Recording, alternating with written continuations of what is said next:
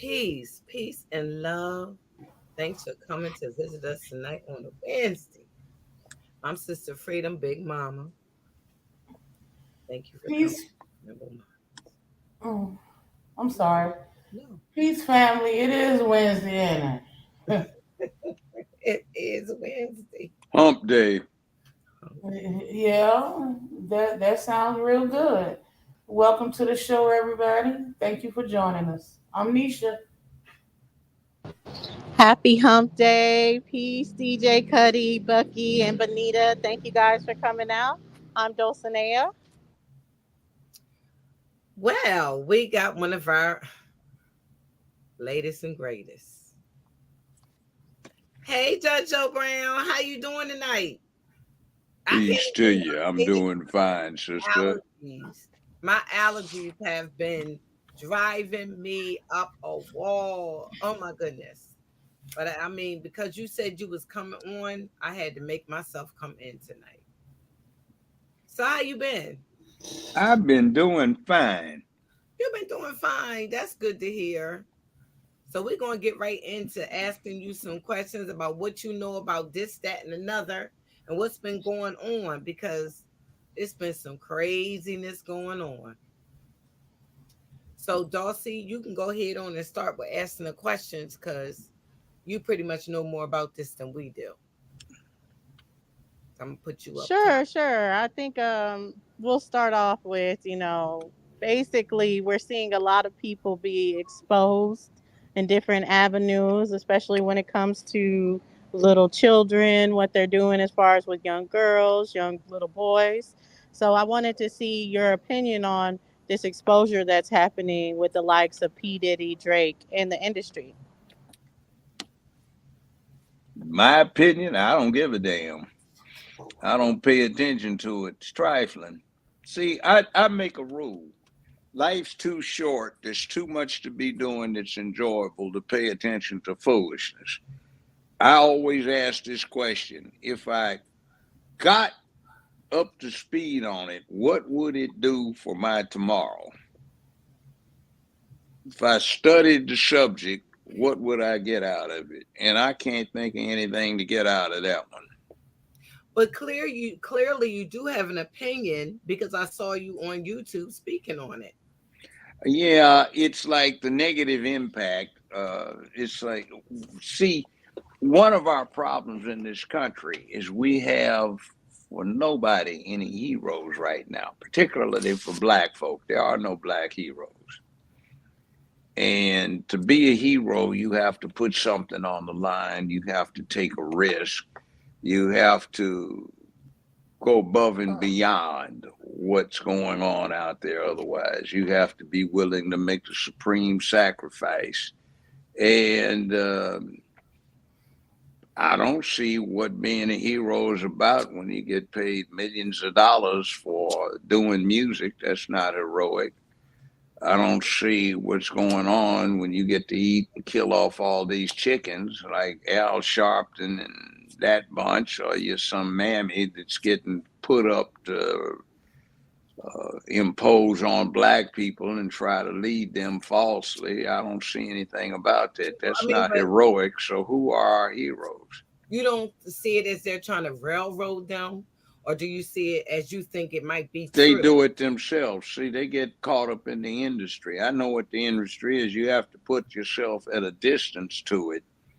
And when you do the distance, you have to do the right thing. Now, there are a few people in the various industries who, in spite of that fact, they maintain and they do what is necessary, and they sometimes risk those lucrative careers because they're doing the right thing. I'm not talking about those, but they are few and far between. And most of these folk that get ideated about, they down on their knees with their mouth open, waiting for somebody to stick a meat popsicle in it. Okay. Now, I mean, that's their I business, mean, because you are but in the entertainment world and you know what's going on. Now, I'm curious, okay, because I I know, saw it. I wasn't part of it. I didn't go right, I party know, with but them and all of that crazy mess. No, go ahead. I know, but I mean, through the grapevine, Okay, have you heard they really are looking for Diddy, or is that all just You YouTube? mean what went Oh, on down there and with this nonsense? No, it's a cover. that's what See, what's happening is you can't believe anything that you hear today because the way media is, there's no reliability to it. Here's what you have factually. I'll just deal with this, forget what they do, but let's just talk about as an exercise in governmental power. What are you looking at? Okay, they raid one of Diddy's places, a mansion out on the West Coast, right? That's one. They raid a mansion he has in Florida. That's two, except there's one problem with that one. On the very same lot, there's number three. So why did they only, and it wasn't really a raid, it was a search warrant. So why did they only search one of two premises on the same lot when the other one is just a few steps over and back? And when they walk out of there, they've got a small cardboard box and a medium sized trash bag. That's all they get out of that. So, what did they get that they went and made the big to do to get a search warrant for? Now, next thing is I'm looking at Homeland Security. That's not in Homeland Security's main mandate to be interested in that. Homeland Security deals with disasters, whether natural or man made. It deals with immigration, border control, and customs. It deals with so called international terrorism and manifestations of terrorism at home. What's that got to do with the subject? The subject that is implied has got to do with sex trafficking. Well, there's the FBI. They've had the mandate from day one for FBI. In fact, that's how FBI came into being, is to provide the groundwork for what's known to be the Mann Act, which most recently got a bit of notoriety because they prosecuted R. Kelly under the Mann Act. The FBI was set up to put that in place.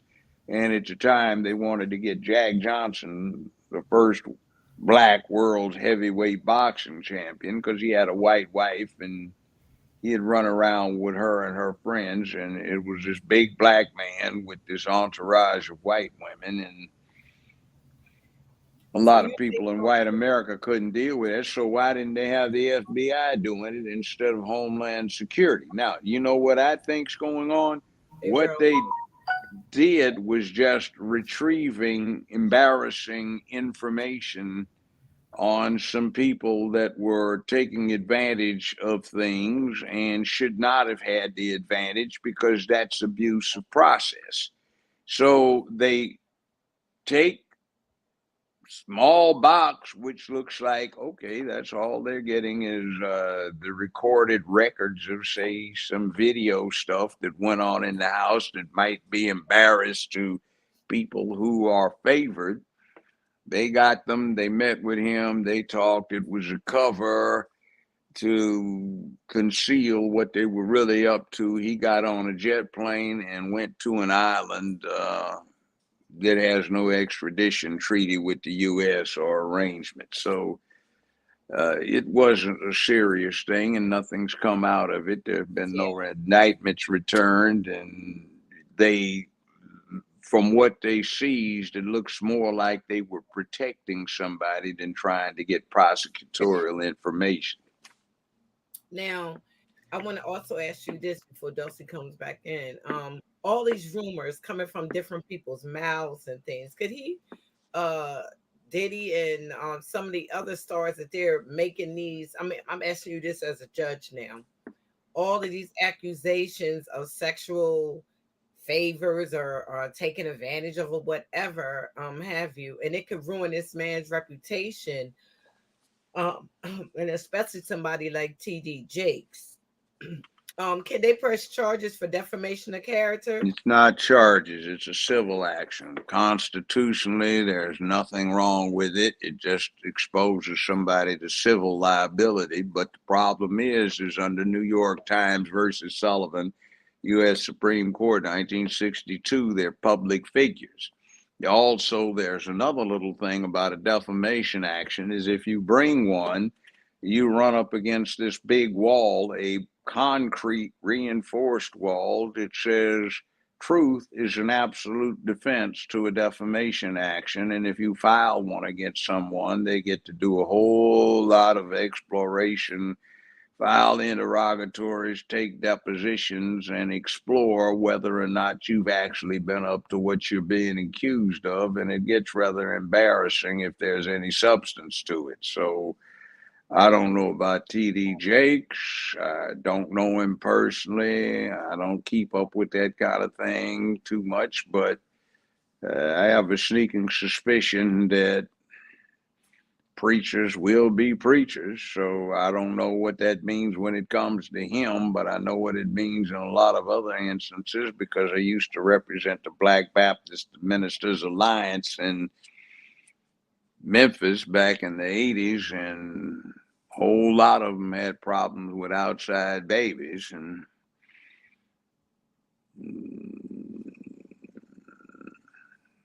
I had to take care of them. So it is what it is. So I don't know. Yeah, I like Nobody said anything about it other than, except I know people who have said something about it because they got caught up in it. Mm-hmm. So, Mm-hmm. I mean, right. I was just thinking that it could be defamation of character, especially for this man's being a pastor. You know, well, some of the worst people in the world are your pulpit pimps. I'm not saying he is one. Some of the biggest pimps and fornicators are the ones up at the front of the church. mm-hmm. Did you have another question you wanted to ask? By the way, that was one of the things with the black church. I had studied when I was with this think tank in D.C. What's known as the slave pamphlets. They were slave pamphlets, basically how to raise slaves for fun and profit. And they were on microfilm in the Library of Congress. And one of the favorite tactics was buy a stud, a breeder. If you can't afford it, go in with your neighbors and fellow slave owners and buy a breeder. Guess who they wanted you to pick to be the breeder? You mean guess who they wanted? They also suggested when you buy the breeder, get somebody who can also function as a slave preacher. And when you get the slave preacher, you and your fellow masters go watch the services, not to hear what they're saying, like they tell on each other or whatever, but watch to see if any of the female slaves get happy and roll about on the floor, they describe it, throw things and go into fits, because that means they're coming into heat. So you should have the slave preacher visit them within the next 3 days if you wanted to increase your livestock by getting your female slave impregnated. And if you think about it, I remember one time some of my clients, the Alliance, had a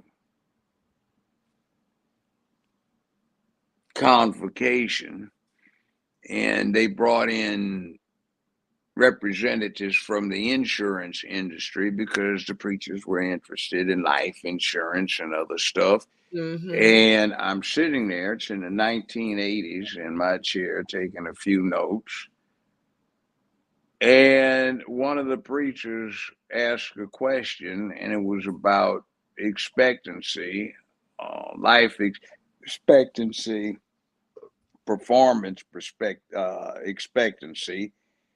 And the insurance official mentioned that the average time that a black preacher in good health would preach would be somewhere around 50 years.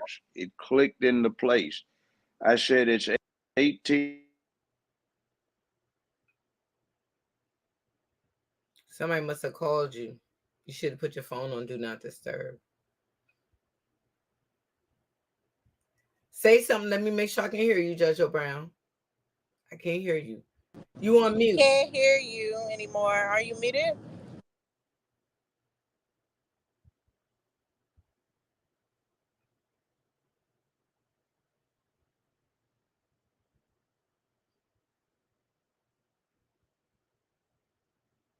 Oh no. Because he was going in. Darn. Go back out and come back in, Judge O'Brown.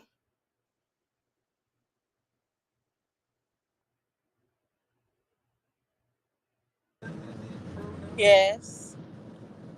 I don't know if you may need to drop or come back, but you can also turn your camera off and turn it back on and see if that brings you back.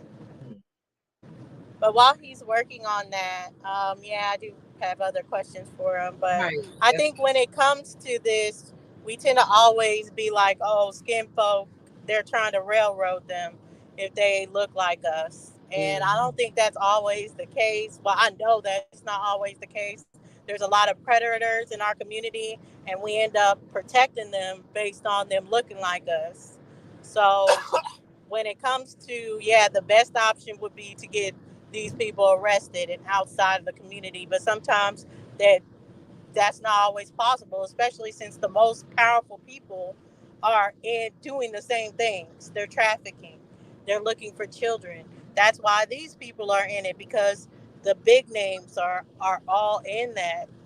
They're being exposed for sex rings all over the place, all these big name people.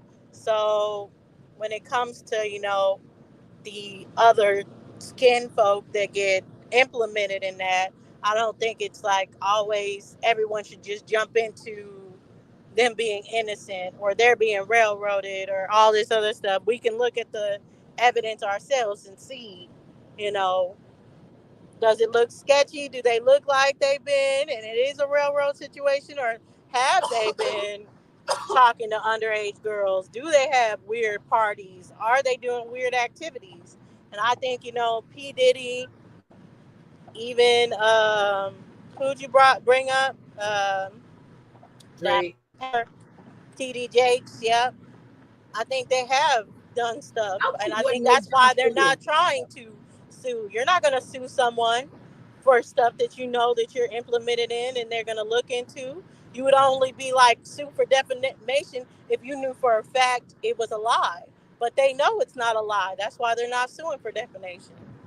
But the thing is, I keep on trying to figure out how those two came together, Diddy and TD. But I Oh, guess because it's he was going to the possibility. parties. Yeah, Because that's what I'm T.D. saying. Jakes I was guess going it's to the possibility he parties. made a line life or what have you. You know what I'm saying? But I don't think I was talking about like how they were saying that Meek Mills was in the room screaming and all this here kind of crazy mess. And I mean, just been some really nasty things that's being said about them on YouTube. Um, excuse me. The lady, what is her name? She's a singer and has a beautiful voice. I don't know why she's not still singing more. So I see her now gossiping. I can't think of her name, but she's been coming on telling what's been going on in Will Smith's house, what's been going on in this one's house. I don't even know how she would know, but her. It seems to me like she's been saying a whole bunch of stuff. I cannot call her name. She's got a short haircut. Jaguar, right? Jaguar, right? Her. She's been saying a lot of stuff now. She's a beautiful voice. I do not know why that girl ain't still singing. Let me see. I think he's trying to come back in there. Let me see. I don't know what happened though. See. Mm, let me see. He's Yeah, he trying. probably. Oh, Judge there he O'Brown, can goes. you hear us? Can you It's hear us? still loading. Let me call him because I was going to tell him to drop out, drop back in. You may gotta do that.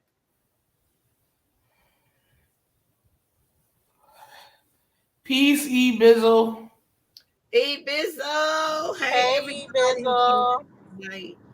Peace, Bad Saint, Fishing, George, Girly Girl, Black New York, Peace, Cherise, Sunflower, Bad thing. Aton. Peace, peace. Bad Saint.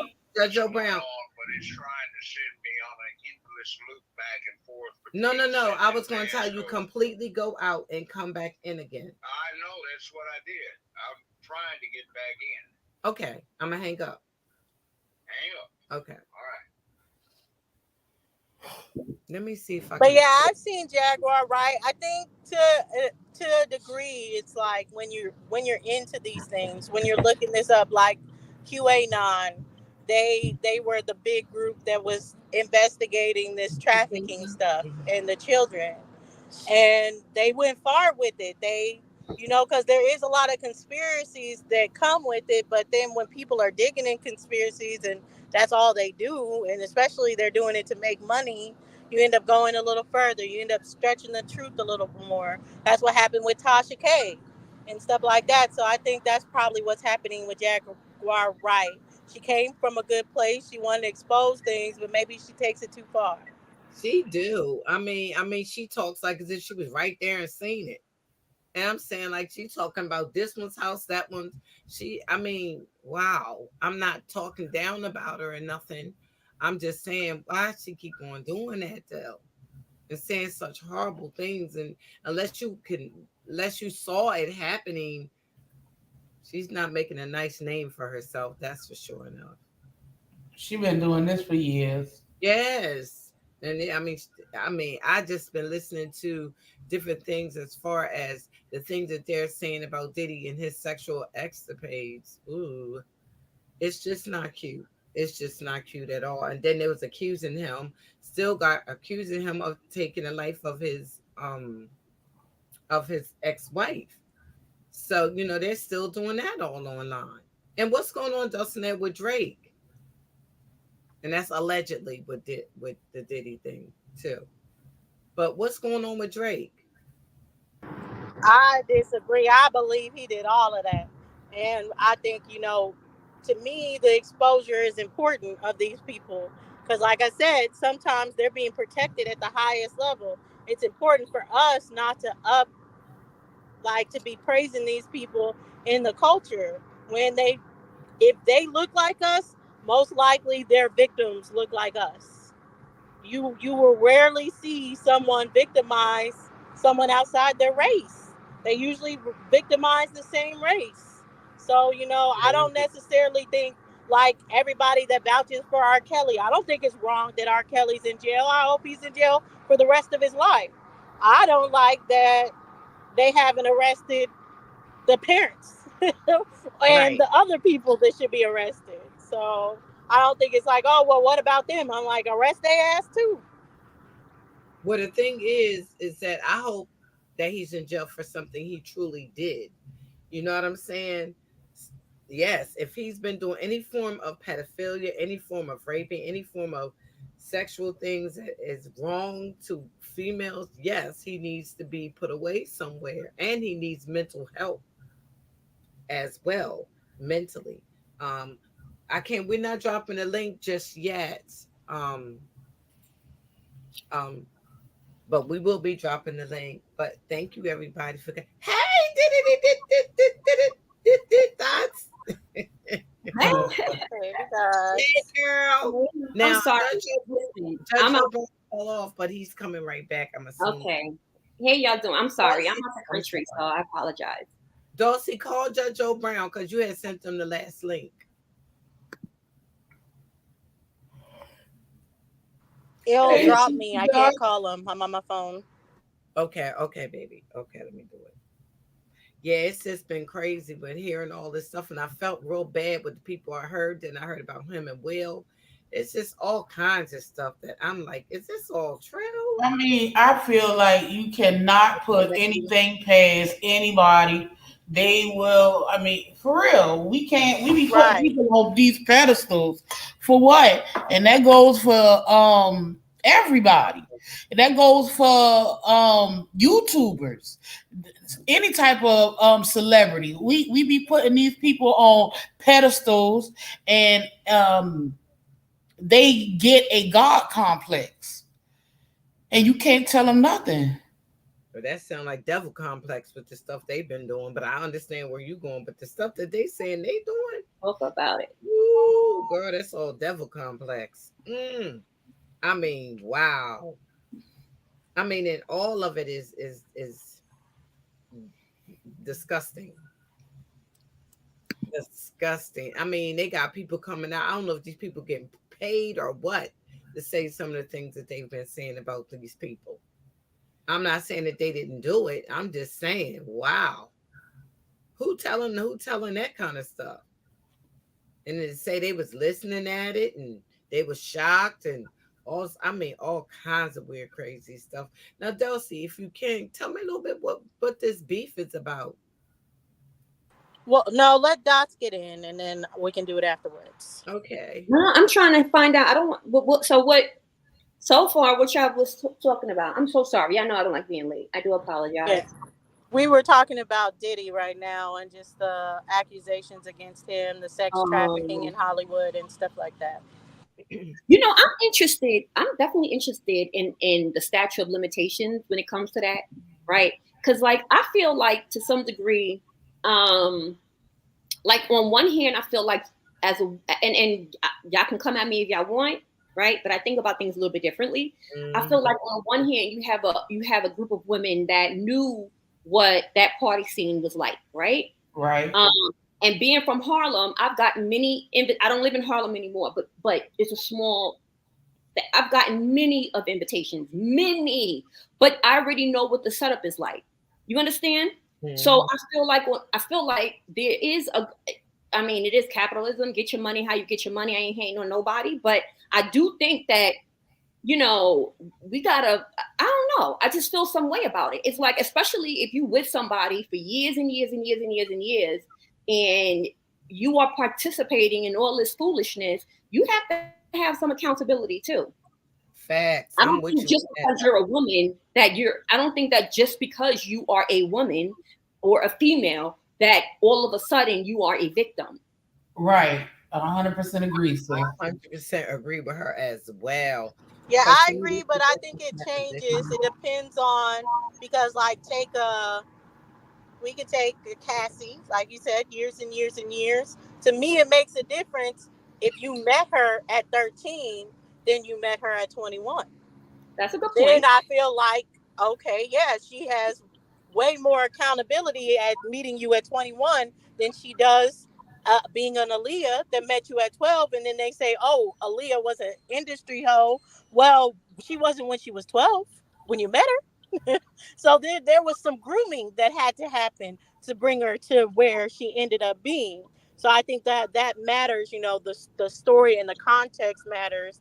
But I do have more I would say sympathy and empathy for victims, even when they are in certain situations. I don't think that should absolve them completely. Like these grown ass women that wanted to be around R. Kelly and then they knowingly went after little girls. Like, definitely, I want to see their feet to the fire. But I can still say, if something happened to them, that they were the victims of what happened to them and predators at the same time.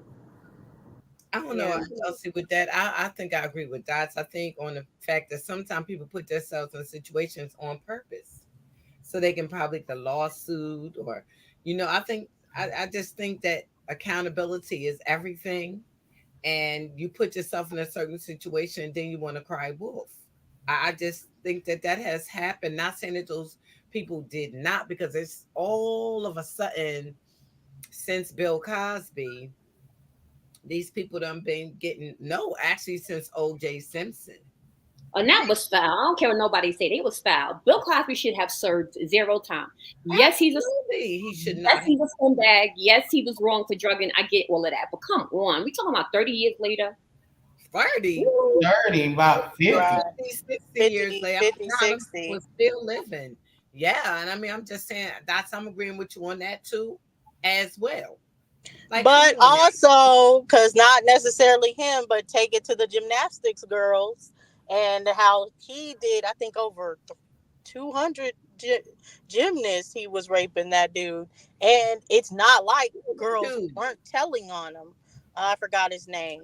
Mm-hmm. So it's going to be the same kind of thing with a Bill Cosby or anyone in that of that power. Yes, there's girls that are choosing it. They're there. They're trying to get the come up. But there are girls who tell, but the industry or the powers that be are going to protect those people. So do I believe that, when this comes out on a P. Diddy, no one has ever gone to tell on P. Diddy and he's just being railroaded? No, I do not. I know that P. Diddy would have a certain amount of power that even when girls were telling on him, that they're not going to believe those girls. Right. That is true. And he is, and I think nothing, I must say, y'all, it is a fact. He is a scumbag. Like, P. Diddy is a scumbag. Like, that's a whole entire fact. Like, everybody knows that. And I think also one of the reasons why he decided to settle so quickly and why he's continuing to settle is because it's not just him involved. But I always say, you could put somebody in front of a camera, right? And they could be the face, right? But to me, you're just the face. I want to know who's behind you. You understand? Because, it's a lot of hands involved. There's a lot of people involved. You know what I'm saying? And he has lived his life. Actually, he's very smart. A lot of his lifestyle pretty much was funded in essence, right? He wasn't paying for his house. He wasn't paying for his cars. He wasn't paying for Justin's restaurant. He wasn't paying for none of that, right? It's a brand. That's capitalism. So on one hand, he did right. He got it. But he is a scumbag. I must say, he is a scumbag. He really is. I don't know. I just know that all these years, and they were talking about stuff he did years and years and years ago. I'm just saying, I don't know how this is coming out the woodworks now, out the clear blue. It just seems like they trying to arrest these people for things that they've done over 10 years ago. And we all knew he's how you doing. Everybody knew Puff. Everybody knows that Puff is how you doing. We all knew that. That's nothing new. I'm surprised that people are like, oh my God, he's being exposed. Come on, y'all. Like, we all knew that. Like, that's not a surprise. That's what I'm saying. You know what you're getting yourself into. You know what I'm saying? Like, I remember, well, let me not tell my stories. Never mind. But understand what I'm saying, okay? Like, this is I agree wholeheartedly, and that there's these dynamics, because there's a lot of these, especially when it comes to a P. Diddy and parties and all this other stuff. There's a whole aspect of that these people were coming to the parties. The same with T.I., which I know T.I., they're not trying to bring. If a lawyer tried to really bring him to court, that'd be super hard, because how do you go about this girl that knows that they're going? They know they're going to a threesome. They know they're signing up for sex. I mean, like, you went to every single point where you could have said no. You said yes. So, like, what is there to defend? But when it comes to, that's why I'm like really talking about this trafficking stuff, because there's two dynamics of this. There's the parties, there's these women that know what they're getting into and that choose to go to whatever it is. Separately, there's an industry that has been attacking, kidnapping, and using children. And we know for a fact that Drake is a victim. Justin Bieber is a victim. Yeah. They were doing stuff. Michael Jackson is a victim. They were doing things to these little kids, making them watch things they shouldn't see, making them participate in activities they should never have these kids participate in, just because it's Hollywood. That was their thing. And there's definitely powers that are greater than them that are protecting all this, because they're into all this nasty stuff too. Right. Wow. It's amazing. It really is. It is really amazing. You know what? It's a personal question, right? Like, at what cost are you willing to sell your soul? At what point are you willing to literally? Because guess what, y'all, right? At the end of the day, religious or not, spiritual or not, you can only serve one God at the same time. Okay? So it comes a point in time, I think, in everyone's sort of life where you kind of say to yourself, all right, you know what God am I serving? I don't. I Am I don't. serving I don't. money? Well, you don't have to use God, but I'm saying there comes you begin to worship, right? You talked about that complex, that God complex, that where you think that this person literally is the end all be all, right? But you can't do it. I'm sorry, you can't serve two at the same time. You're gonna have to pick one. Period. I mean, that's a fact. Think about these parents, y'all. Because of these contracts that have offered them millions of dollars for their child being cute or their child being talented or anything like that, how easily it's been to corrupt so many parents to allow these things to go down with their children.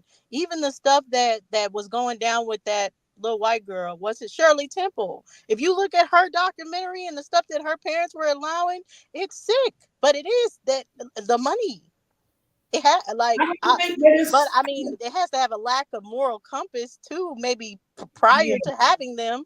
But they really see their children as some cash cows that they are leading to the slaughter. Absolutely. And let me Mhm. just say, I'm sorry, this is just me being, I have a problem every time I see these young moms with their daughters on social media dressing alike. The little girls look like they're grown, right? They look like they're grown. The hair is done the same.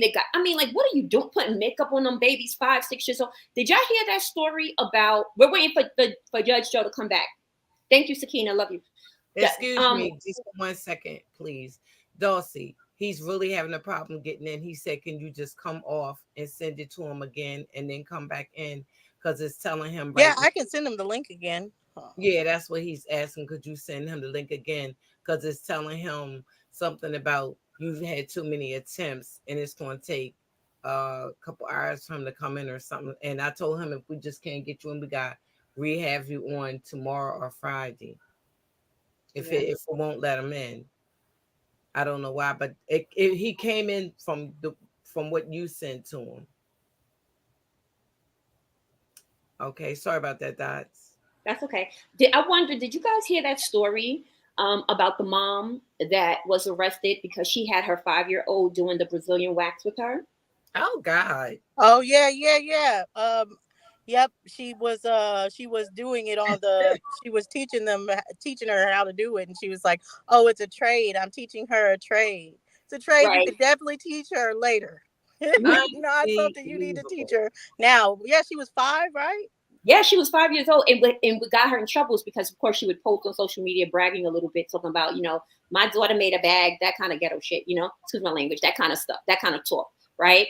But the baby was doing a Brazilian, and I'm wondering too, like, Oh my when I go God. get a wax, y'all, I don't want no 5-year-old. Why is your 5-year-old in a room with me I'm trying to get a Hello, Brazilian wax, and I don't want hello. 5-year-old looking at my vajayjay? Right. Absolutely I don't not not. want your 5-year-old looking at my vajayjay. It's I not barely happening. like them gynecologists sticking fingers and all Right. this other stuff. And I only go to women, so I've never understood like going to a man to do that. Like, nah, I'm good. I But don't know. like, yeah, Men got a they couple. gotta crank it open and stuff. Like, hell no, I don't want a 5-year-old doing that. Not at That all. is crazy. Did That y'all is do y'all have crazy. y'all ever gone to a male gynecologist? No. Oh, I did once when I was a young girl, and he actually got in trouble too, and got fired and everything. Yeah, I went to one. I had one in my 20s. You're big. And he was so creepy. I was like, I need to find another gynecologist. Like, I'm sorry, I'm biased. I am Mine not was going to fine no as hell. male. I ain't gonna lie. Dr. Farr No, was I think it's weird. There's some jobs like I'm sorry, you just can't take. It would be one thing if it was adult women, but you have girls coming to you to do their yearly checkups, their pap smears, their all this other stuff. And no, a man should not be doing that. Like not at all. Yes, Carrie, but JJ, the baby was 5. Yes, the baby was 5 years old. 5 years Actually, old. I can't get over that. yes. That's Yeah, and the crazy. fact they think it's normal, I don't get it. I don't get it at all. But that's where it comes down to. That's where these moral questions arise. Like, and we'll get to the beef, but let's talk about this Drake thing. Would Okay. you want your 14-year-old daughter getting advice from a 30-year-old man and texting a No. 30-year-old man? Not like he did anything to her, just they're texting back and forth. And they're texting all the time. Is that cool for your 14-year-old daughter with a Yeah. 30-year-old man? I don't even care if my daughter was 18. I don't think it was cool when he a grown 30-something-year-old man. 18 is different though. Yeah, We I all think 18 is different, but I 14, dated older men. I mean, not I haven't dated a man 10 years older than me, but I'm saying I've dated older men. Like 18, you're 14, absolutely not.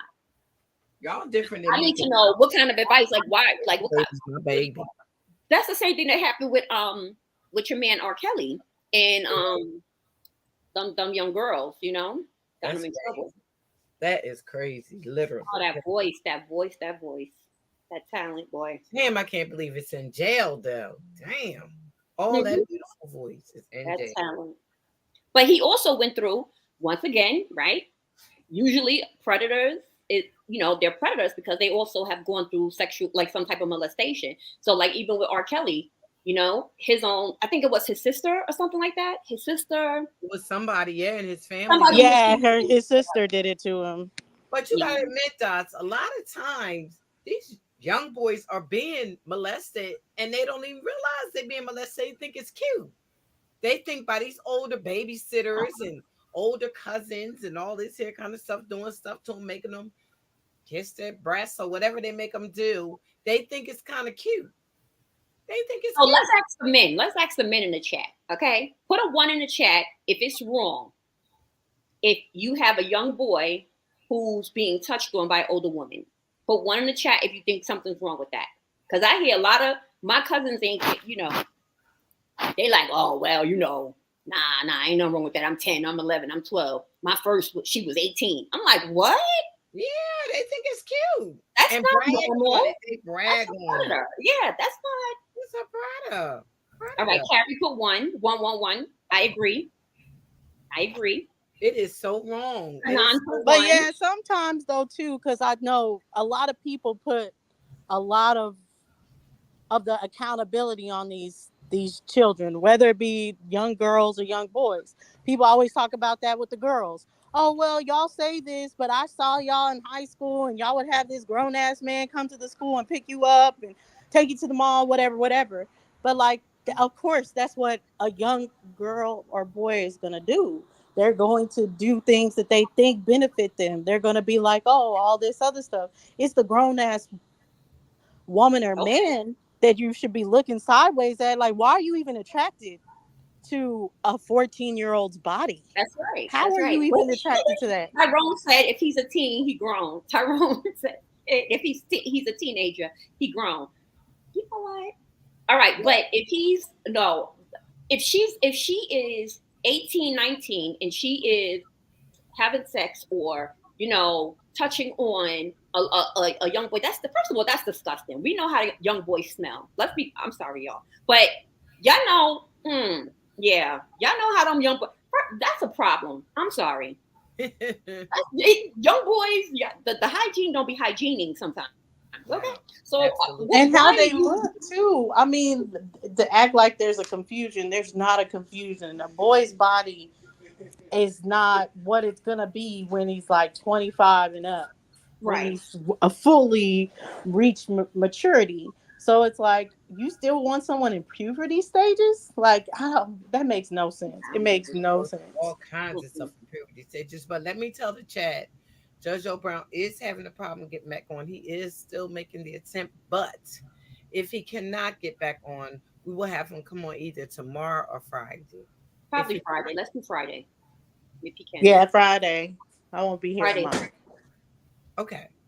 So I will let him know that if he just can, because I keep calling his phone. He's saying and it's giving him all these type. We do apologize because Papa Joe. That's y'all know that Papa Joe is my man. Y'all know that, right? That's Papa Joe. Yeah. R. Kelly he's a slum. He was a slum boy. But when you have all that power and all that money, ground money, you have all that access. Nobody tells you no. You're surrounded by yes men, yes women. There's nobody around you to check you. You start thinking. I think Nisha, how you put it when I first, like when you said it earlier, like you get this complex. Mm-hmm. You know, you really feel like you are you that man. Yeah, you Like feel like you're untouchable, like you'll never come to you. I mean, like even we could But see it's the when action Polite of was feeling it's that way. it's the actions of other people that give you that complex though. Yes, they're giving it to you. explain that, Niche. What I mean is that when you have a certain status, when you're looked upon as, if you didn't get that, right?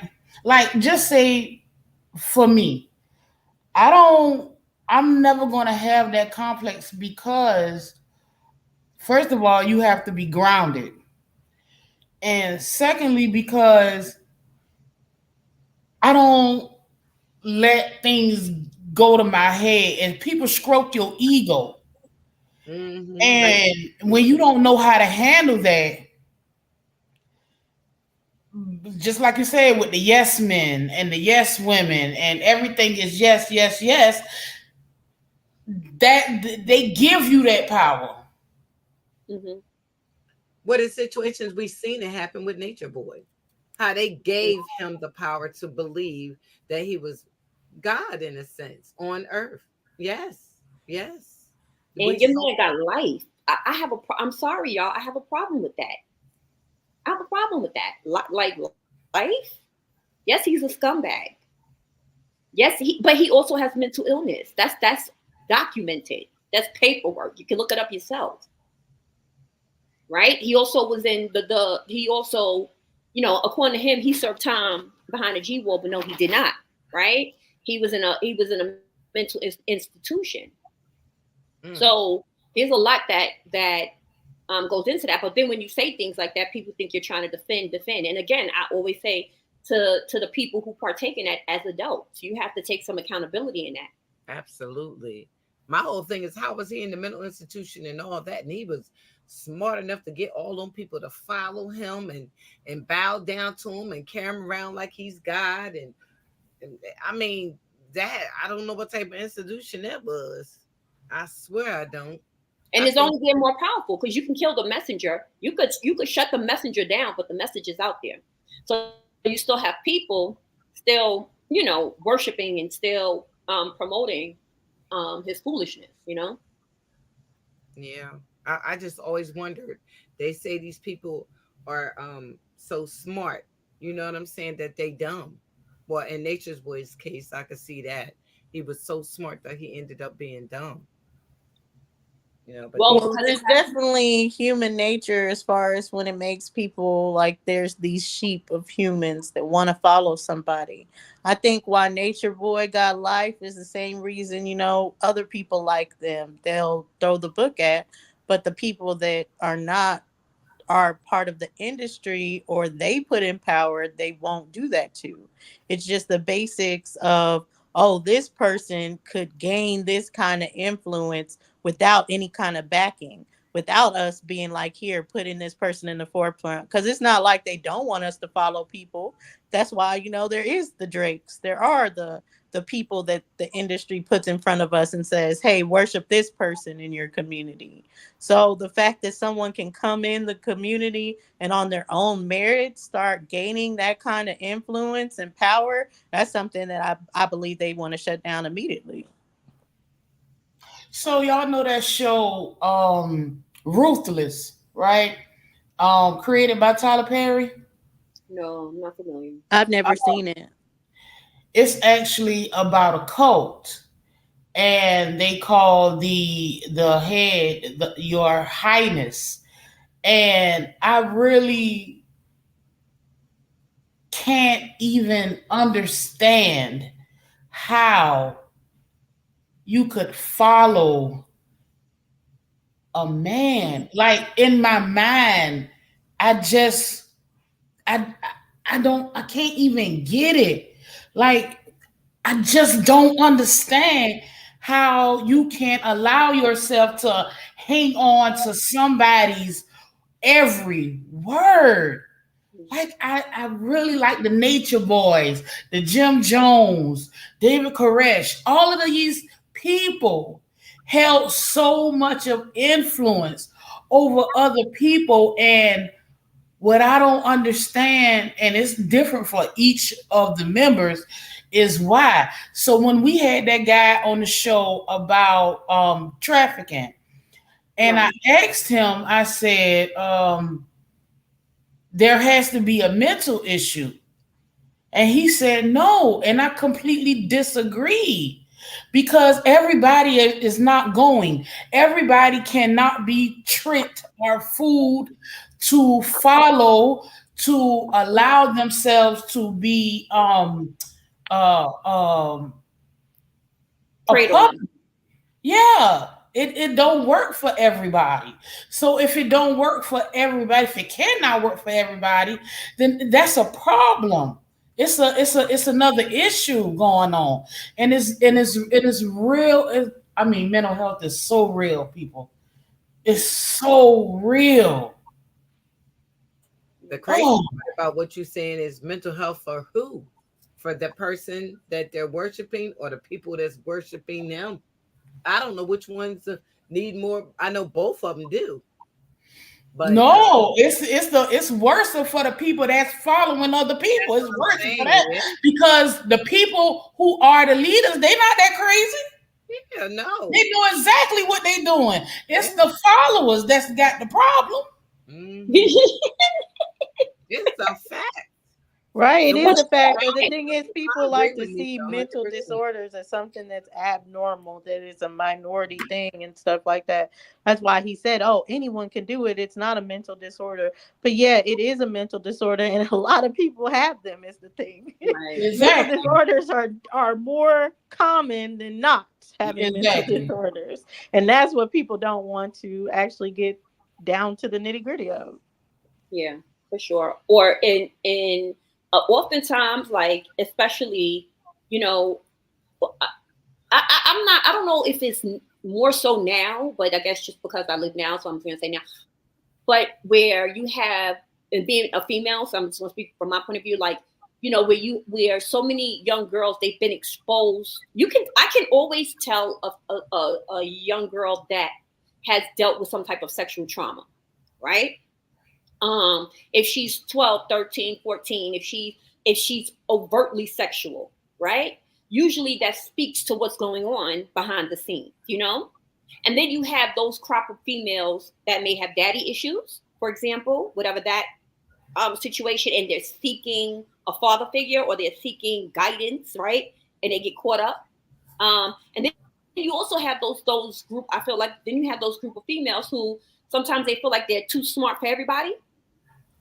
Where you and you also I've noticed where a lot of people will worship somebody outside of themselves. They would honor and revere, another a stranger over their grandmother and grandfather. I don't get that. Right? They don't listen to somebody else versus their own line in their family. So you have all of that in the mix, When I think of my teens and my early 20s, and I'm just like, my goodness, I could have gotten caught up in so many crazy, but thank goodness I had that foundation. Right. I had that foundation, something that a book can't teach me, something that school could never teach me, right? And that's why I'm like, I always tell you guys, I'm so thankful that I was raised on game. And I don't know what that means to people. When I say raised on game, you could take it how you want to take it. But me being taught, literally me being exposed and me seeing, like, you can't pull a wool over my eyes. I see it for what it is, but not everybody has that. Not everyone has that. But back to the mental thing, because I think it's also like undiagnosed people that are going through trauma on top of the fact that they're undiagnosed. Like, think about a young girl that, like you said, has experienced that, but think about she's already bipolar and never gotten help for that. Or she already has some kind of disorder that she's never had help on for that and then had trauma on top of it. I think that's a lot of what our community is going through because one, we try to act like mental disorders don't happen for us, and Right. we try to act like mental health isn't a real thing. So then on top of that, already denying when you're seeing those aspects of children even showing certain different things that you're like, oh, I don't want to get them help for, then they have this traumatic experience on top of that. Right. So I think it's a lot, yeah, that we actually go through, and it's what makes me feel sorry for victims and can see victims even in It's someone that has accountability, because a lot of the times, yeah, that's something that we all seek, and we all are like, yes, well, what was your portion, what did you learn from it, so on and so forth. But sometimes no one's ever talking to that trauma side of them that has been through something. No one even cares what they've been through, so they're not going to go get help. They think, who cares? a lot of times they be groupies too. Just like I think it was George that made some comments about somebody need to ask these women that's getting these men in trouble something similar to. I'm not word for word saying with you because they're messing with up.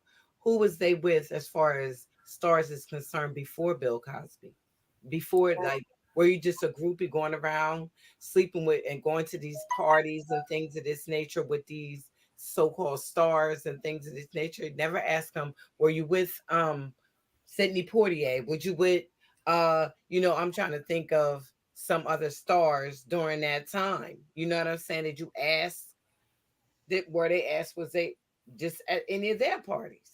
No, a lot of those women that Bill Cosby entertained back in the day, they knew exactly what they was getting into, and they made a career. A lot of them benefited off of that, They and, did. and so they come 40 years later and want to talk about it, but you done lived your life and you done ate off of the people that he was around. It was networking. So come on, man. I mean, I don't know. I just I agree with you, Niche. I do. And Somebody's asking to drop the link. Y'all want to drop the responsibility. link? Somebody's asking for the link. Shaking my head is asking for the link.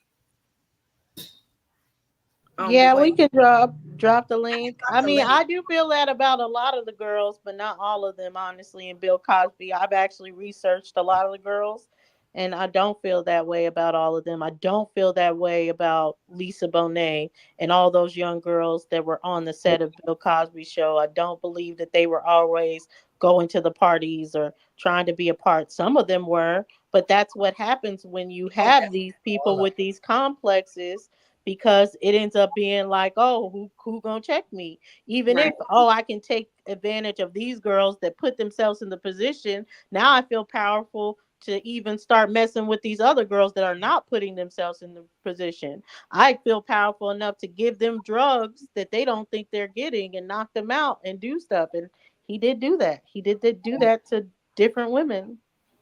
I think they willingly was doing those drugs. A lot of them was, not all of them, but I mean, I believe that a lot of them was willingly. Oh, be busy. Well, I said that a lot of them were willingly doing it, Yeah. but it ended up being that all of them were not. And I mean, like, he got in trouble. He just ended up the court case that he got in trouble for. He paid off for it to never reach the public eye, but he ended up getting in trouble because there was a woman that did not know that she was getting quaaludes, and thought that he was just being kind to her with all that she was going through, being a new black president of a university, Mm. and just being like, okay, I'm going to you for advice, because you got to remember, Bill Cosby wasn't just the Cosby Show. He was very influential in the actual education of people. Yeah. I remember having to look at Bill Cosby stuff when I was growing up.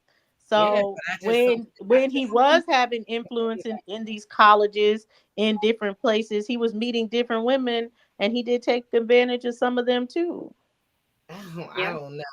My thoughts on it could be different. Not saying that your thoughts are wrong. I'm just saying I don't know. You could they spend so many years they could even say something happened that didn't even happen. I mean, if you're gonna wait till about 50 years, I hell? This man went to jail for things that happened 50 years ago. That's Oh crazy. yeah, I'm not talking about the ones that came back in retrospect. I'm talking about the people that he got Like in on the trouble track. for at the time. They took him to court and they won, and he just buried the documents, so we never found them. But yeah, like there are different Kept people. Like documents he on who went to jail for a papers. white girl. He didn't go to jail for no black girls. He Right. went to I was jail just for a getting white. ready to say that. Wait. I was What? just getting ready to say that. What? Those He went to jail for a white girl. He didn't go to jail for any of the black Man, girls that were. stop it. Nobody said nothing about race.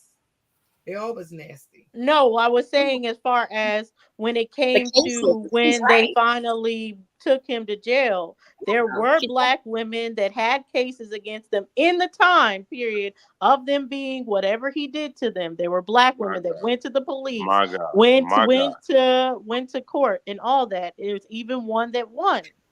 And that I'm talking about the court case that has the disposition and everything that people can go now and read that court case and what happened to the disposition of the president of a HBCU.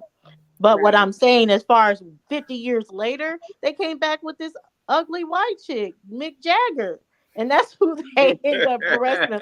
It's not even sure that he did that to her. Real talk, What you she call him, might not Mick even Jagger? really be a victim of his, honestly. Honestly, if we're speaking about it. They just railroaded him with her. You couldn't tell. Let me tell you something, Cosby. You are so right with being his influence because you couldn't tell me. Let me tell y'all, Different World was my show. You couldn't tell me I wasn't going to Spelman. What? Spelman didn't give me enough money, so your girl had to go where the money was. Okay, but hey, Bizzle, what's up? Well, what's the word? What's the word? You tell us. What's the word? You the one that was like, drop the link. What you gotta say? Yeah. You already know what it is. You know, y'all up here going crazy up here. What we going crazy about, E Bizzle? Man, y'all going crazy. You heard me?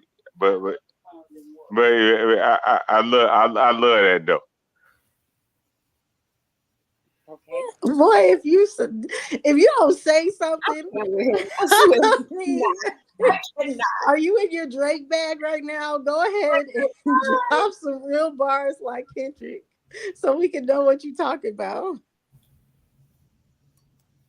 What do you think of this whole situation? As far as what? Oh my God! I know, Doc. Oh my God. Turn to Paul, chapter 6, verse 8. Before he does that, because obviously that's what he came up here to do. He was like, everybody take out their Bibles. What did Jeremiah say? Jeremiah, read that Jeremiah. Let's transition the conversation, and I'll ask you, E Bizzle, Drake versus Kendrick, who won to you? You're muted, E Bizzle. You have to unmute. You say what? Drake versus Kendrick, who won? We were flowing up here. You just interrupted the flow, like. Right, and you won't answer a question. Answer the question. Dots, listen, I like listening to Dots Vert, her voice. You heard me? So that's what you came up here for? Dots, yeah. I'm just up here for Dots' voice. You heard me? Oh shoot! Let me find out. No. Let me stop. Let me stop. Y'all go ahead. My bad. E Bizzle, answer the question. Which one are you taking in the beef? Are you standing with Drake? Are you standing with Kendrick? I'm dealing with Drake. I mean Drake. He got a machine behind him. You know Drake. It ain't no problem with Drake. Drake got a machine behind him. You know, baby, he's sitting back there. He's laughing right now. You heard me? You're.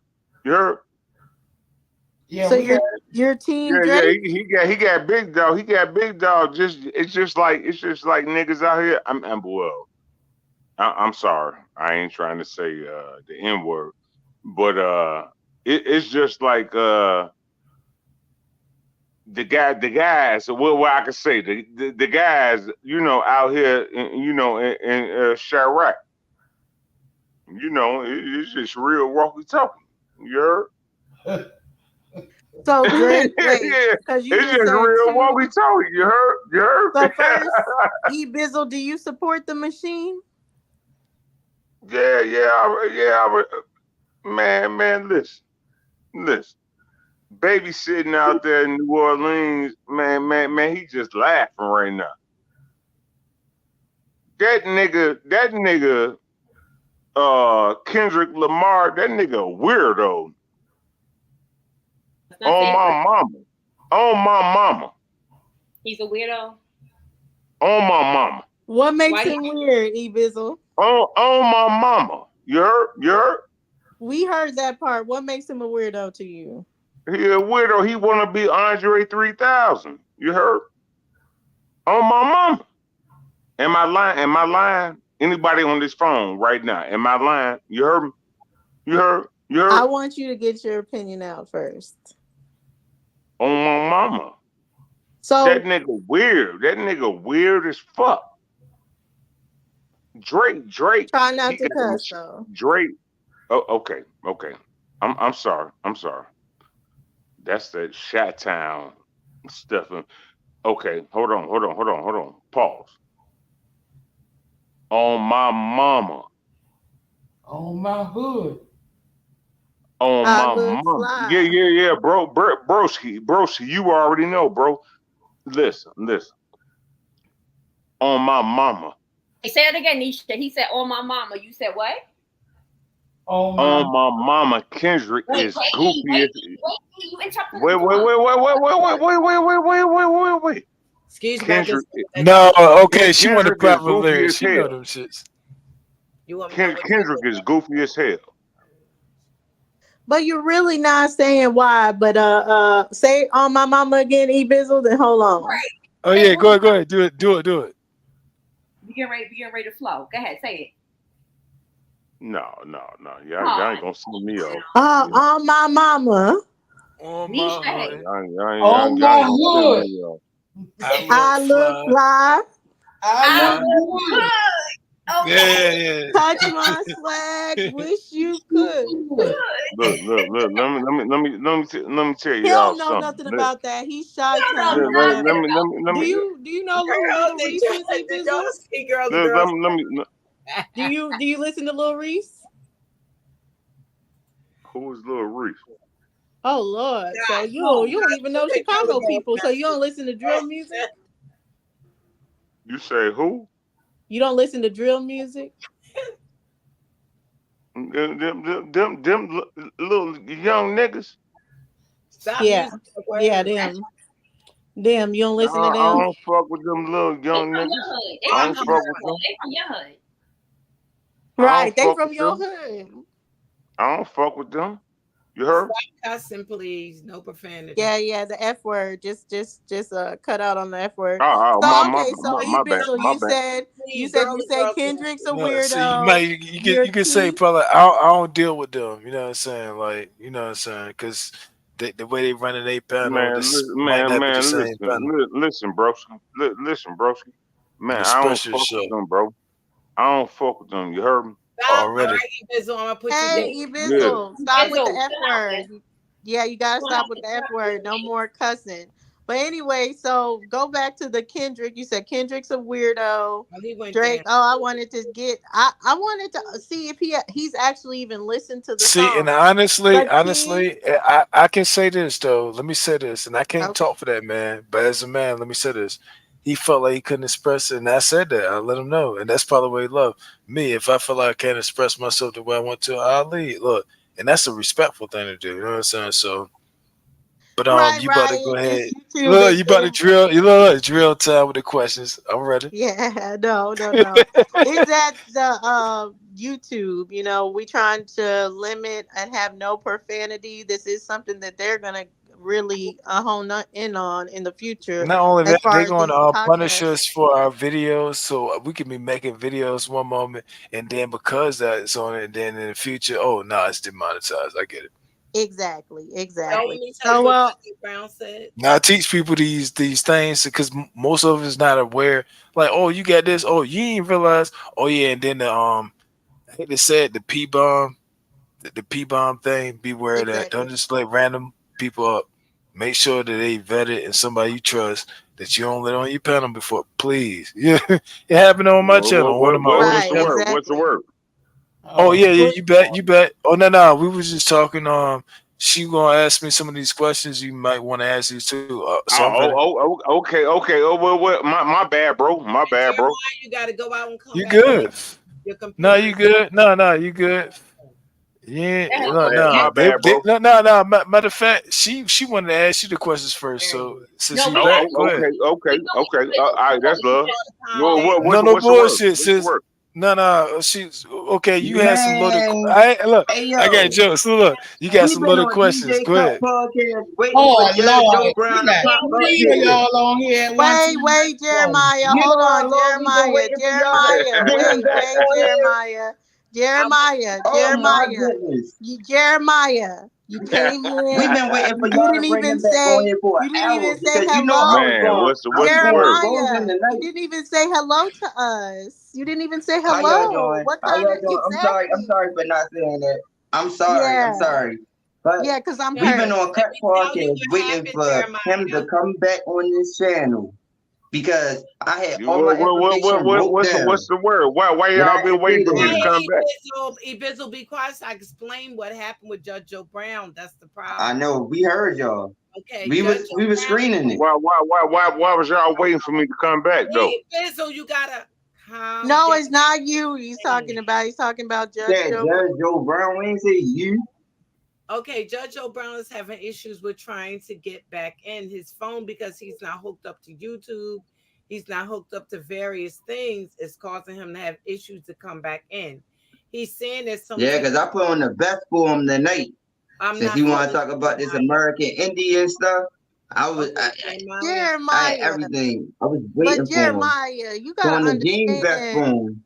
You're Okay, half can you his finish, age. please? You're not gonna convince him of anything you're saying, and sometimes you just gotta let it go. I just want to say, He's in from a different generation as you all together. So whatever That's a that battle he you has shouldn't gone have to through, fight. yeah, I just some people. what do you mean? What is it worth fighting them for? I Yeah, mean, but you know honestly, about the if there's bullying someone that about to y'all was die talking out about and He their in the cared. information beginning is of the season? wrong, He cared. He cared. He So genuinely can I cared, and that's finish why what he I got was it. He trying put. to say, please? Judge Go ahead, O'Brown sister. said that if he can't get back in tonight, he will come back Friday at 9 because the computer is telling him he Oh has to Lord, wait. Friday or not. Oh, calm down, Jeremiah, please. He's No, because I he had everything prepared. Y'all uh just don't realize, like I Well, had. just hold You know on how to many it, people was buddy. so doubting what me tonight? Jeremiah, you're gonna have to calm down and let me tell you what he said. Please.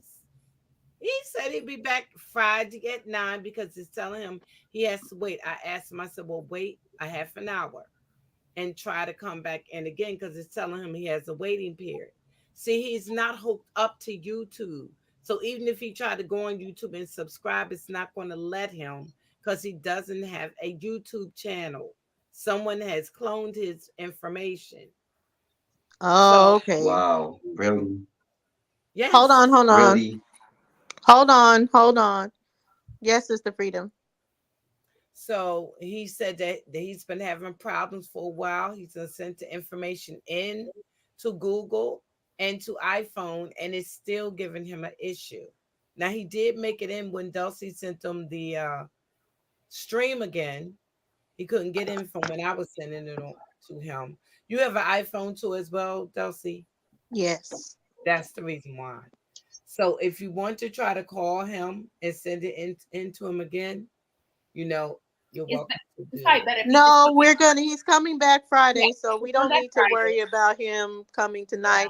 But the thing is about Friday as well is that we're not setting up a debate with Judge Joe Brown. Absolutely Okay. not. So when it comes to him coming even on Friday, we will let people up at a certain time. They will have a certain time to speak and a go back and forth, but we ain't letting the go back and forth get crazy or over talking each other. And that's why I wanted to emphasize for when it's someone's like twice your age and they don't think like you, they're about to die out anyway. So I mean, yes, it's cool to. I mean, let's be real. You can't say Let's be that. real You about the just said that. information. Let's be real Really? about You it. just said They're that. not. My They're great. not your biggest threat to Really? have to be like, I gotta beat on this elderly woman or man that thinks differently from me. It's not a big threat like that to really feel like you really gotta go at them hard. I get it, like wanting to have a conversation back and forth, but what's the point of really feeling like, oh, they're gonna be misleading the people? Like, no, they're not. They're on their way out. Hold on, you said it perfectly. When you said back and forth, and I don't Keep like saying back that and he forth going this way, yo. conversations. Stop saying that. Look, it's nothing wrong with different perspectives because everybody got two different eyes they see from everybody. But the truth is, instead of going back and forth, let me hear your school of thought or school of thoughts, and I hear yours respectfully. And then after that, we can collectively give our agreements or disagreements afterwards. But if we go back and forth, we moving two steps forward, moving two steps back. I know y'all understand this, but that's what those back and forth conversations go. Instead of look, and people like that juicy stuff. No, it's way more entertaining when a person actually goes to their education, their intelligence, and actually start explaining something that may be different and contradictory than somebody else. And that don't mean it's wrong or right either which way. That's why we gotta. That's why people say do your resources, read your resources, and that way you can fully entertain how you actually properly give your perspective and your persona. And that's what I like about these spaces. Like, check this out. It's a female space, so like, and I'm not saying it like that, but nah. So we got to make sure that we don't curse. Make sure that all that good stuff. So, hey, Right. Make sure you pull your pants up. Don't be doing all that sagging. no, I'm saying like, nah. You should be already like that before you came here. Man, I feel what y'all are saying, but y'all already know Judge Joe Brown. If he had my mouth, he was gonna get into it. Like that's how we get down. Like, come on now. Like, yo, I'm aboriginal to this land, and I keep it 100. This is how my people's is. My people's cuss. This is what we do. We not proper people. We not no Europeans. We not pale face. Like, that's some fake stuff If to be you go talking to about. court, Oh, you not somebody can't cussing talk out a the certain type of judge. way. Like, come on now, man. Jeremiah, That's let's be for phony. real, sweetheart. If you Yo, go to that's court, really phony, yo. if That's you really go to phony because court, you know he was going to start cussing once I actually said certain things to him. And I don't got cuss just because he cussing, but at the same time is like, come on now, man. This is how all people's is in America. This is how all people's got down. This is all culture. This is how we talk. Ain't nobody going to double up and try to change up the way that they talk for nobody else. But they Ain't should. nobody no damn pale face. Come on now, man. Ain't got But nothing to do. no. Like I was explaining earlier, it's it'd be different. Like, respect, son. say, That's let me what it's hold on. about. It's Hold on, look. respect. Wait a minute, Hold on. Wait. No. It's look. Wait, Trust me. He Jennifer. understand it. He Wait, understand it as it's fun. what's Go wrong ahead. with Go ahead. y'all? Go ahead. This our show. Chill out. Now, when you speak into someone, regardless if it's a difference in opinion, respect is due to a dog. Period. I held my tongue plenty times with the guests that we have on the show. I've gotten better over this year. I really have. So respectfully disagree. And also, if you got to go to court, or if you're going to apply for a job, you're not doing all that cursing. So let's be for real. When you go into a bank to try to get some money or get a loan or presenting your business plan to somebody, you ain't cursing. So let's talk for real. All of this fake hard stuff. For Yeah, what? but that only depends on if you actually got your own business or not. If you don't gotta actually go into their corporation, you can act the Don't way you that have a you court want to. You case? can be Wait a free. minute. Don't you have a court case? Aren't you in court trying to fight for something, right? Okay, so we Yeah, know you do. but I don't So change you're up not my going lingo. there. If they make You're me not mad, yeah, I'm going going to there. cuss. You're not going there cursing at the people, or you will lose that case. Check this out. If So let's somebody be make me real. mad, if they don't like the way that I act, I got my Declaration of Indigenous Rights to actually back me up in my court case. So at the Well, same time, okay, hold on, Sister Freedom. I And don't hold care on, how anybody Jeremiah. else feel. I don't change for nobody else. We get That's the that, thing about Jeremiah. me. Listen to what I'm saying here, right? I Like, wasn't we raised in church. understand that you can be true to yourself, and I do understand, like, not wanting to compare this space to court or anything at here. You're around four ladies that are in the same culture as you. You're around people in the same culture as you, and you feel like you shouldn't have to switch up or you shouldn't have to code switch. But the main No, thing Dochi, about it's it not is, even that. It's not even that, Dochi. Look what they doing to us in America yeah, right now, yo. Ain't but none of yes, our people Jeremiah, but willing to listen, fight for nothing, yo. They but disrespecting our listen, people. because Like, there come are on now. people Everybody fighting. want to be comfortable. Everybody want to play by their rules. Man, ain't nobody caring about their rules. You need After a a while, hug. we ain't gonna have the freedom to speech. I understand, Jeremiah. I understand everything you're talking about. But what we're saying here, it's not about them or someone else or anything. It's even just like the quality of the kind of conversation we're trying to have. Yes, be yourself, but there's sometimes that you could just switch out a word or two or different things like that. We're not saying don't express your feelings, don't express what you're thinking at a certain time. We're saying to express it in a different way that doesn't use profanity. And the facts of the matter is, you do need to know how to be you and express yourself and not always cuss or not always use the same words for every single situation. So we're just asking for the situation with us right now, that if you could speak your mind, but speak it without profanity, because we would just prefer to have a conversation without people cussing. But we know we all cuss. We all cuss except Sister Freedom. But that's fine. The lies you tell. Well, I'll just be nice.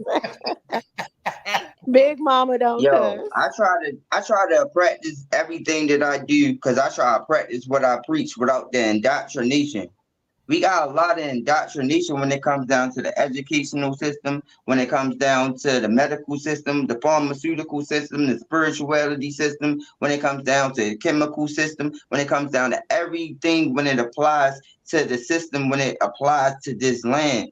My people's is indigenous, my people's aboriginal, my people's is American Indian to this land.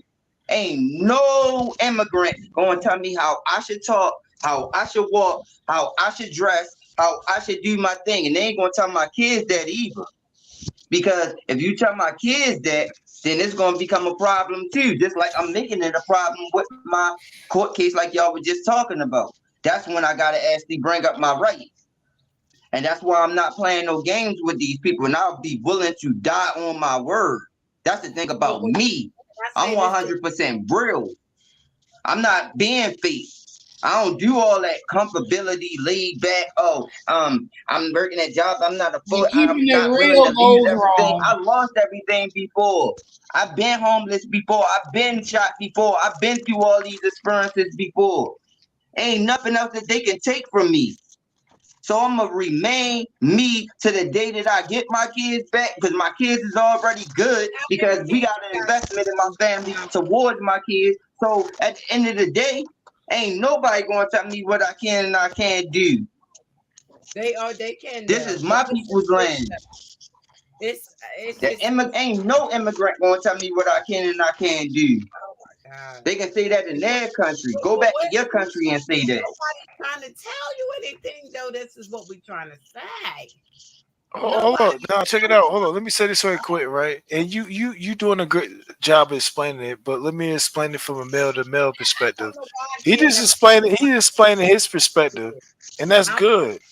So it's nothing. It's not your storm. It's not your shooter fit, and you want to help him. I get it. That's the reason why you want to say, it. And that's a good divine feminine spirit. She supposed to do that shit, but don't. Look, okay. So I say shit. Don't help a person pass to where it hurts you. Not saying he gonna hurt you or nothing like that, but that's in the conversation communication. Communication is 15% verbal, 85% nonverbal. Think about how much we speak to each other when we on these panels when one eye is silent and somebody else talking. okay. Yeah. Oh Lord. Let Yeah, Sister that's what I'm Freedom saying. come in. Oh Lord, I'm saying the same thing, Nisha. Can we get back to the subject at Oh hand? yeah, let me say this. Let me say this, and no one has to reply, Jeremiah, or anything. I think it is, as far as no one saying anything. Do you be whoever you feel like you need to be? I think whenever we're just saying anything for you, it's just because we want to see you achieve certain goals and all that, and just don't feel like there's this, I don't know, persona that you have to always portray that ends up making you take a step back from your goals. It's okay to have certain goals and then adjust to whatever you need to be to get those goals accomplished. When you get home, you can be yourself, kick your shoes off or anything. But when you have goals that are outside your home, you do have to adjust yourself a bit for those Okay. goals. Well, Um, yeah. What's his name just came up? Alabama. Alabama. Peace, Alabama. Alabama. Good evening, ladies. How are you all this fine evening? Doing good. How are You're you? Alabama. This is who I wanted to talk to, Judge Oh Joe my Brown, right God, you here. I will let him talk then. Jeremiah, come on now. You just heard the ladies. You in someone else's house. Be on your best behavior. Sit on your tongue, my brother. Just listen. Ladies, really, I was hoping that Judge Joe Brown would be here. I came in late, but I wanted to ask each of you to consider something going forward.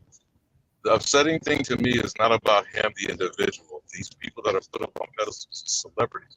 However, as an alleged jurist, I stress, alleged jurist, whether judge or lawyer, have any of you ladies asked yourself this question? And I would wrap him around it, but in general, any one of you know the difference between the NAACP Legal Defense Fund and the NAACP itself? Wait a minute, say that again. I'm sorry, because you was breaking up a tad. Do you all know why the NAACP Legal Defense Fund does not represent the NAACP? And by the way, who are they legally defending? You said, and just make sure I heard you clear. Why doesn't the NAACP Defense Fund The help? NAACP Legal Defense Fund is not associated with the NAACP. And by the way, who are they legally defending? Well, aren't they? Isn't it to help other people? Isn't it something they're sponsoring to help other people? Is it to help colored people or is it to address the Negro problem? No, it wasn't even created by a colored person. Are you sure? Because I believe those small hat people, which now we're getting to the point that we cannot name them with the J word, they are considered colored people. Oh, if that's how you want to look at it, okay. No, I'm not saying how I want to look at it. I'm just letting you know, do a little research on it. That is the reason why the number one award for the NAACP is the Joel Spingarn. But who is he? Well, my understanding is that the Legal Defense Fund is separate from the NAACP. So it's two different Yes, organizations. that is my Yeah. point. But I'm still asking, who are they legally defending? Who is the who is the Legal Defense Fund defending is your question? Yes. I mean, let's go from whether we want to talk about Emmett Till or George Floyd and all the unending lynchings, executions, and murders between them. Do you know of any time they have legally defended the victim or the victim's family? No. So that's the crux of my question of who are they legally defending? You understand what I'm saying, my sister? And saying that, I would lead it back to Judge Joe Brown for two examples. Now, I don't know if y'all been following the way the case has been ejected from Louis Farrakhan submitting a defamation suit against the Anti-Defamation League, or are you familiar with the elder Viola Fletcher and how her lawsuit was unceremoniously ejected from the courthouse? No, I'm not familiar with that. Can you explain?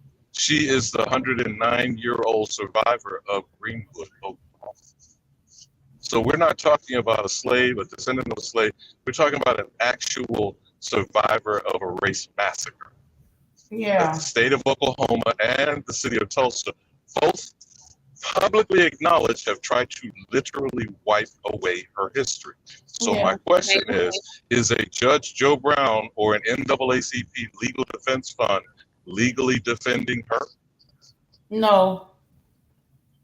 So what are we talking about? Well, that would be and I'm not directing it at you ladies personally. I'm just saying, you know, if, for example, I gather you all have heard the phrase the Negro problem. Right. Yes. But who created that condition? And just for the record, the history of eugenics and Margaret Sanger is based on that phrase. So what is the Negro problem? That there is such a thing as a Negro?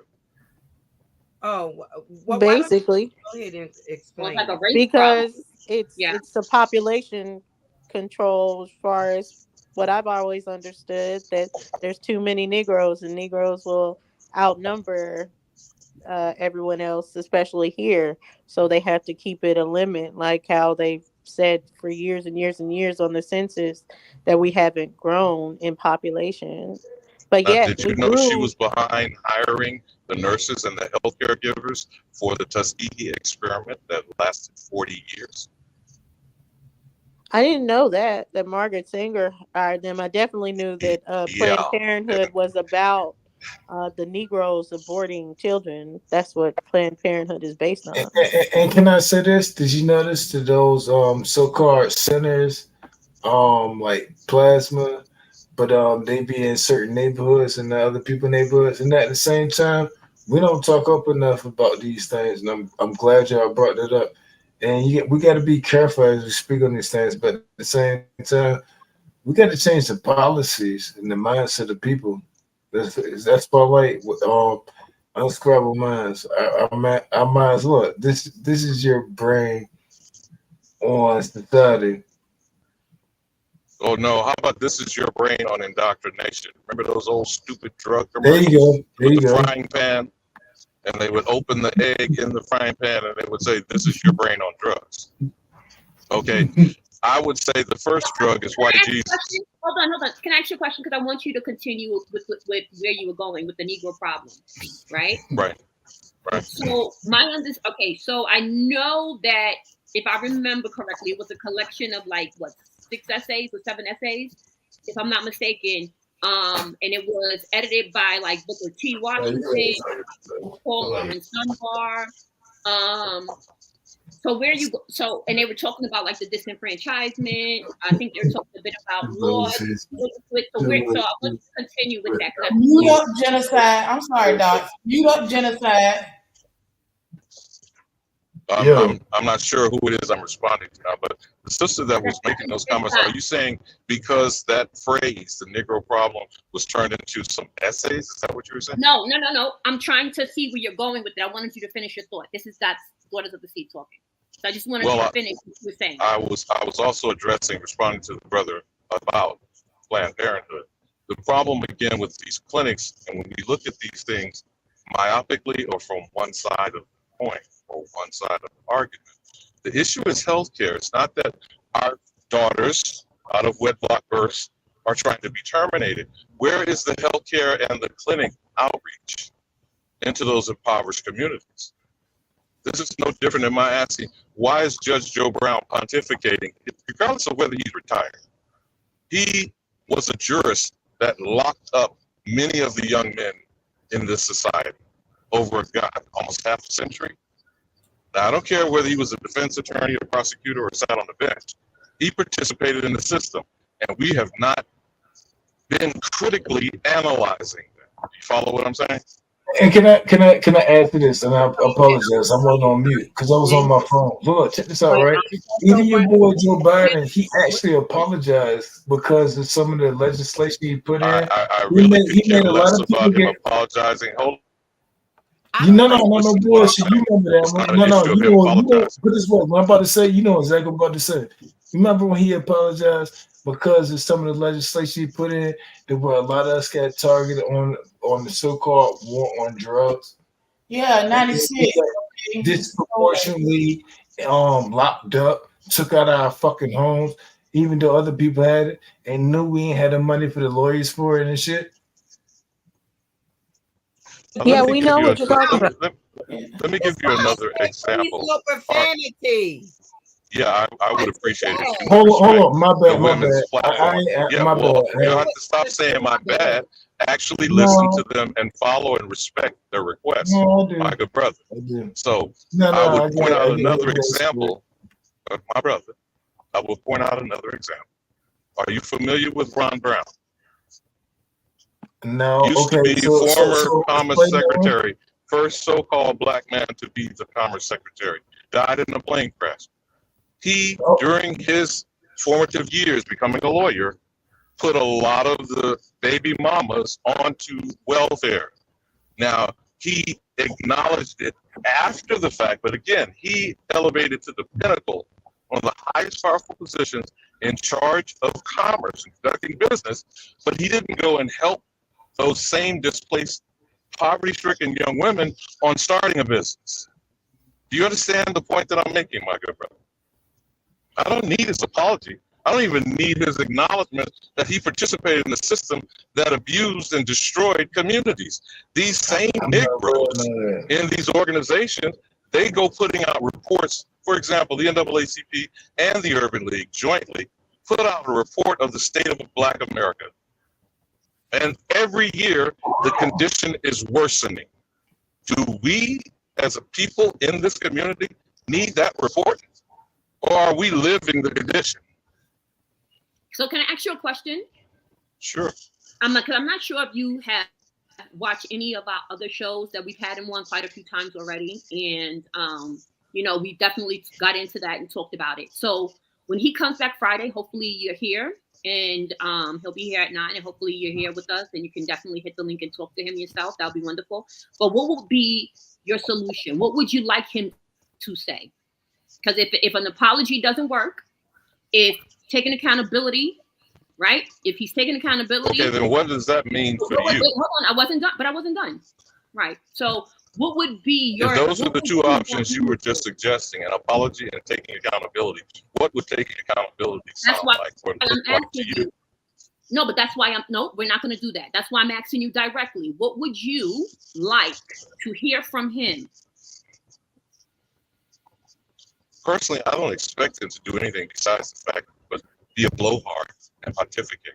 As I said, being a retired jurist, it would behoove him to be more responsible and proactive in engaging the community that he professes to represent by teaching them a legal clinic, let's say. Or in the case of the defamation lawsuit with Louis X. Farrakhan, come and explain to the community the magnitude of the Anti-Defamation League, who is supposed to fight against defamation of all kind. And I would think the defaming of the Negro in America is ongoing 24 hours a day. Where has the ADL ever took up the cause of how the Black community, and that in itself is a defamatory phrase, is being defamed? Do you understand what I'm saying, sister? By the way, are you aware of the actual lawsuits, charges? And I'll only point out one example, which circles back to Judge Joe Brown, law enforcement, and anyone who's in that part of the criminal justice system. Did you know, or were any of you sisters aware, the ADL provide surveillance on our community to the Israeli Defense Forces, the Mossad, and the FBI gave them an award for their support. And if you're not aware, the Mossad trains all law enforcement in all 50 states in this nation. Do y'all have a problem with that? Absolutely. Now, why is that not being discussed on an ongoing basis with legal expertise in our community that is suffering from police abuse and illegitimate and criminal, I stress, criminal justice being implemented on our community? You don't think that we don't need legal eagles and those of legal expertise addressing that? Particularly someone of advanced age and has been fully in the system on all types of levels. And that's why we have him. That's exactly why we bring him to our show. And this is why we always are saying, but we drop the link and we always allow you guys to hit the link and I can ask them your questions directly, right? So this is us doing our part, at least here on social media. This is what we're about. And I'm not dragging you, sisters. Don't get me wrong. I'm not dragging you, sisters. I hear you 1,000%. 1,000%. I understand exactly what you're saying. Hear me very clearly.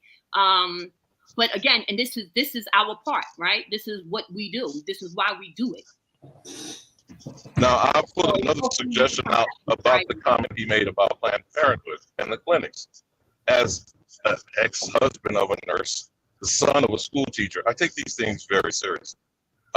Doulas, midwives, birthing process, don't you think, as all you women on this panel, can be proactive in dealing with that and either diminish or reduce the use of those facilities for our babies being terminated?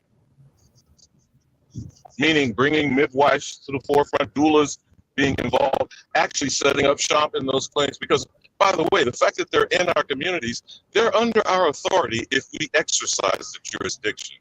You feel what I'm saying, my sisters?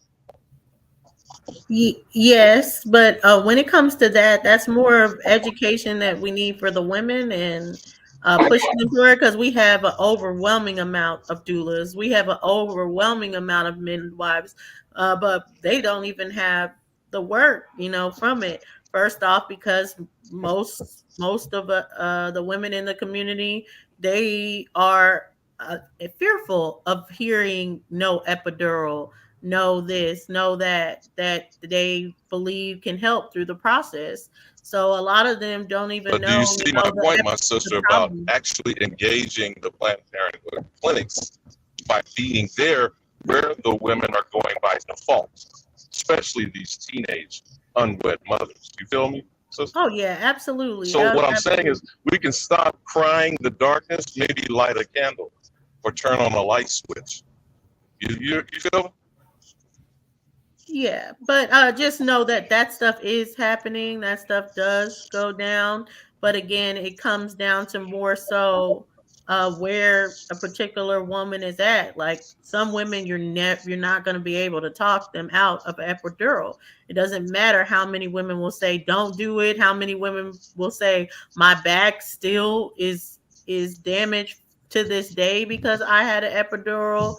There's this fear of the pain that childbirth brings, and that brings a lot of people to epidural. So even though there's a lot of education out there, even in those Planned Parenthoods, even the people going about it, it's really other aspects of a mindset that this is what this platform is about, because you have to unscramble their mind for them to even be accepting of the fact that, hey, there's another avenue to go about this. What would you think would actually put a dent in the mortality of mothers in their childbirth situation? You're breaking up. Can you say that again? What do you think would actually improve the infant and the mother's mortality rate? Absolutely. I believe it's us going to our own facilities, us going through our own people, having, even if you go to a hospital, having a doula would significantly bring down the mortality of babies and of the mothers, just on the fact that you have this advocate with you now that knows the medical lingo. So when so many medical professionals get to downplay our pain, get to downplay what symptoms we're feeling and saying, oh, that's just gas or that's just a minor chest pain, you have an advocate with you that is like, no, check her vitals, check this, check that. So many things that they overlook doing because they either feel like they know better or they don't care. So it's definitely the answer is black doulas, so-called black midwives, and even birthing at home. But to get to that point, there has to be a lot of education of the women even before they get to Planned Parenthood for them to be ready to be like, okay, I can give birth at home. Because right now that's you just want me to give you another example of why the NAACP Legal Defense Fund needs to be bum rushed by us? Because they should be the agent, the change agent between the systemic issues of the system.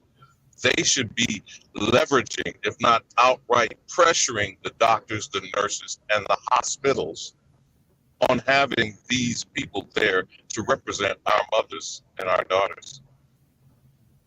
I mean, I joke, maybe I'm just being foolish. You know? No, I definitely agree with that. But then it comes back to whatever they're spending on. It's like wanting Black Lives Matter to be an organization that actually cares about the cause and not making money. Good luck on that. Most of these organizations are just the face to get money.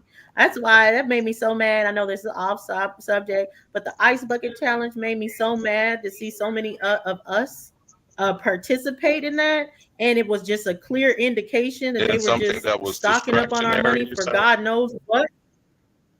As a distraction. Exactly. And probably went Okay. straight to war against So, us, but we put their money to it. but our lives still don't matter. I gather it would matter when we prioritize it first, right? So when we start running up on this leadership, I don't care Yeah, whether they're because black elected. is dead in law. Black is We dead. got that. We don't have to bang So, on that. We yo, don't have this to is the bang on that, problem. Jeremiah. We don't have to bang on that over here because all the people in this part of the community are very well cognizant of that. Even having that type of conversation with the people who are limited in their consciousness doesn't change their behavior. The behavior activity has to be changed by example. You sisters get what I'm saying? The example must be set where we pressure these organizations or we put them out of business. They are riding off of us, literally, by the name associating itself with the people who the Americans, the actual Americans, who have been called Negro and colored, and we're being defamed and not being serviced. We have to start getting straight, specific, and exacting in that fashion. No playing with these people. This is not something that should be even discussed, negotiated, or debated. Everyone in this system and this society knows the condition that we are in. You know why, my sisters? Because none of them will tolerate it. And I'll wrap up with this. I'm certain that you all are familiar with Jane Elliott and in her supposed anti-racism lectures. And each and every time that she pulls together a group of almost exclusively pale-skinned Caucasian Europeans and asks them to raise their hand or to stand up if they would trade places with a so-called black person, and no one ever does. Is that evidence of guilty knowledge or what?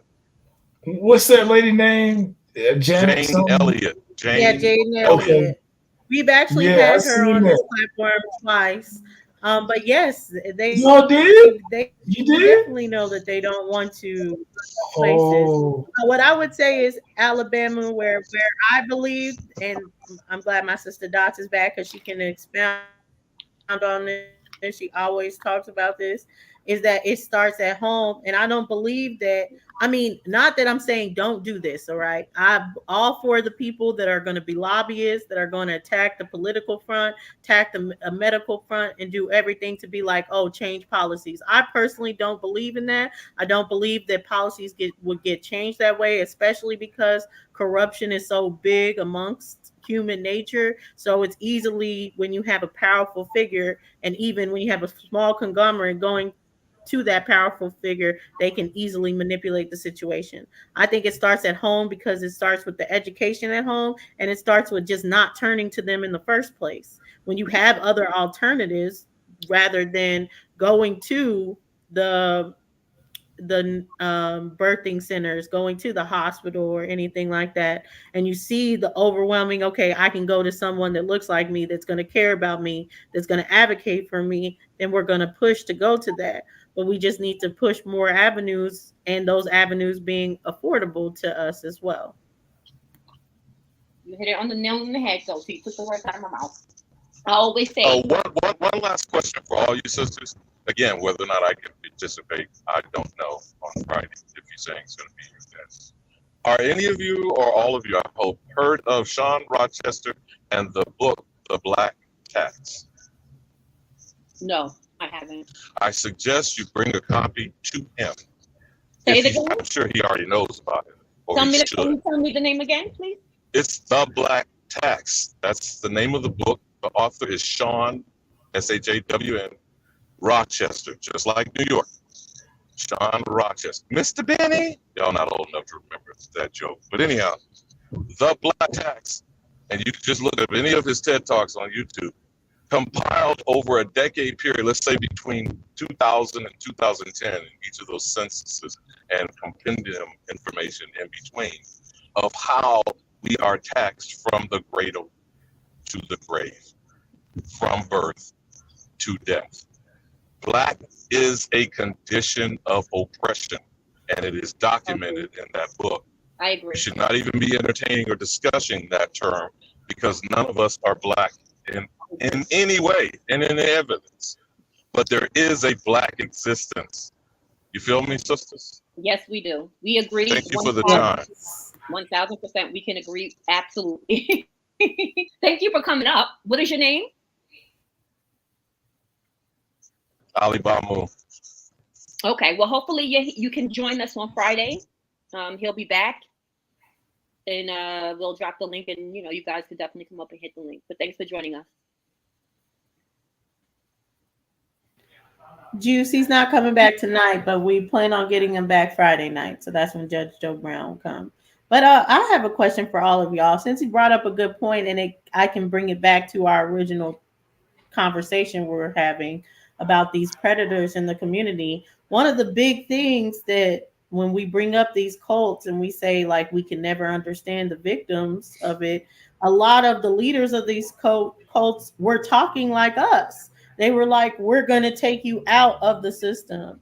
We're going to get you your own, where you can be in nature. You can be living how your ancestors live. You're indigenous. You can have the fresh food. You can have the purest water, whatever. It could all be about health and living and all this other stuff. And when we say we can't relate to people, what do you guys think about that? That a lot. Can I say something about that? Because I like the way you but expressed one that. second, let me finish my question. Go. People say that they don't understand where these victims' mindsets are, but especially in this community, the predators prey on the fact that we don't want to be a part of the system. So I can't say yeah and nay to anybody's personal lawsuits, because I don't know. I ain't seen evidence. Look, but at the same time, look now about the situation when it comes to that actually happening. People be influenced, and people have choices, and then sometimes people get heavy influences. Like the average normal person gets influenced by a lot of things through advertisements, through their media, social media, and we all know this to be a true factor. So it's not to put the blame, and then you got to realize, let's put blame where it's at. If I would do anything, I wouldn't. I would change the mindset. Like a lot of our society has media, movies, and stuff. The most exciting shit is the most detrimental shit. You remember World Star Hip Hop was the newest thing to watch, and the only thing you was watching of was people getting their ass whooped. My bad, I shouldn't have said that like that. But that shit wasn't conducive, and it wasn't good for our community. And mostly it reflected our community, so people can put negative comments on our community. Like our mindset needs to change and evolve from these type of things. And that's why these type of conversations actually help to elevate and make it notice. And like people feel like, nah, that ain't something cool to say. This is the right thing to say. You know. Yeah, I think that when My we start sister, looking outside, may I ask, are you referring to, one without second, name dropping, I one guess, are you second, referring to the Black consciousness? Alibama, And Ali, please, 1 second. To Josie's point, I think when we start looking outside, right, of our family line, that's when we get into the trick bag. I think that your happily ever after is with you and yours, right? With you and yours first. And then when we start doing that community talk, when we start thinking about everybody, that's when we start getting confused, right? We got to heal the root of the tree first. Mind, body, soul, spiritually, the whole nine. That's where it starts. That's where the teaching begins, right? That's where the undoing and the unlearning really is the most impactful. Going back, when I think of like, even one, my grandmother's had 11 children. Well, she had 12, but the last one passed away. She needed medical assistance at that time, and the other one had 7. They both had them naturally, both had them at home, did not use any kind of hospitals or anything like that, And when I was pregnant with my first child, or what have you, I remember, unfortunately, I was talked into having a C-section. But I think that if I had my Nana still there, prior to her passing away, to my son being born, it would have looked a little bit different. Right. So it starts with, when I think of community, I'm talking about your family tree. Like, that's what I'm talking about. That's where it starts. Because nobody outside, no stranger should be able to tell my niece, my goddaughter, or anybody, right, what's best for them. She should be coming to me, to her mother. She should be coming to her aunties, right? That's where the teaching begins. That's the most important. So when you don't have that, it's easy I feel like when you don't have that intact, because I understand not everyone does. But when you don't, but we have to repair that. That's where, in my opinion, that's where my work is. That's the most important, is my line. Because I can't do nothing for you. My question, my sister, was, are you talking about the rash of these incidents that's being exposed in the so-called consciousness community? Is that what you're referring to? Yeah, my question was, basically, what happens in the so-called consciousness community, for sure. And a lot of them are men. I find that very interesting. Well, that is quite true, but of course that does not exclude women for molesting children. No, but absolutely. The point that I was going to bring up is they're preying on a mentality and a victim mentality based on slave narrative. You don't think that plays a lot part of it? And the whole basis of the argument is to convince people you're of a slave ancestor. That's not a victimizing mindset. I see where you're going. Keep going. Well, I was trying to bring, because I wasn't certain what it was that you ladies were actually talking about. If you're talking only about the so-called African consciousness, Pan-African community, or are we rolling in Epstein, and R. Kelly, and who, by the way, was molested by his own older sister, if I'm not mistaken, at the age of 8. Yeah, that's not an excuse. Yeah, not to explain it away. I'm saying that is a self-perpetuating condition. Being a pedophile is having been a molested child. You see what I mean? Yeah, exactly. But why is it a rash in this particular community? And who was the sister that used the word cult?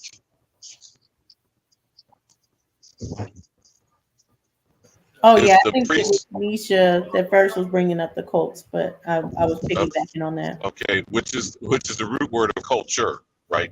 Am I right? What's the prosecution rate of, and I was brought up Catholic, so I would be considered a lapse. And I had no choice over that at the age of 5. But how much prosecution has gone on for pedophile priests in the Holy Roman Catholic Universal Church? Is that a cult? Of course. But it's a representation of the Roman Empire. Of course. That is still what it is in 2024. And mysteriously, the child trafficking and the missing children, it's not much prosecuted, is it? Or am I missing something? It's not even really talked about, especially on mainstream media. Yeah, I would say that when it is prosecuted, that's what I was saying before, as far as there's these scapegoats, there's this You person mean like that Ghislaine Maxwell is only a single woman behind bars? And how many young women were trafficked by Jeffrey Epstein? Which is documented, I might add. And not one of those videotapes or any of those have been leaked to the public. Did you hear this past week they're actually going to auction the Black Book? They're going to auction it to the highest bidder.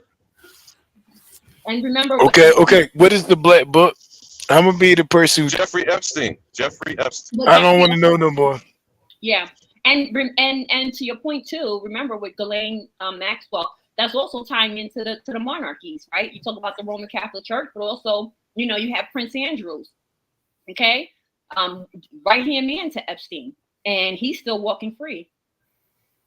And he's part of the English monarchy. protecting them for sure. And that's why I was getting into Alabama. What's your point? Like, to say if it was just the community or the bigger picture, I was really talking about how the community is really a microcosm of the macrocosm, the bigger picture, that this is something that is trickling down. And as far as really what makes us vulnerable to it, what makes the people that end up going to it, gravitate to it, and how we are breeding a community of, like you said, victims that end up being victimized by You these. said it right. You said it right with the macro. See, most people think about micro and don't know what macro is. Macro is the opposite. Macro is the bigger picture.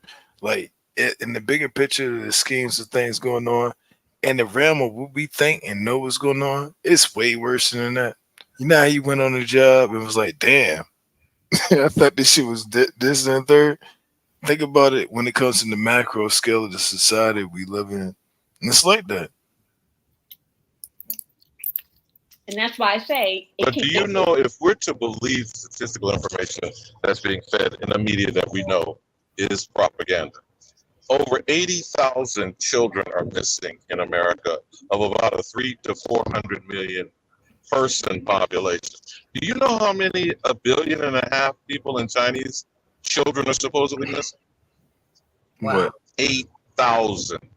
Do you even believe that? Hold on. Did you know we get? Oh, I ain't gonna go into that one. But look, our misinformation campaign is heavy, and the propaganda is heavy. And for a lot of senses, if I was in control of the free world, I wouldn't use propaganda. You got to make people feel good about themselves, but it's not a false sense of hope.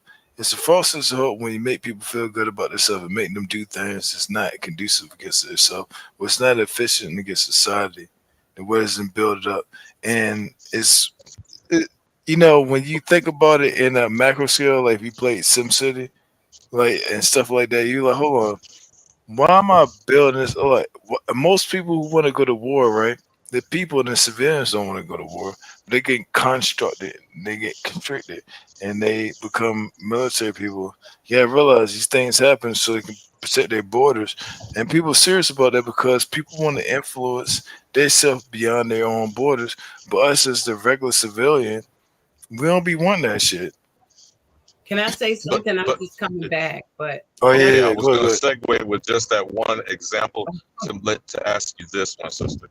Is it, whether you believe it or not, the books reports are propaganda, is it because the culture of China is different, or because we are based on capitalism and everything is bought and sold, a la chattel slavery? But go ahead, sister. Go on. I'm just coming back, so I missed a few things, but what I was just trying to come in a little bit on what you were saying about war, genocide. I was talking to Judge O'Brown Thank earlier, and I you. wish he would have came on here because he was saying that I, I cannot remember her first name, but I think her last name is Waters. Mhm. But she's trying to go for us going into another civil war. Maxine. Oh, Yes, and he had so much to say about that. But let me ask the people in the chat and you two gentlemen, with everything that you're talking about and where you see future going, as far as the president, because we're in the political arena right now, where they're yep. going to think. Do you think that by keeping Biden in is good for us, or allowing Trump to become the new president? And would he be more open to listen to us fighting for our indigenous status in America? Would he be willing to listen to try to make a change for people, He is. or He do you? is. I The don't even people think that around him. we The gonna people make it You to around the him. The people election. around you him. actually believe I that? Hold up. don't think Can I we get to gonna say make it to this? the election. The people. We The not gonna people make it to the around him. election. He know. He know Yo, that check this out, the yo. Democrats. Yo, we Look, not gonna hold on. make Let it me to say the this. Let me election. say You know this. why? Trust Wait, me. wait, Look. wait. I We not know gonna make it she's, to the election. but hold on, Jeremiah. You'll go next. She did Hold ask on. the Listen. gentleman, Listen. so we're He gonna let know that. King Look. Genocide go Did you first, see them then you, people? then Did you see them Alabama. black people? He's Did going you see off them black mic. people at them city councils in the different areas where they dropped off the migrants in their cities and they sucked up their resources and they was like, damn, y'all can give them subsidies and give them $1,000 vouchers, not EBT card. I'm talking about debit card, and you illegal. And I ain't got nothing against them. Disclaimer: I love them people. A lot of them people I work with, but at the same time, we've been building this shit. That's our tax money. Been But, a lot of people is saying, look, Trump look. and Biden, but King Genocide, is Trump and Biden even an actual choice? Hold up, thank you, Hold up, you said you coined it best. Thank you. I won't even look. Thank you. I Look, That's why we not gonna make it to never the election. finished but my We not hold gonna on, make hold it on, to the election. They hold on. already brung You they ever heard already this brung phrase? military people over here from No, other hold on. different We countries hold over up. here You gotta to choose set the up the lesser of plot. two evils. It's a You plot gotta that's hold set up. up right What's the now less? that Hold our up. Let me people's ask not y'all even this woken question. up to. That's what If I you was had about to to say. It's a choose, plot Let that's me set up finish this. already. We got hold on. Let Wow. me agents ask over this here question. already Trust me. Look, let that's me coin already this one secret right quick. agents that's already been working for the CIA that they brought over here that's immigrants. No, and I'm These not people is going against actually anything you plotted to saying, come bro. over here Hold on, to set up the let me land attack. my plane. Let me land Yo, my plane right No, quick. actually, go, genocide, let me go. land mine because I want Hold on. to Which know. one is the lesser of two Wait, hold evils? on, hold on, hold on. Wait, y'all. We We got to get good. We control good. here. Yeah. We I got understand. control. Look, And and we I know, passionate.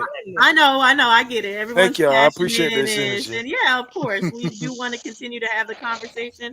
We just want to make sure it's one at a time. So it's going to be Sister Freedom, then you finish off King Genocide, then you Jeremiah, then Alabama. Thank you. Thank you. Gosh, when people are talking, you gotta let them finish their thought before you just pop right in because they'll forget what it is that they had to say.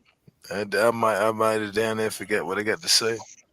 No bullshit. But who we gonna Hold choose? on, Genocide. Hold on. My bad. The That was lesser of just two the evils. beginning. Yeah, that was just the beginning of what she had to say. So let Women, Sister Freedom go. and please, genocide, you got one more again to say a Let it profanity. breathe. One more again, for real. I apologize. I got hit with the energy from earlier. I apologize, and I'll always be respectful and patient. I appreciate y'all. Y'all give me that divine feminine energy, and I'm gonna hear the rest of y'all got to say, and I ain't gonna forget what I'm got to say. I agree with you when you say the two are the less evils. It probably would be. Well, really, it truly is are. But Trump. But I was going to ask so.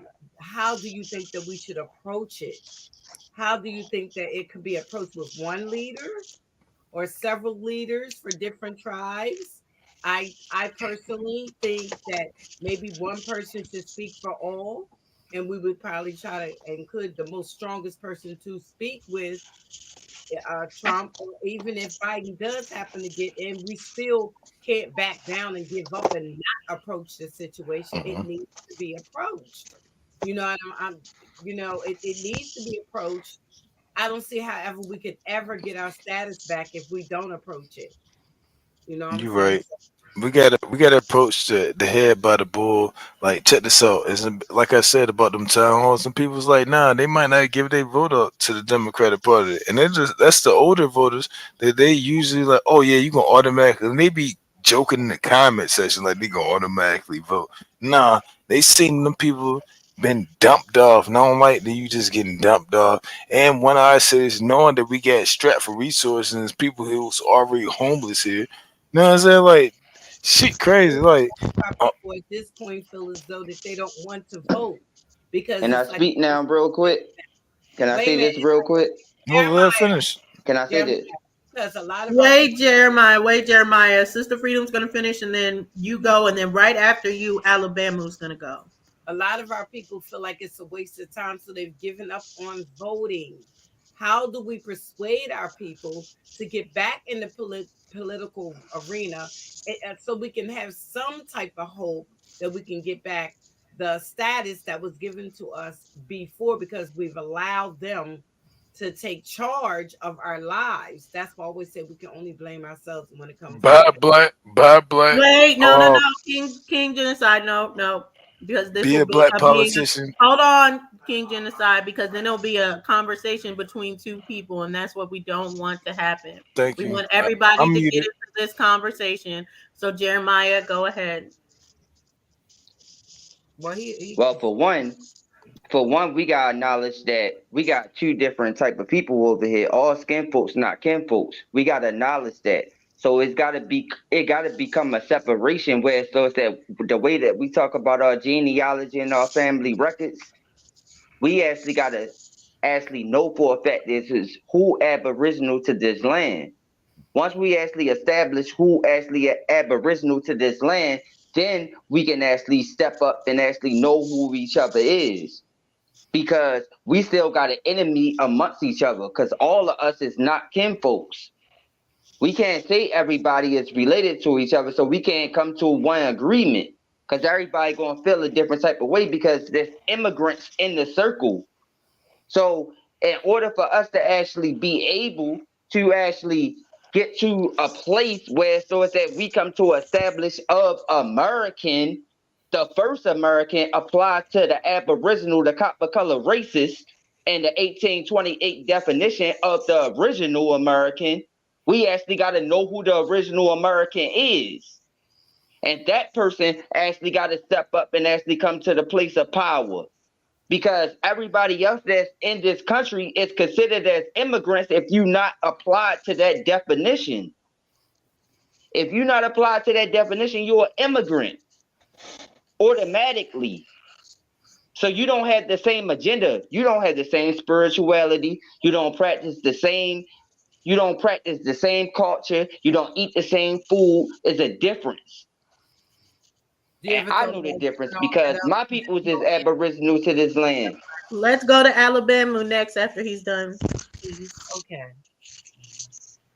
Were you done, Jeremiah? Yeah, I was just going to ask them, you ever thought about just giving that up and starting back over again, all over again, with us making the decision on what we Yeah, but see, that's a hard thing to do. That's a hard thing to do because they already destroyed this land. They already killed us through chemical warfare, spiritual warfare. They already sprayed everything.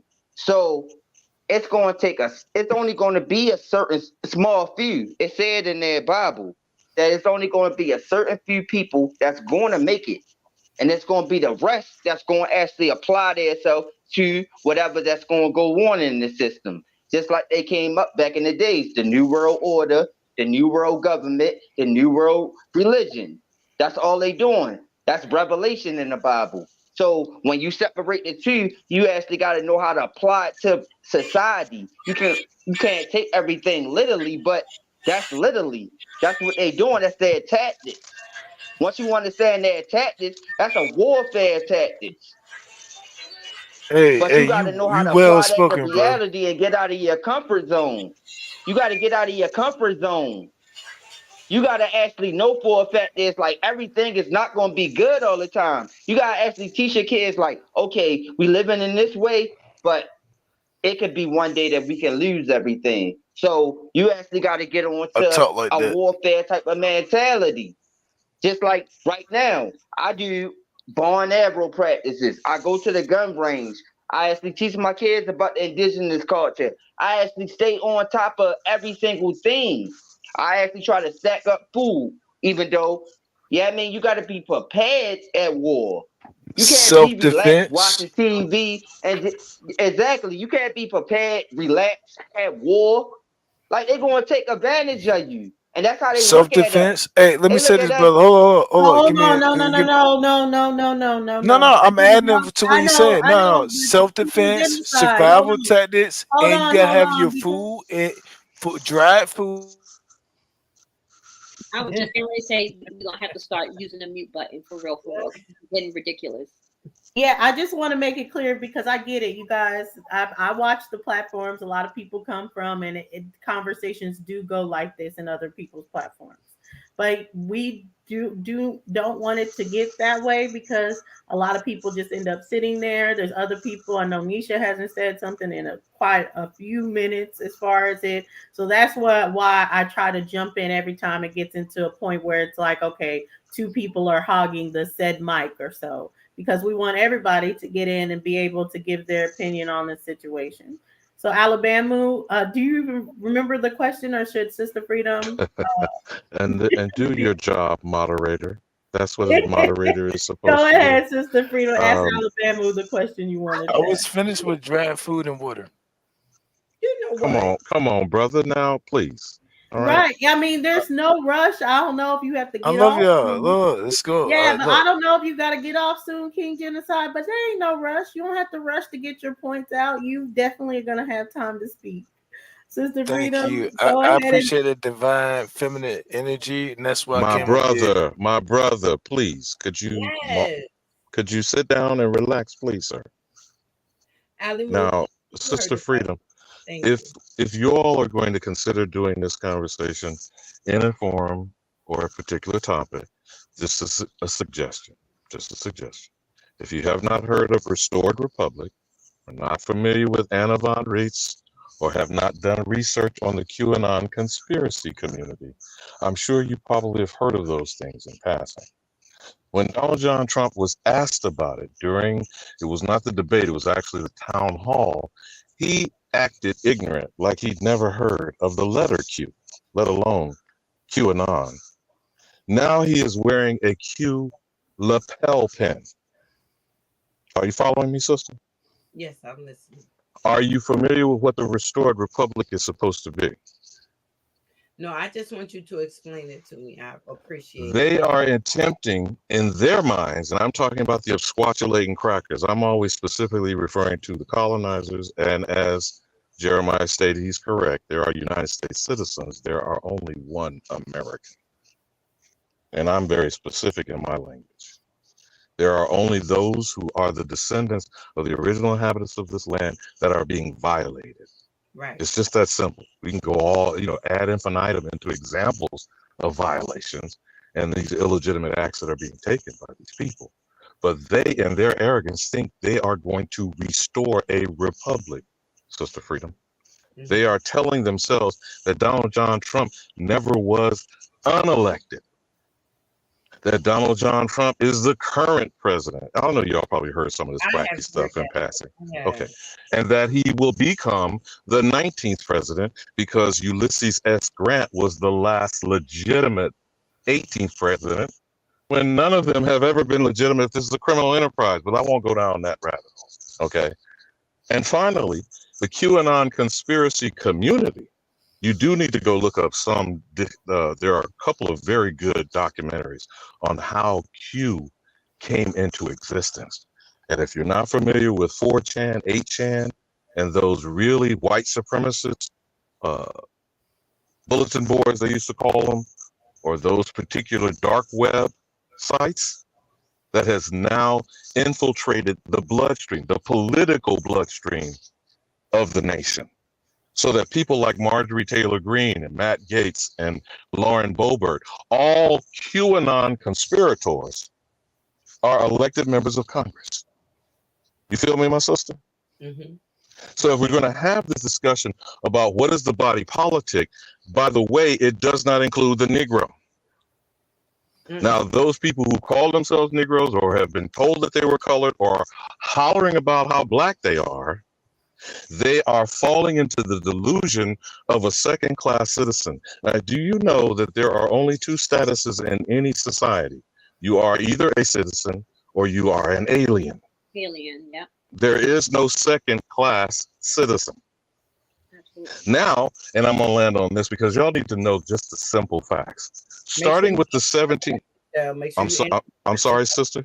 I'm sorry, sister. I just make sure, because you said I'm gonna land on this. I just want you to make sure that you answer the question about who do you think will be better for us and how, That's a false question on its face.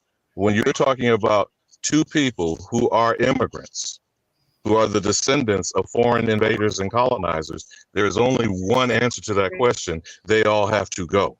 But let me just address again what is the discussion, false discussion of politicking and elections.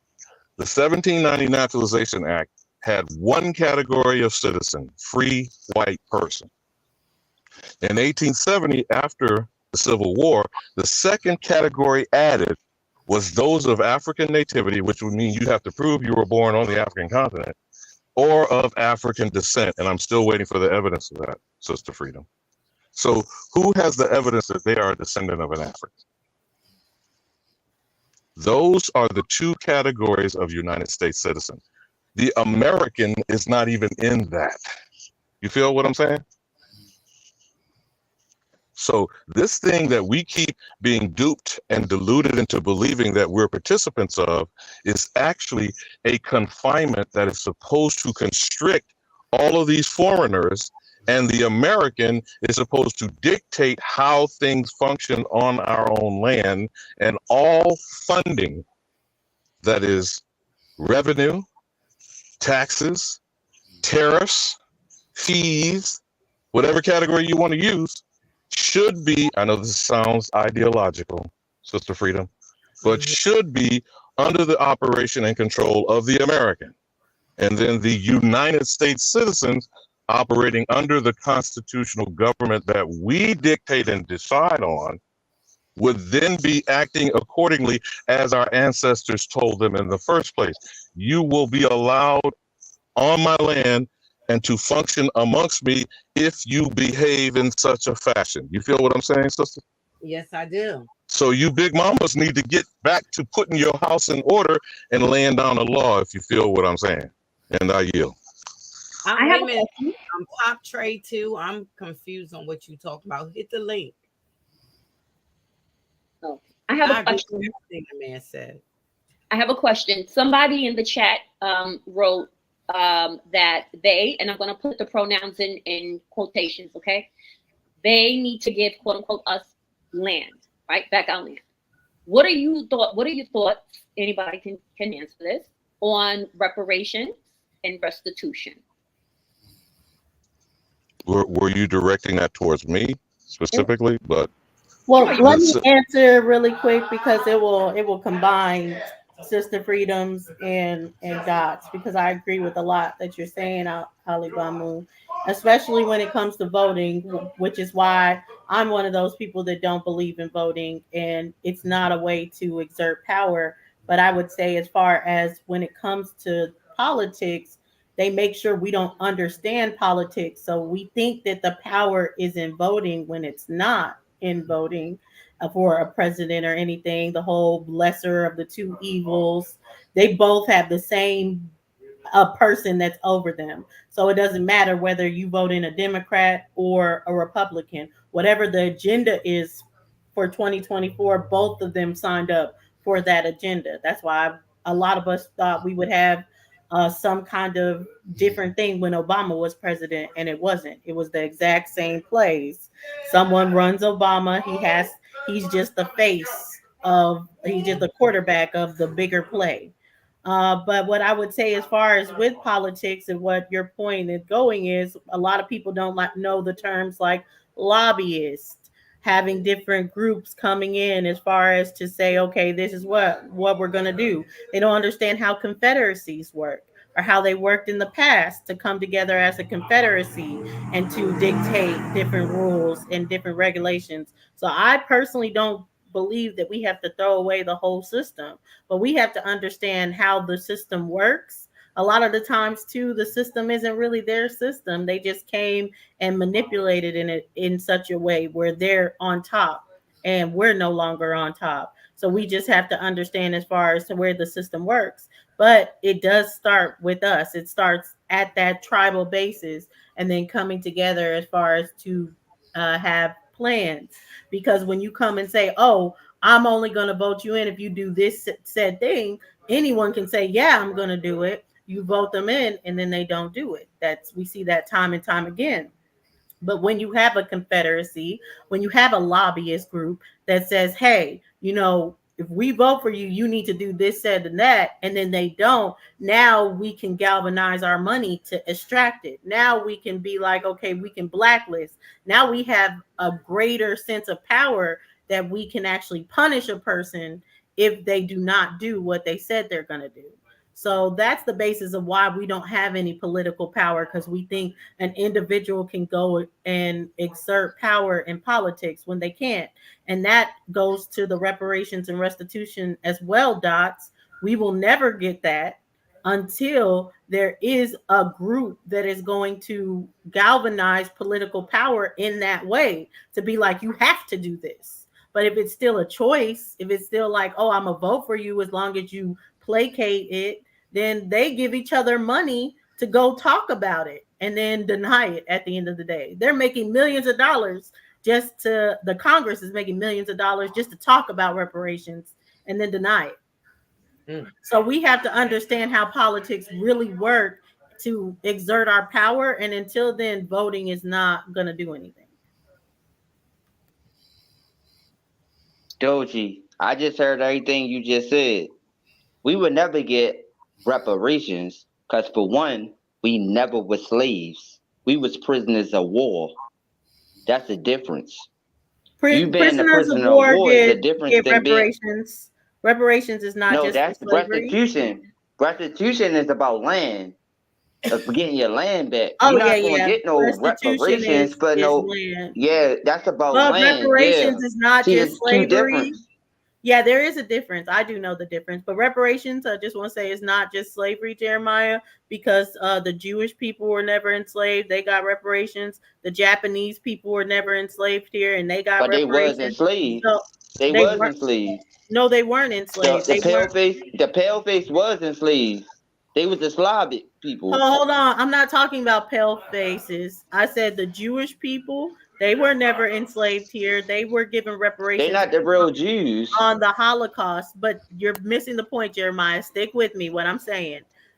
They paid Jewish people money, not based on enslaving them, but based on the Holocaust. They paid Japanese people money based on putting them in concentration camps. So I get it. You're saying more so you want restitution. You want the land back. I'm fine with the check or the land. The check can give me the land. So that's where I come from that point. But in either points, people have to come together and exert any power in a political field for them to have to do that. Until we come and exert any political power, they don't have to do it. And they're not just a slight correction that it irks me that people keep repeating these things out of ignorance. You're correct in the examples that you made, but the specific difference is those were wartime policies of the German government and of the United States criminal enterprise.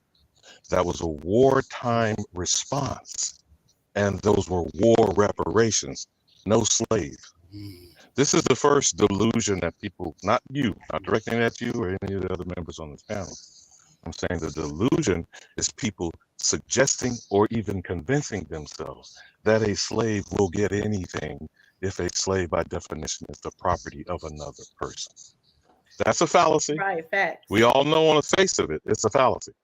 But in law and in a court, no property can sue against its owner. I have to use the operative word it, since now a live person is becoming an inanimate object if it's property. Would you agree?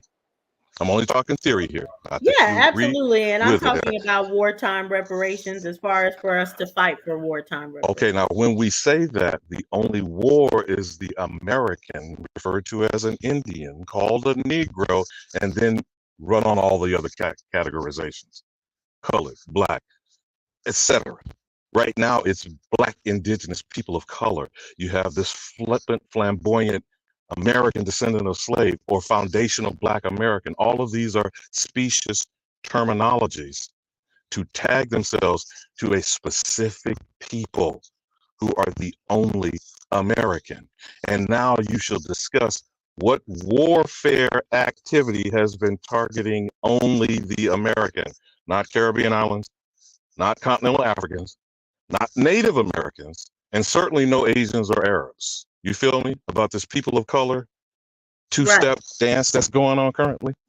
You see the, excuse my French, but this is my phrase, this trick of niggonology that's going on.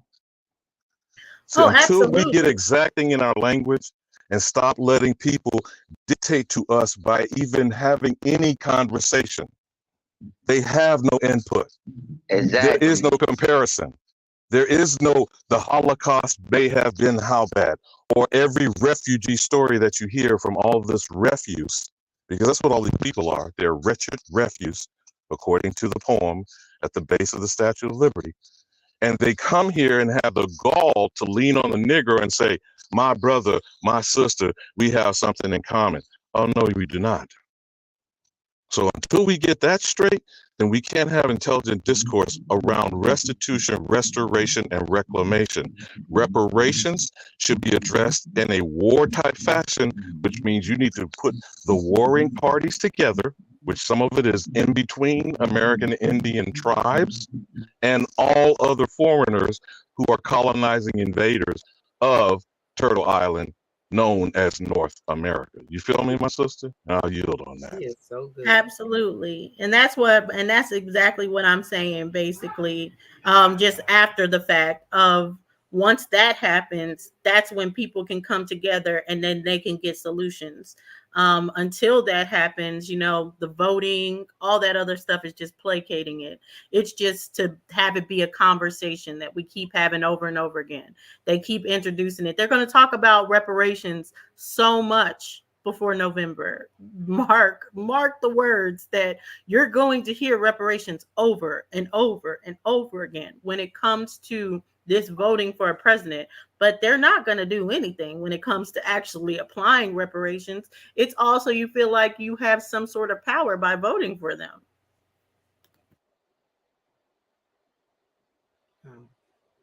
Thank you for all y'all's answers. All right. No, the Jews didn't get restitution. They got reparations. They weren't given anything back. They didn't get their land. They weren't restored to any kind of place. Land to get back. That's not what Israel is. But people want to imply that Israel has turned into a form of reparation. It is a settler colony actual crime that is taking place.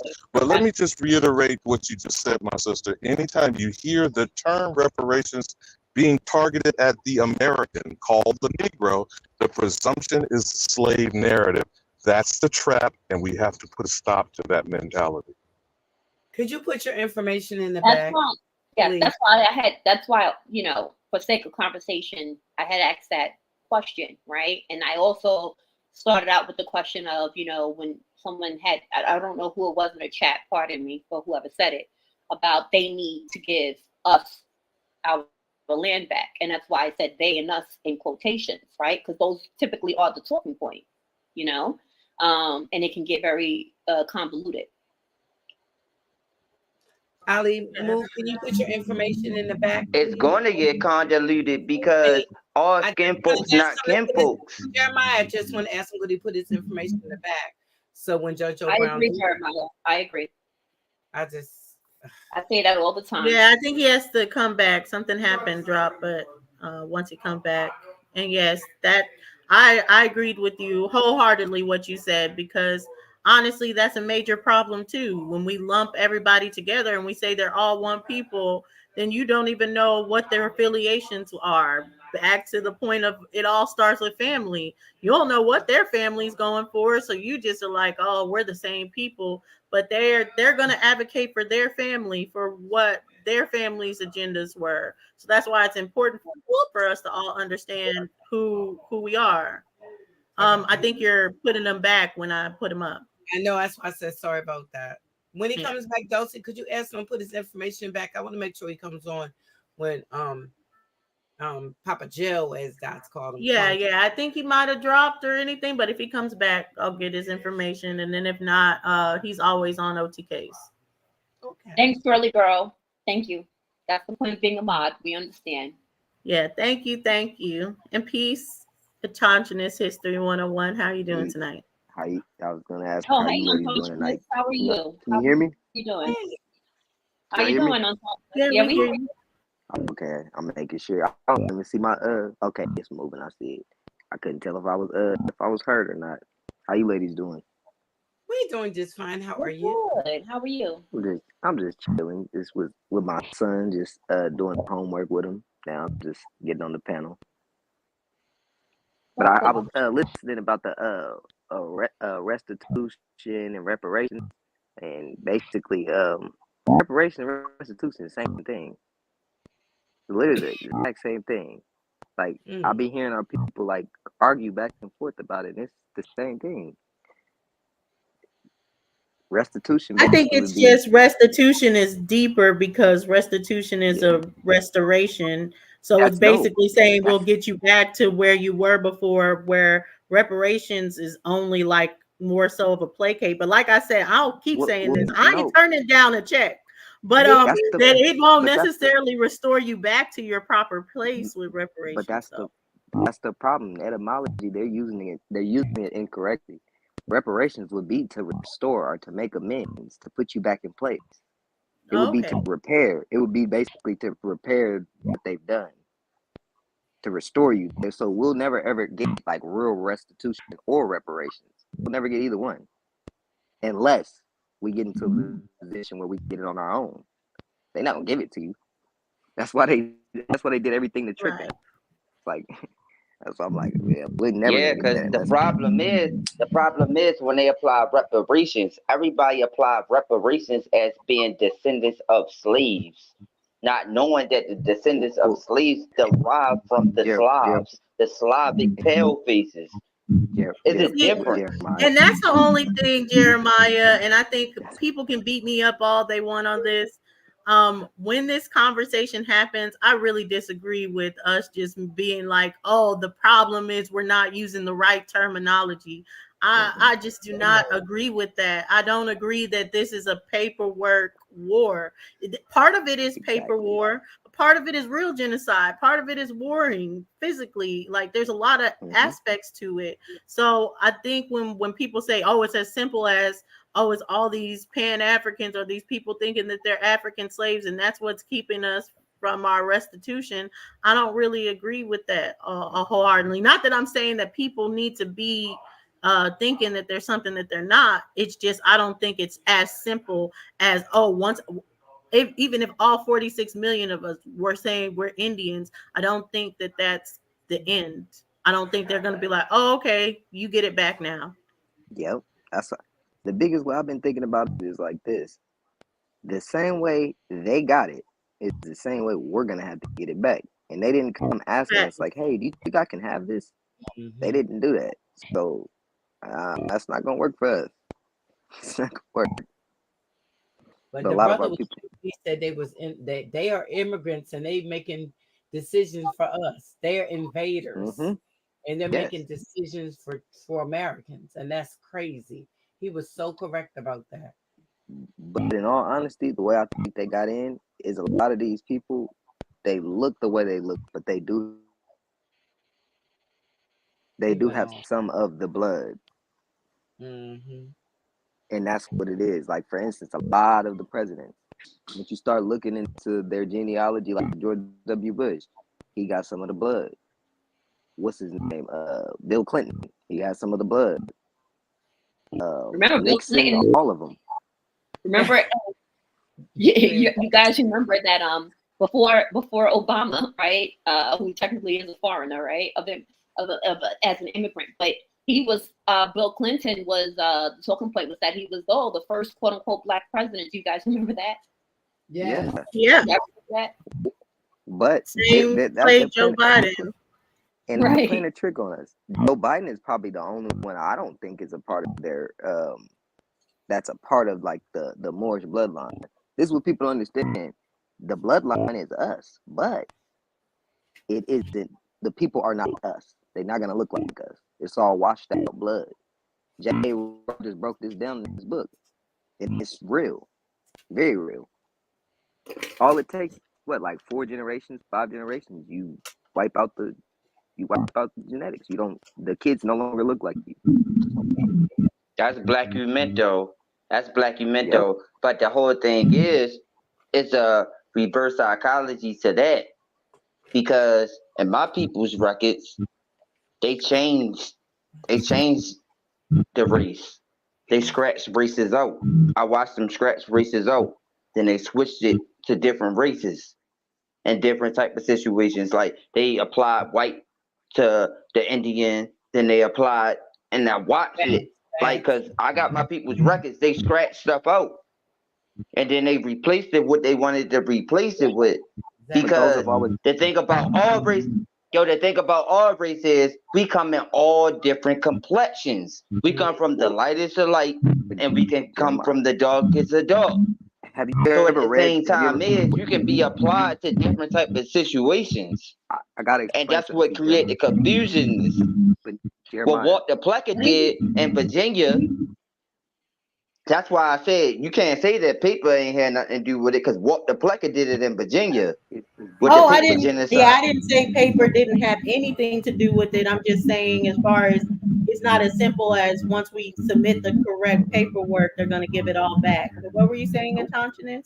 Well, I just want to say also to Jeremiah, just to back up to Jeremiah, and also going to your consciousness with the etymology of it, but just remembering, even when we're saying the word race, those constructs, right? Yep. So, but it depends on what you want. See, this is the thing. See, I understand what she's saying. I understand what she just said. It depends on what you. It depends on what you want. I think those is gonna. All right, check this out. Check this out. Right, through my family records. Right, through my family records. If I want my people's land, all I got to do is just go, boom, boom, boom, boom, boom, boom, get my land back, and they ain't got no choice but to do it because I got proof of it. If that's what I want. See, everybody want more. See, everybody want money. See, this is the greediness about some of our peoples. Because it's easy, but it's hard work to actually go through your family records and actually trace your peoples back. The thing about my peoples is my people stayed by each other. They only went from Maryland to Virginia. Maryland to Virginia. So everybody buried by each other. Maryland from Virginia to Baltimore. Maryland, Virginia to Baltimore. Maryland to Virginia to Baltimore. Some probably left, but this is in my ancestry. They all buried next to each other. So it can go back. It can go back because I can go to their graveyards and be like, boom. I can go back to the 1700s. Boom. They all in Maryland. They all in Maryland. They all in Virginia. That's close by. I ain't got to go to a whole nother state. Like, right, 1 second. That's different for other people. Yeah, it is different. But Autogenous, what were you gonna say? Okay, like what he was saying about the classifications that you see on records. If somebody has white, that doesn't mean their skin is white. They could be a European. Just like if you ever read the Black Laws Dictionary, it explains that. Just like if you see today, all foreigners come over here and they classify themselves as white, even African, some of them. Some of them classify themselves as black, but if you want to, you can classify yourself as white. It's just a classification. And it's always been that way. That's all I want to tell you, Jeremiah. Oh, yeah. And I wanted to say this, Jeremiah, because that is maybe true what you're saying, but still that doesn't solve the problem. For instance, the ones that what is it in New York? Hold on, Jeremiah. 1 second. Let me finish. Jeremiah. Wait, Jeremiah, let me finish. What so I problem do you want to get solved for yourself? But no, listen, Like, what do listen you to want in life? listen to what I'm saying though. Listen, 1 second, Jeremiah. What is it called in New York that they go to? Hamilton Beach? Or what is it that all the rich people go to? That beach in New York? The Hamptons. There we go. So the Hamptons. There was a beach out in the Hamptons that this family who actually lived out there for generations, just like you're talking about, Jeremiah, They really were owed that beach. So they fought for it. They got that Now beach you talking back. about in California? That was in California. That was in Uh, California. I know you talking about yeah. that So family in California that brought that The beach Brooks back. family. right, yeah. So California. So you know what happened to it, They Jeremiah? sold it. They sold They it got back it. to They him. got it. For I know They what got it 70 happened. back, They and they sold it for back used. to him. $70 million. They would have made that in a weekend, but Yep. they sold it back to them for Back to them. $70 million. So it's a bigger, that's what I'm saying by not that saying that the paper genocide Thank you. isn't a real thing. I of course know the paper genocide is a real thing, but I'm saying now the problem is bigger than just the paper genocide. The problem is bigger than just warring with people and taking it back. There's so many different aspects to the problems that we have, that even when a family gets something that's owed to them back, could be making 70 million every summer alone, and that's light work to say they could be making 70 million every summer. They probably make way more than that in a whole year span, and having it in on their name for years and years to come, and passing down that wealth to their family. They just sold it for a quick 70 million. So there's mentalities now that we even have to fight back. And So Dosey, why do we're you think really, that? Why do you think they sold that for that 70 million? it looked like a lot of money. Exactly. They're getting us with this damn paper. That's really what it is. So that's why I'm like, Jeremiah, you gotta know it's a lot deeper. We'll do anything for But see, money. I can apply So, that to my. no, See, that's them. See, that's hold the on. thing. Let me finish. Let me I finish. have. Dosey Right. wasn't I even feel finished. you. Dosey wasn't finished. Dosey wasn't finished. But all I was saying is we'll do anything for money. Now I'm gonna let Dosey finish. But no, I think you're getting into it unconsciousness of what I'm saying. And I'm not saying that applies to your family, Jeremiah, or mine. I'm just saying when we're talking about the conglomerate and we're talking about taking it back, as far as for the American Indian to be the one that's in control, because this is the American Indians' land. The problem has now gone deeper than just, oh, fight these people for land back. The problem is even our psychology, that we would have to actually go against that. Like I said, the family that they saw a large sum of money and they didn't even think, oh, I can make this back in the summertime just by owning this, and our family could have 70 million for generations to come because we own this and we can pass it down. They didn't even think about owning it. All they saw is that large sum of money right then, that quick fix. Yep. So there's a lot of stuff that I believe we're far from the point where we can say we're taking back, because at first we need to go through psychologically really helping our people, so we get to a point where when these avenues do open up, of it's like we're getting our land back, what are we going to do from that point? We don't even think generational wealth. That right there would have been generational wealth right there. It would have kept accumulating as the generations went if they would have kept it in the family. But they were like, we need the money. Because what do we think? We need money. And we don't need money. If we had our land, we would be just fine, because we would be eating off of our land. But we can't eat off our land if they're doing a bunch of trickery and putting a bunch of tricks in front of us. So that's the biggest thing you got to understand, Jeremiah. It's deeper than just, paper. No. Because as soon as we get everything right, if you got these same people that's tricking you right in the mix, what do you think is going to happen? The same thing that happened before. Right back, Oh, I exactly. They're know what it tricked out is. of their land, It's right back for a quick buck. Like right Yep. back. yeah, It but went from them. it's the They same. they owned it for maybe not more than 2 weeks. Did they own that beach before It's the the same. same play It's came in as before? it's I mean, it's all reverse psychology for real. Because if you think about it, if we grew up the same way that Mexicans grew up, they brought immigrants over here that grew up in the same lifestyle that we grew up, all in the family basis. We all lived in a house, probably like 5 or 6 people deep. Yeah, I mean, our grandmothers, was the backbone to the family, whereas though that she took care of the money situation and made sure that the family situation happened. When it came down to the family beginning, she worked with our sisters throughout the families and all that different type of stuff. So they put money up. They kept putting money up. So that was the backbone. When I know this is in my lifetime, because I only can talk about me, I don't know nobody else. But when my grandmother died, that broke up my immediate family. So then it relied on another part of my family. So they had to step up. So if another generation don't step up to actually back up that person that was the backbone to the family breaks down. If you don't separate, because it's about building, but they never taught about building, because back in the days we were so comfortable when we lived together that we thought we was gonna live together forever.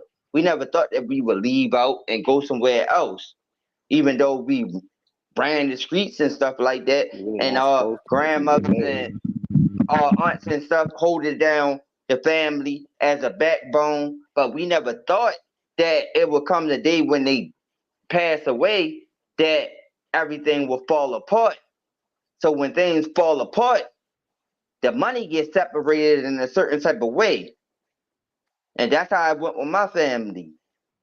The money gets separated in a certain type of way. Then you start realizing, like, who is the sneaky person in my family? Who want to take the money and run? And then I came to the realization that, okay, and then I heard stories about what happened in my family, like, oh, she took the money, she took this, she took that, she took this, he took that, he took this, he took that. Because of the money, the greed. It's a fact. It's a fact. After the backbone died. It's a fact that it's usually within the family. Yeah, it's the same thing that happened with my great grandma. Like my uncle, he ended up taking a bunch of the money, and he wasn't supposed to take all the money. It was supposed to be distributed between my grandma, because it was my great grandma who had a bunch of money. It was supposed to be distributed between him and all his siblings. He ended up taking all of it. Him and one of his nephews, which is my grandma's sister's son. They was doing scandalous stuff. Then we got a whole Maxwell family where we have a whole estate, but we're being pushed out of that estate because somebody's over the estate and she's controlling everything. So we got to take her to court. It's always going to be within your family. A lot of the times it's within your family. And yeah, let Dots, she's gonna get in on this and teach this, but that's so true. And that's what I mean as far as that the psychology has to be addressed, because if we actually, a lot of us, if we look into our families, sometimes the land wasn't stolen. Sometimes it wasn't that a foreigner came in. We have to even see amongst our family members when our family members were like, oh, they saw a power move, they saw a power play, and then they were just like, oh, you know, I can get rich off of this. Here, take the land. That happened. We want it to be a story that someone owes us, but not everyone is even owed because of that. Exactly. Yes, yeah, absolutely. But the crazy thing, hold on. Can I say this real quick? Hey, Doc, can I say this real quick? But the people, see, this is the crazy thing about it. But the people that they left, like, cause the people that they left down south, they kept the land. They the ones who kept the land. Like my people, they kept the land. And they say, and every time I talk to my people that like from Virginia, they be like, all them wanted to move to the north. I still got mine. All them wanted to move up there. That's why all that happened. Because they was lazy. They ain't want to actually control the land. They ain't want to clean up the land. They ain't want to make sure. Because you got to understand, if you got a whole bunch of land, you got to take care of it. The kids got to a point where so that the kids didn't want to take care of it. The kids want to move up north and be around the other kids that's actually out here in this world. That's acting crazy. That's going to clubs and partying. They don't want to be all the way down there in that land. You right. Dots. What's this presentation? And that reminds me so much of ES property too. You got to remember that too. A lot of people don't even know that they are descendants of land. You know, You have to remember that too. But that's heirs property. I wanted to, Jeremiah, I think this was like a few minutes back. We kind of moved past this, but I want to bring it back. When you were talking about like how the racial classifications and how we were identified changed over time. Do you remember that point, Jeremiah? That you had spoke about? Yep. Okay, so we always spoke about this on the show, on Unscribbled Minds, and I had brought this in on one of our other shows, but I want to just go share with you guys again to that point, right? So in 1790, as you guys see, right, where it says Americans were recorded in these race/ethnicity categories on the census form. So in 1790, it was 3. You were free white male, free white female, all other free persons, enslaved, right? Then 2020, you have categories, this is just somewhat white, Black or African American, American Indian or Alaska Native, Chinese, Japanese, Filipino, X, Y, and Z, all right? So the varying ways in which the United States government has counted Americans over time offer a glimpse into the country's past, from the days of slavery to recent waves of immigration. Racial categories, which have been included on every U.S. census since the first one in 1790, have changed from decade to decade, reflecting the politics and science of the times. It was not until 1960 that people could select their own race. Prior to that, and I'll put race in quotations, because that's a social construct. Prior to that, an individual's race was determined by census takers known as enumerators. So basically, it was based on lookership, right? Based on lookership. That's what that was. And it was not until 2000 that Americans could choose more than one race to describe themselves, allowing for an estimate of the nation's multiracial population. Let me scroll down really quickly.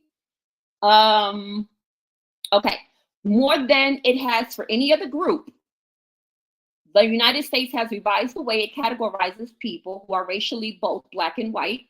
Now we know, okay, reflecting the nation's history of slavery and changes in the social and political thinking across time.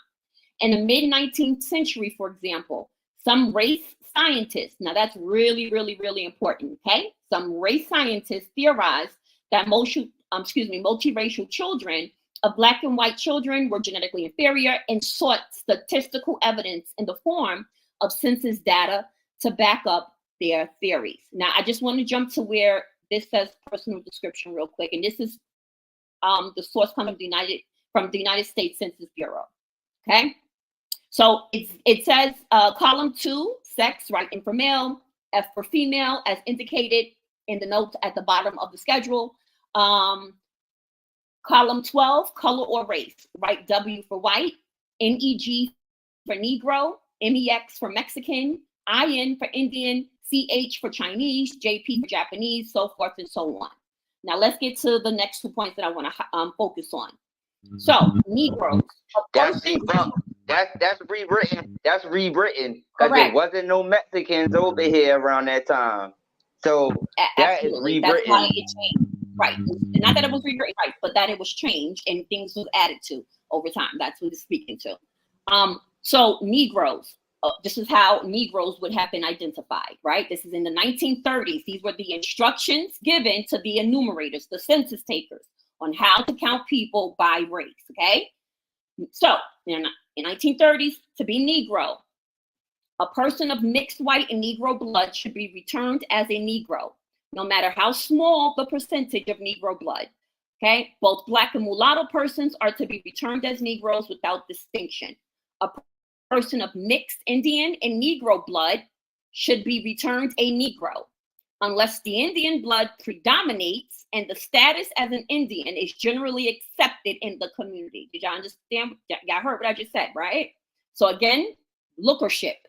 So it's not what the person is identifying themselves as, it's what the census taker, right, is seeing and choosing to write on the census.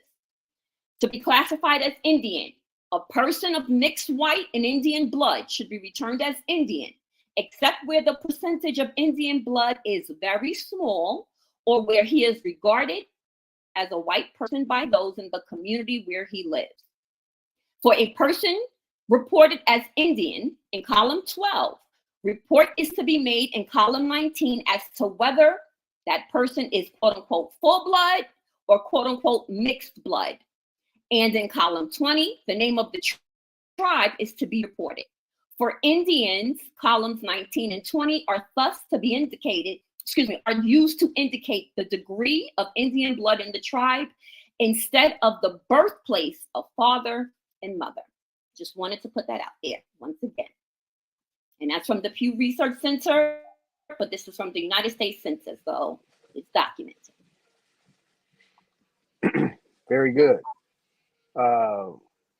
You want to put that link in the back chat? That is so terrible. Yes, I can. That is, yo, I swear. Just listening to that. That is so terrible, man. Wait, one No, second, it one is, second, yo. Jeremiah. Hold It on, is Jeremiah. terrible, but let Aton get in. Peace, Aton. Put that in the back. Put that in the back chat, Dots, please. Peace, Now, brother. Peace. I'm hey, peace to everybody. Fire Bill, everybody that came on there, been fire.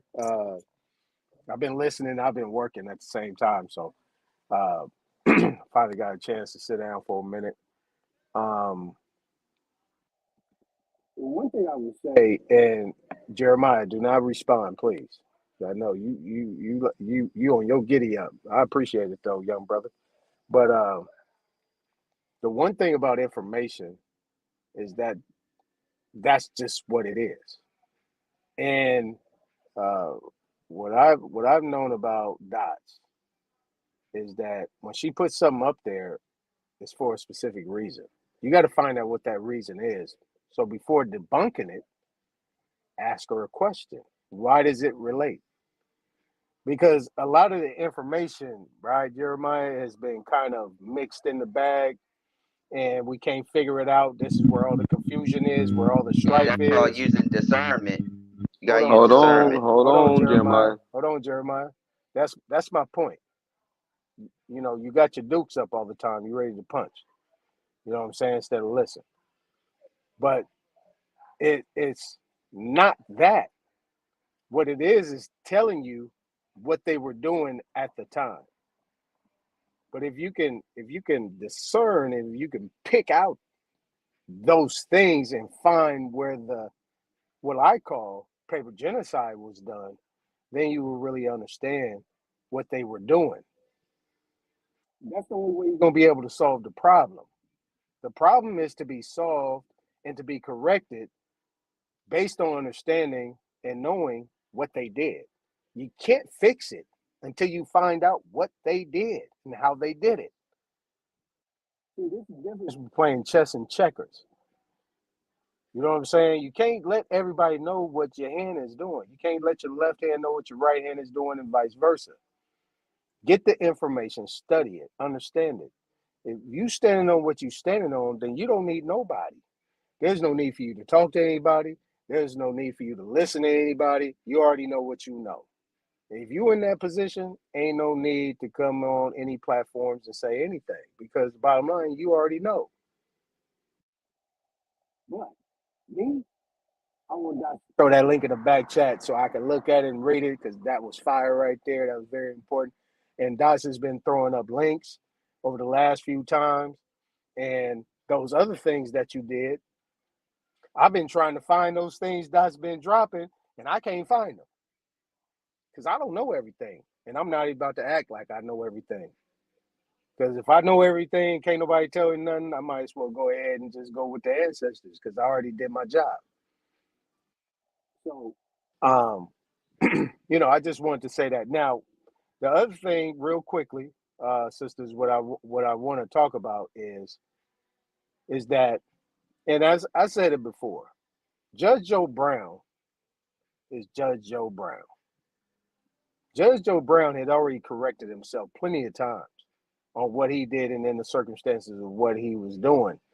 But at the same time, he does not have to come up here and talk to some sisters with 50 to 60 people in the chat and actually have a conversation with them and give them jewels.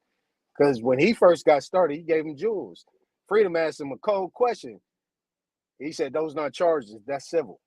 And he breaking it down. We got to understand there's another aspect of this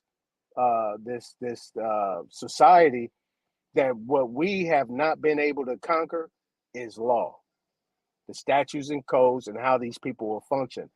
This is what Judge Joe Brown is giving you, people. Stop clapping at that dude, man. Let that brother talk. That's an elder. He needs to talk. He needs to speak his truth. He needs to speak what his wisdom of what he knows about the system, and he's very good at it. Whether you like it or not, and whether you want to talk about what he did in the past, man, so what? There's people still voting for presidents who have no interest in our survival, our families. They not gonna come sit at the dinner table with us. All they want to know is if we gonna vote, we gonna pay our taxes, we gonna pay our debts, we gonna go work, and we gonna die or unlive. I'm sorry, but those are the things they worried about. They ain't worried about nothing else. But this is a brother damn near 80, if he ain't 80, that's coming on these sisters panels and come talk to these sisters. I mean, come on, man. That's petty. Because I know one thing, that you are not doing nothing. You're not out there building anything. You're not there creating any organizations, nothing to make the better.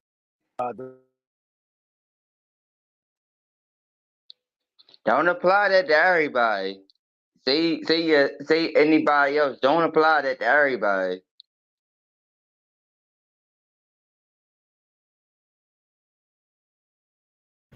But I would say the point, even if you are, I agree with Aton, and that's a point I was trying to make before as well.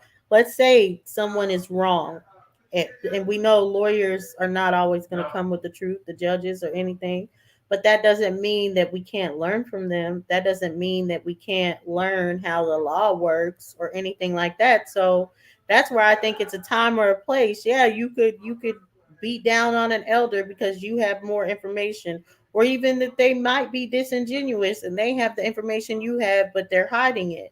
I think it's better to expose it. I think it's better for people to see the truth for themselves, because you don't have to show the people that someone is wrong.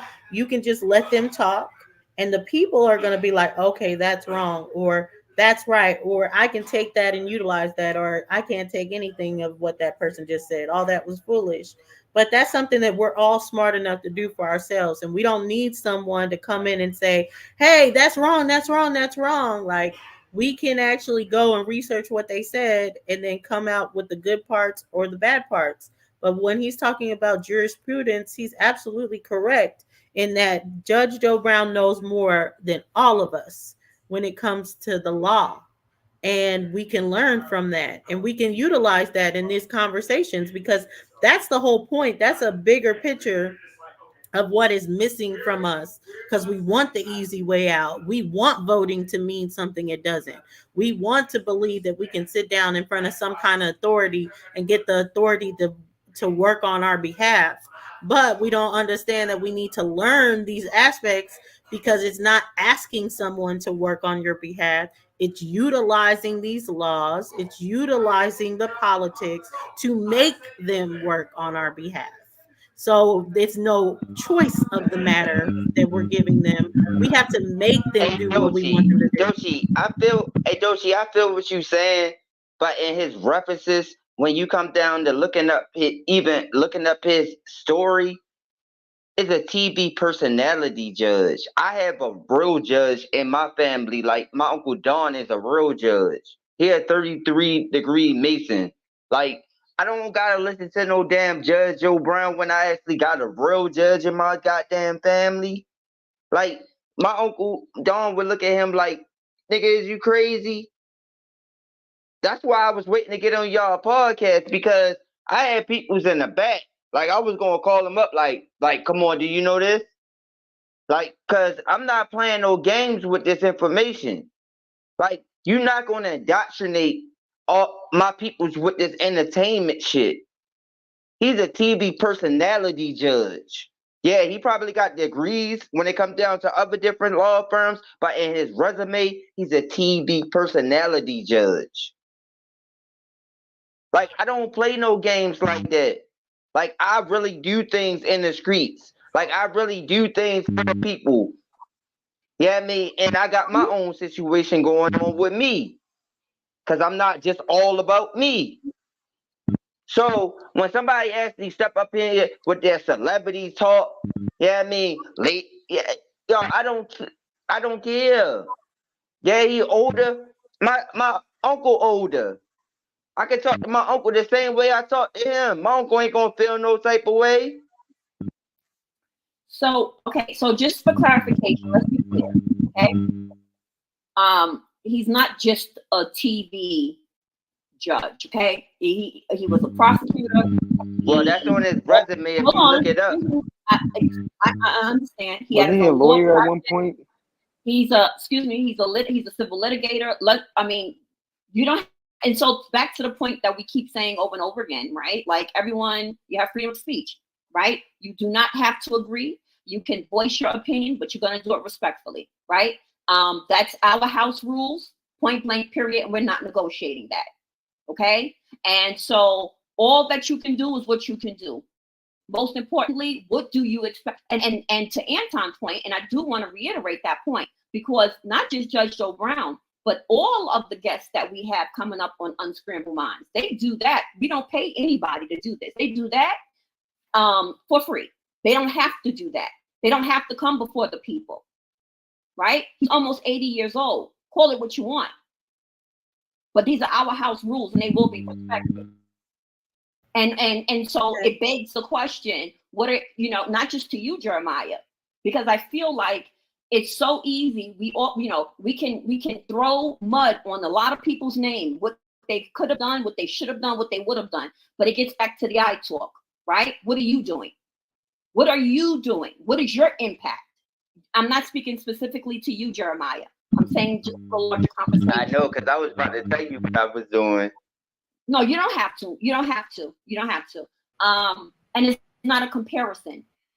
It's not a comparison. So just that, I just really want to emphasize that. So on Friday, when he comes back, again, that's a choice. He doesn't have to do that. He does not. He's a very busy man, even in his 70s. I hope to have the energy that he does when I get into my 70s, if I make it to there. But in terms of Unscrambled Minds and our house rules, period, point blank, that's not to be negotiated. There's a way to talk. There's a way to express yourself. There's a way to get your point across, right? Without it being dogmatic and disrespectful. And if that is something that a person can't handle, or if you don't like the way that we run, everyone has a choice, right? You can either chill out or you can get out. Point blank in the period. But the time that we do come before you guys to have these conversations with all the very many different personalities that we've had, that speaks volumes. That speaks volumes to the work that Unscrambled Minds put in, point blank in the period. Because a person is not going to waste their time with people who ain't doing anything. Facts. And just like in peace, bad saying, I think that's exactly what you do. Chew the meat and spit out the bones, because at the end of the day, he is a wealth of knowledge and a wealth of history. If you've ever sat back and listened to him speak, and other people that have come on the panels and they've known more than him and they talk to him, they get him to speak a lot on the history. And yes, maybe someone may come up here and they call a group African Americans, and they're not really African Americans, or they call the group Black, and we all know that group isn't Black. We can still listen to the history. We can still know the story better than them, because we're like, okay, you're wrong about that. You're wrong about them being African American slaves. But I mean, when it comes to an 80-year-old, I don't see the point in arguing that point with them. Just discuss the history, because that's where you're going to get something out of it. So yes, your I think you said uncle is a judge, and I'm sure you learned a lot more, and he's more candid with you, which is awesome, that you can have that direct line to the law right there. But that doesn't mean like utilize what your uncle's teaching you to come up and beat on Judge Joe Brown. You just take out what he's giving you as far as it, and he has given real information, true information on this platform, and the information that's not, just throw it away. You don't need it.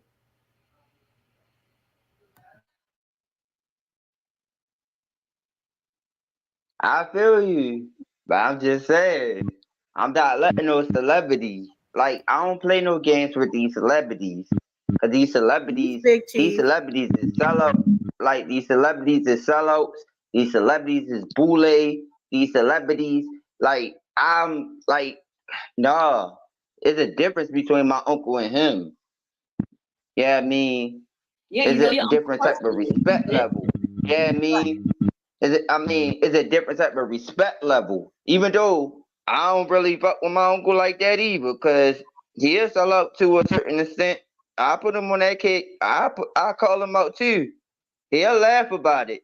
Yeah, I mean, that's just how I am, and he'll respect it. Yeah, I mean, no matter what.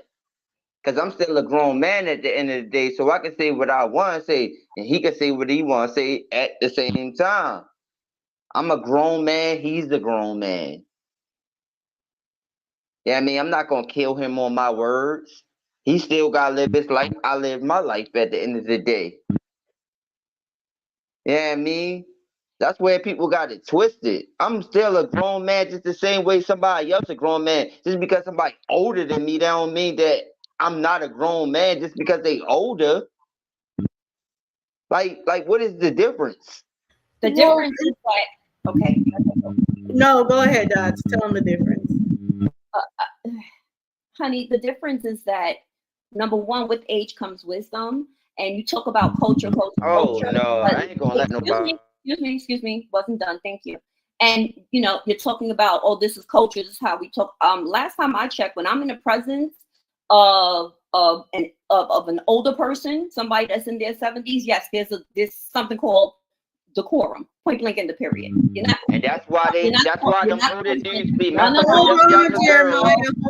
Hold on. Jeremiah, let her finish. There's also something called discipline, right? Because there's nothing that you're saying that is that important that you need to interrupt constantly and interject and overtalk constantly. And the same way that there's nothing that you're saying that's so important or that's going to be so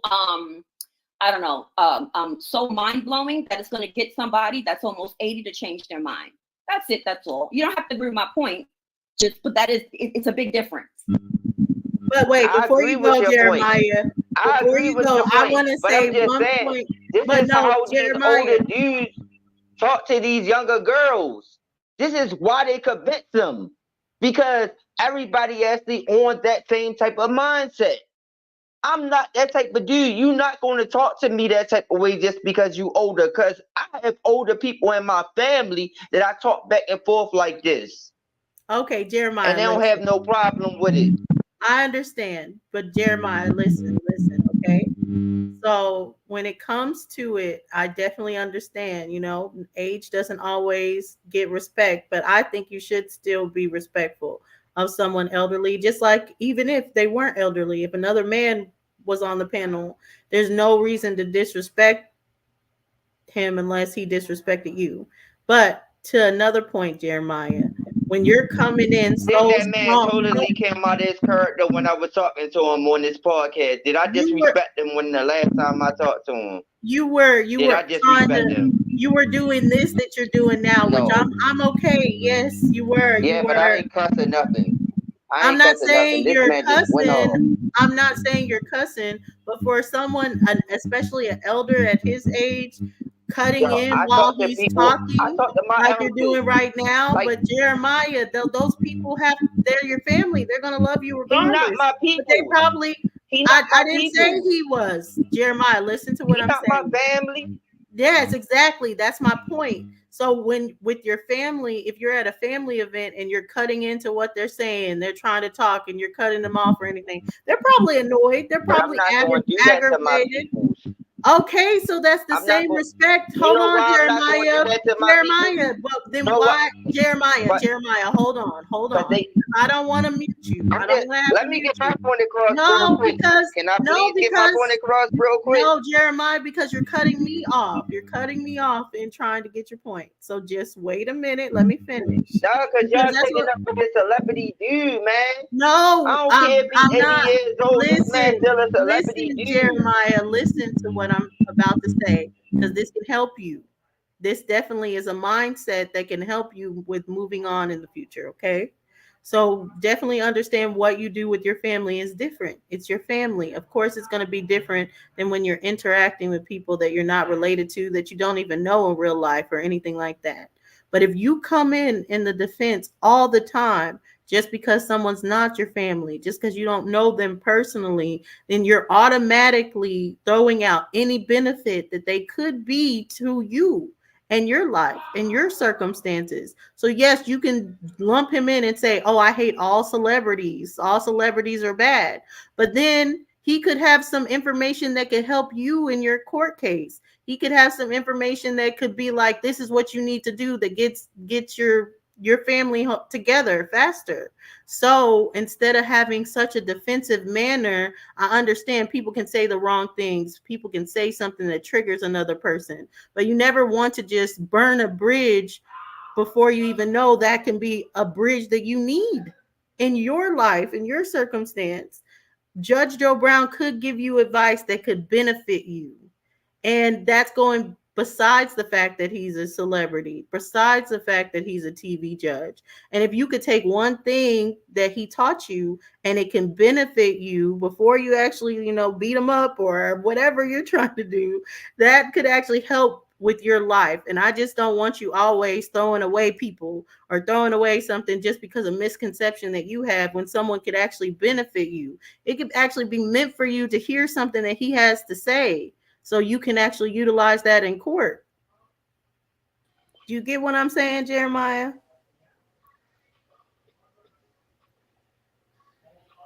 To a certain degree, because like me, I ain't gonna lie to you. You can't tell me nothing for real, because all I gotta do is talk to my uncle about it. So I don't need him to tell me nothing unless I want to get into the entertainment industry. Now, if I wanted to get in the entertainment industry and have a celebrity lawyer or a celebrity judge or something like that, if I was dealing with a court case on that, yeah, I will go to him. But in real life, I will go to my real peoples, my family, my blood that actually is a judge, and I would talk to them about my situation. I don't need to talk to nobody like that about my situation. Yeah, I mean, because I know for a fact that entertainment industry is some fuckery. Watch your mouth, man. Regardless. Watch your It's mouth. still that, regardless. Yeah, but watch your mouth, man. So it ain't nothing. I mean, yeah.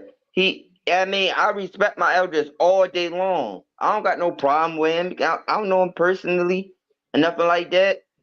But I know this entertainment industry because I tried to be in it when I was younger. And I understood it when I was younger. That's why I got out of it when I was younger. And I didn't want to get back into it when I was younger. And that actually killed my soul a little bit because I actually thought I thought it was 100. But when I realized it, I was like, yeah, these people fake. These people phony. I put a brick wall up when it comes down to that entertainment industry. And now they being exposed, they need to be exposed. All of them need to get out of here. Yeah, well, Look what they doing. Nah, check this out. Check this out. Come on now, man. Nah, check this out though. You ain't said nothing wrong. See, but I don't think you listen to what those niggas just said. You gotta approach the game a different way. Like I said, you just told me something. You got judges in your family. You know what's going on. You don't have to hear nothing from nobody because you got it in your family. So nobody can't tell you nothing. That's why I said that before. I had got a phone call and then that cut me off. But the bottom line is, and I'm good at this. That's why I said what I said. You got everything that you need. You don't need nothing else because can't nobody tell you nothing. And you just said it. Can't nobody tell you nothing. Now I'm gonna keep it 10 toes down. I'm gonna keep it straight with you. Shit, nigga like you know what I'm saying? You better watching. Because the bottom line is that, what you got going on is you trying to, you know what I'm saying? You sound like you preaching right now. You just want to force your ideas and what you talking about over everybody else, because can't nobody say nothing. And as soon as you don't like it, you talk over them. That is not cordial. That is not kosher. You see what I'm saying? I'm gonna talk to you real right now. You know what I'm saying? Because what I'm hearing, bear watching. Because if you really trying to build with people, you don't act like you act. Nigga, you need to flow, homeboy. Ain't no flow in you. It sounds like you got what you need. Whatever you need, you got it. You can go wherever you need to go and get what you need to get, and you straight. But nah, man, this ain't where it's Nah, it at. ain't like that. It's No, not bro. like You that. already said it. You Ain't already like said it. that. And you know, you Nah, already ain't said it like though. that You part. already said Nah, it I ain't though. talking about ain't like that part. Nah, you Ain't already like that said it. part. I Okay, so separated what? myself from my Are you people. lying? Are you lying? Nigga, I This is what I'm separated saying. Are myself you from just my people, nigga. are you just Check jaw this out. One jacking? mic, Check this come out. on, Jeremiah. Hold I'm back. independent, yo. Are Let you him Yo, finish. jaw Let jacking? him yo. finish. Then you're muted. This is what I'm saying. Are you jaw He's jacking, gonna get Jeremiah? It's muted. all right, Dots. He can do what he need to do. We What this you is I'm gonna mean? show him how to flow. No, Are let me you talk jaw to him. jacking Let me though? talk to This is you what I'm one on saying. one. Are you jaw jacking? This is what I'm saying. Are you jaw No, jacking, ain't no brother? jaw jacking. All right. No, So what you is that? saying you good. You don't need nothing. So you can go talk to. So when Judge Joe Brown come on here, you calling him an actor. He's not an actor. See, people like him that was actually getting stuff done back in the day, this is what they gave them to shut them up. So that way, okay, let me give you this. He didn't know at that time that this is what they was doing, but they put him in an atmosphere where they could shut him up. This is where you got to understand what the history is and the nuances of what these people do to shut people like that strong up. You got to understand when you listen to Judge Joe Brown, you talking to a real one. You ain't talking to nobody fake. Now he probably took the little thing and went ahead and said, all right, I'll go ahead and do that. We'll go ahead and have that show, put that money in my pocket, so on and so forth. Because the elders at that time know. Because my father's 83 and my mom is 78. They knew at that time it ain't the change ain't gonna happen in their lifetime, but they could do. So how he don't know what Sibyl Mortis is? The bottom line is that we already had that conversation, Jeremiah. He didn't understand what you were saying because of your twang. You know what I'm what I saying? said? Your twang. No, he didn't. Why would you think he knew what you said when he asked you, what did you say? I repeated. I didn't understand I that. repeated it. Meaning, I said But meaning black men is dead. No, but the bottom line is, I told you, man, we was on Unscrambled Minds. I told you, you said it. You didn't say it right. He didn't understand. Nobody understood. Nobody understood what you. Nobody understood what you said. You don't understand man. that. You don't understand I didn't the law. understand what you said, brother. This is what I'm saying. That's what I'm saying. You got your dukes up, man. Yeah, but why if you you don't got your dukes understand up that like black that? means the law, then he don't understand the law. For real. If he don't understand that, nigga, then you got the game all the way fucked up. Watch For your real, mouth. nigga, because even in my case. Watch your mouth, man. Hold up. Stop Yeah, cussing, Jeremiah. Stop cussing. If you don't You on your understand phone? that part, that's No, crazy. I'm on the That's computer. just crazy Look, to me. I digress. Go ahead. You got it. I digress. You know what it sounds like, Jeremiah? No, seriously, Jeremiah. I do understand. What it Can you sound mute like? up 1 second? Jeremiah, mute up. There's a lot of back chat. Sorry, but I honestly, I hear your passion. I do understand that, and I can tell, because just the times that I've heard you talk or whatever, and when you hit our panel, I could tell that it sounds like that you definitely have been through a lot, and when you share bits and pieces of like your life and the things that you go through, I kind of understand. I have to remember, yeah, man, that it sounds like you're going through a lot of trauma, and that we all have to some degree, but just remember, you get more bees with honey than you do with vinegar, and it's some approach to in any and everything, right? And we all have a choice. That's it. That's all I want to say.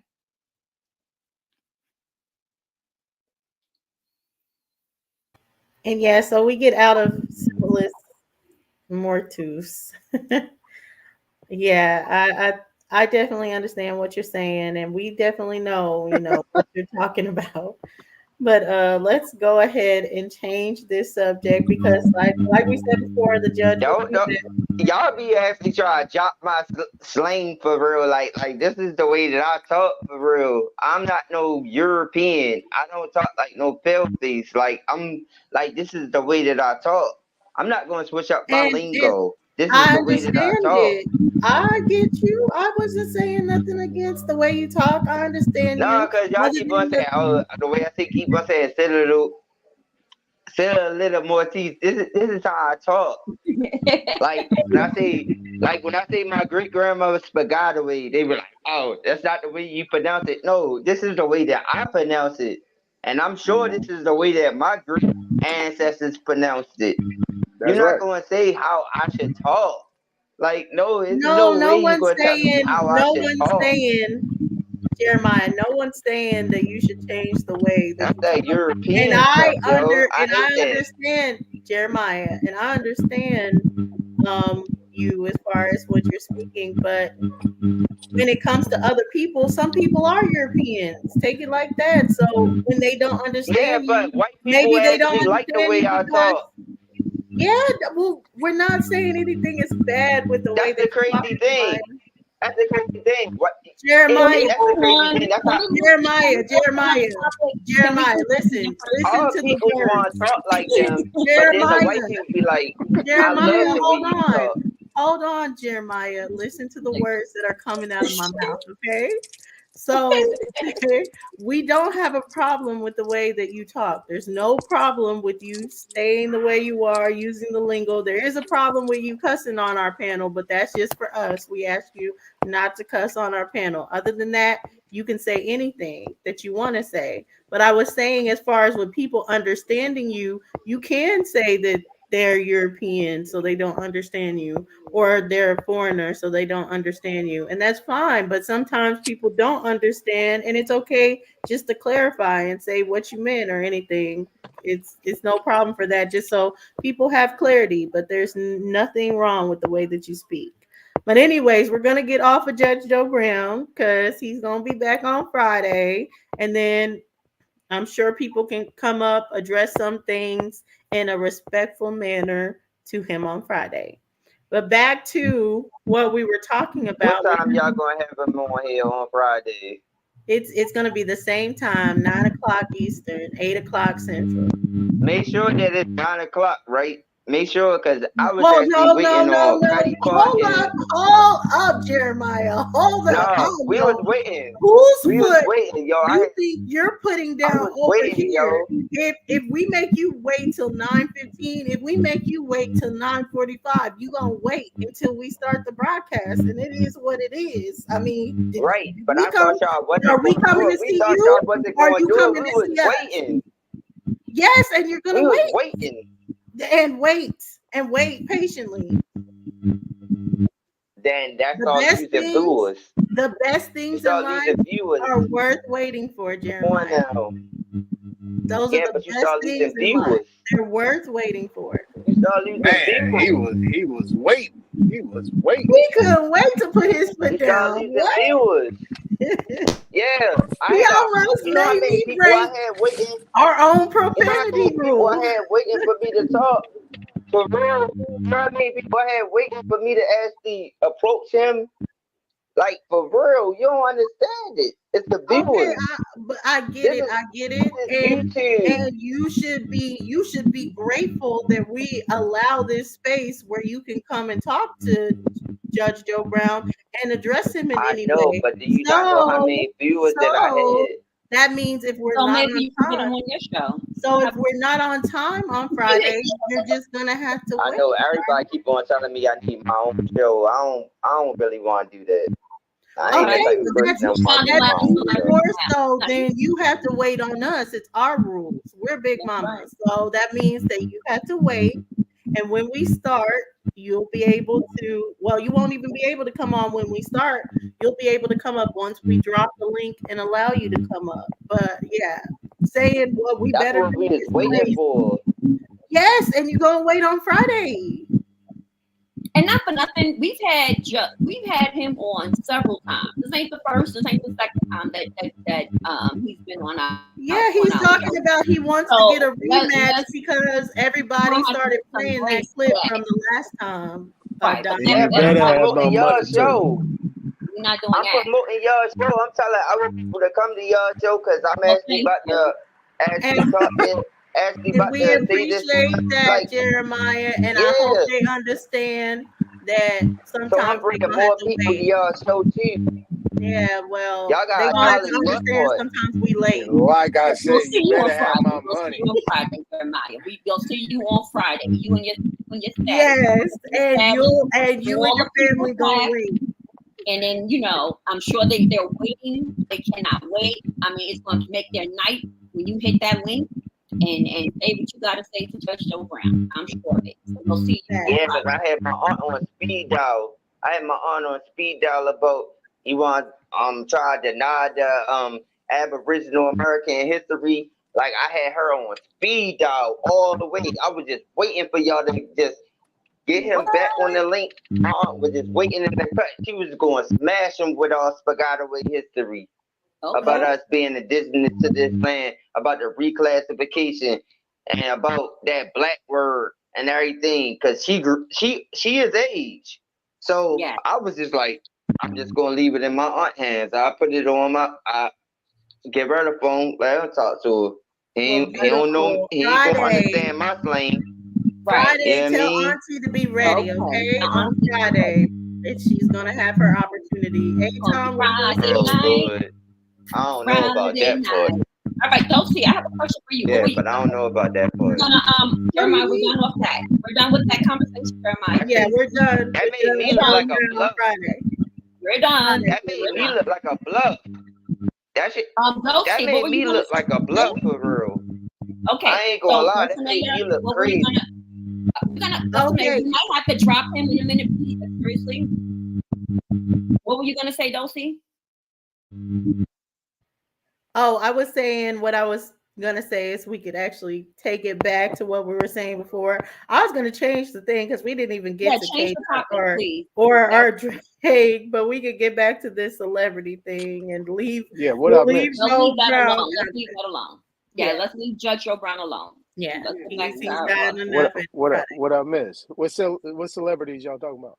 Well, we only really talked about P. Diddy. We never really got to KDot and Drake, other than E. Bizzle saying some crazy stuff, which I wanted him to clarify, but I guess another time for that.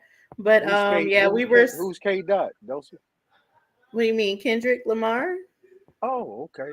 Oh man, damn! You didn't know he was KDot before Kendrick Lamar? Yeah, my bad. And you know, Kendrick, I was about to put my mute on. And then Drake's career. Drake is gone. He is gone. Drake is gone. No more Drake.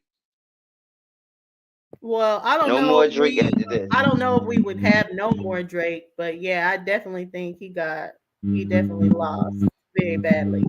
Really Nickelodeon. Did you guys really think all those things that he just brought up is fake? Come on now. Hey, but Kendrick check it out though, Jeremiah. from Compton. Did you know that Kendrick Lamar removed all this? Supposed to do from Canada. Like, come on now. Hey, but did you guys remember on a positive note, Kendrick Lamar, you know that he removed all his copyrights from his streams, so yeah, we can play his music. Yeah, we can play his songs. Exactly. I was gonna play him. I saw that. Did Drake do that for you? No. I don't think so. Drake want all the money. Because that's why I didn't know about this. Like that's why Kendrick called him a colonizer, because he want to take all the money. He want to actually come to America, like Kendrick said, and take all the money, go down south, and actually switch up his styles and use up all our peoples and go back to his country and take all our people culture. And he said that in one of his raps. Who's gonna play the song you said? That's what Kendrick said. Well, we could definitely play Kendrick's part. That's the only thing I didn't know, because I didn't know if we could play Drake's, because I don't know if Drake took it off or anything. But people have been playing both.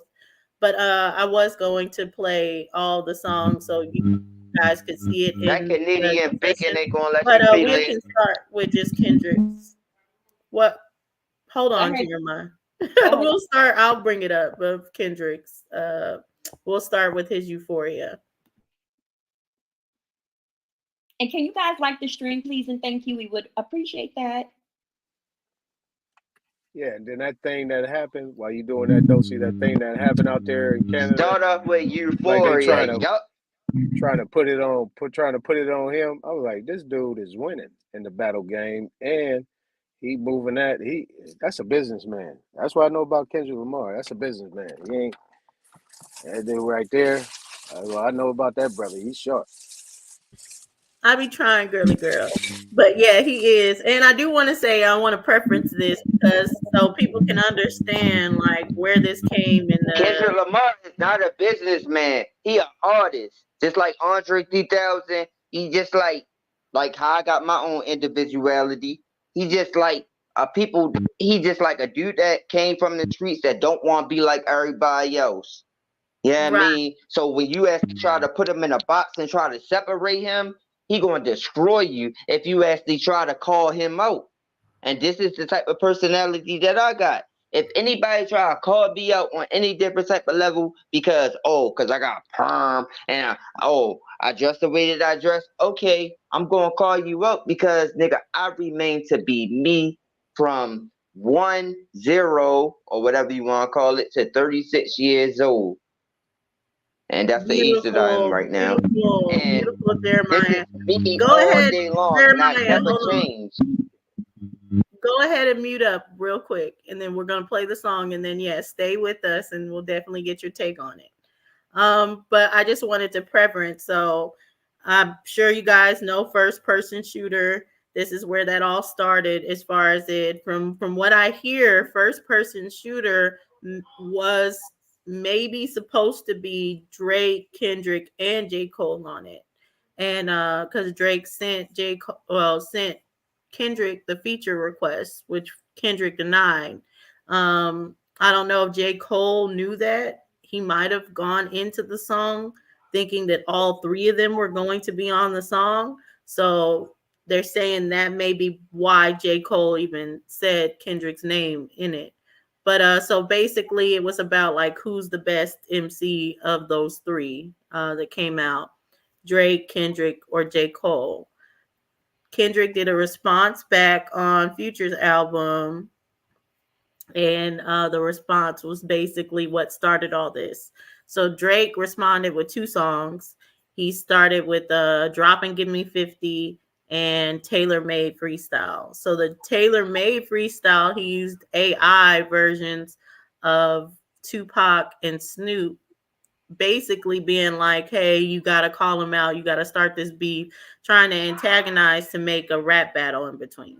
And Kendrick dropped Euphoria in response to that. So I'm sharing. And check your text, Dosey. Okay, I got you. When you play the song.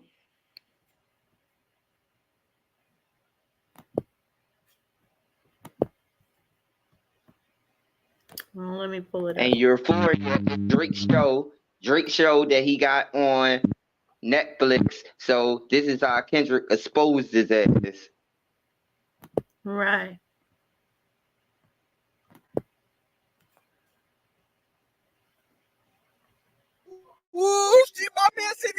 Euphoria.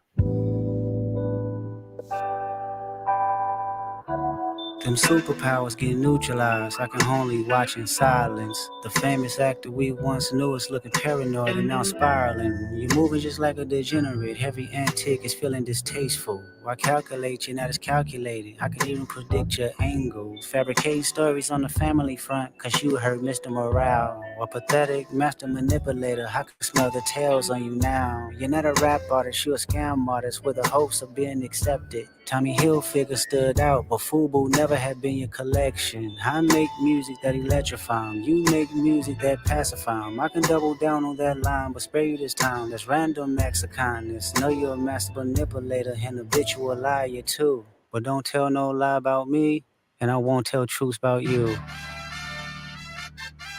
Shoo! Shoo! Shoo! Shoo! Shoo! Shoo! Beep, beep, beep, beep, beep, beep.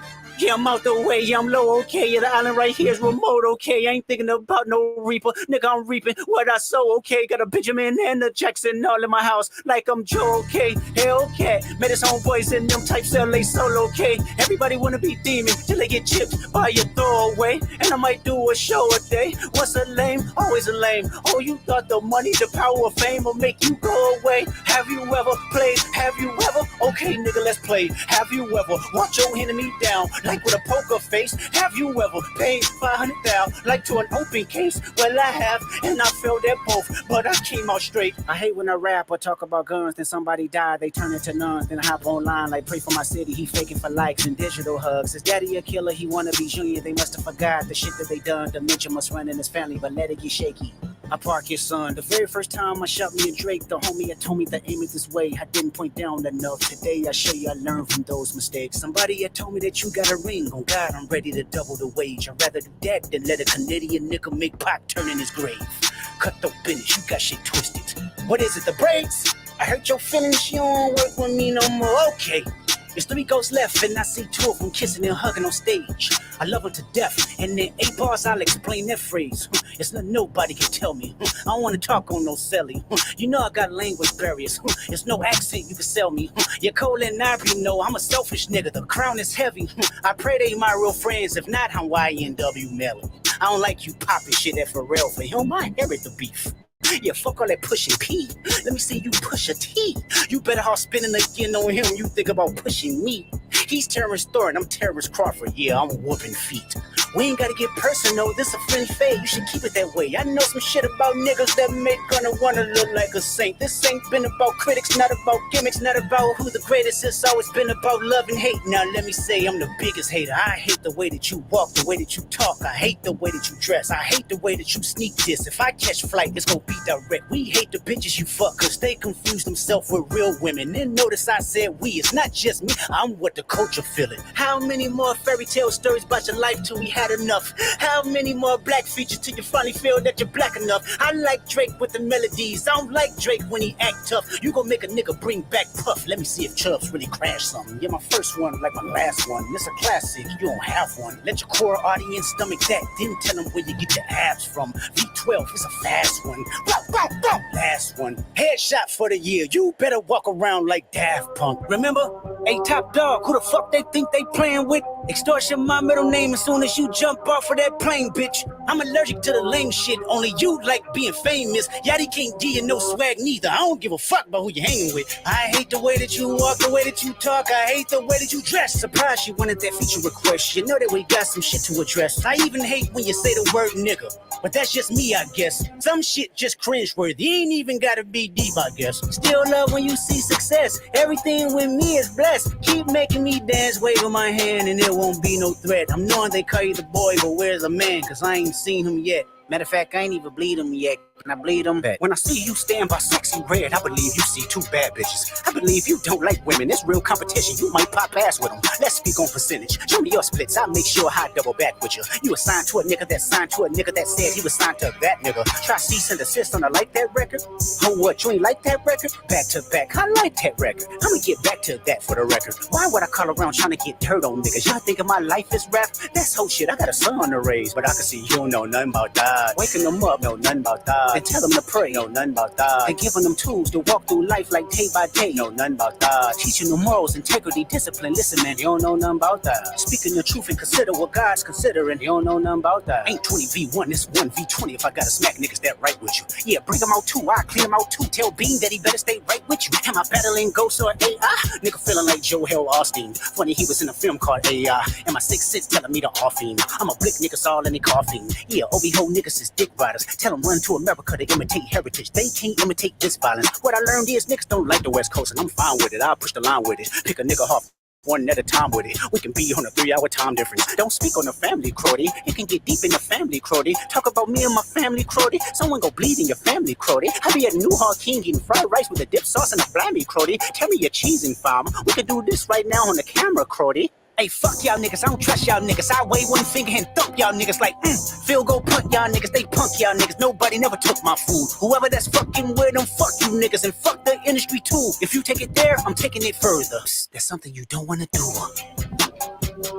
Ooh. We don't wanna hear you say nigga no more. We don't wanna hear you say nigga no more. Stop.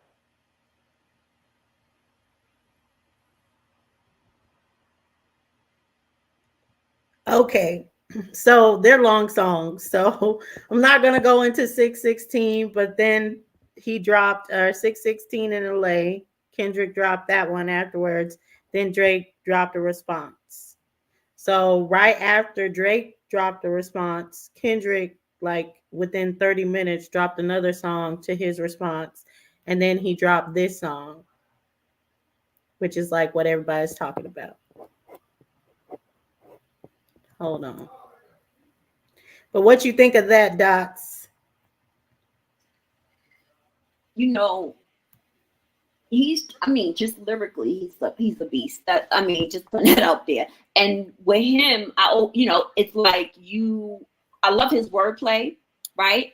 I feel like he's the type, you gotta listen to his song over and over again. You ain't gonna just catch it all the time on that first round. You know what I mean? Yes. Yeah, exactly. It's so funny because how fast this is going.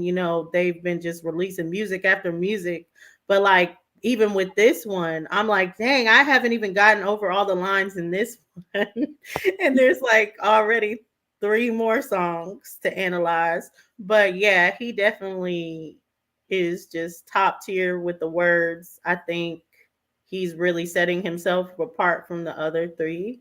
And I personally would have been like J. Cole, hands down. He's the top one of the 3. But I do think that this actually makes Kendrick number 1 for me. But hold on, let me play this because this one is like gonna be the summer anthem for everybody.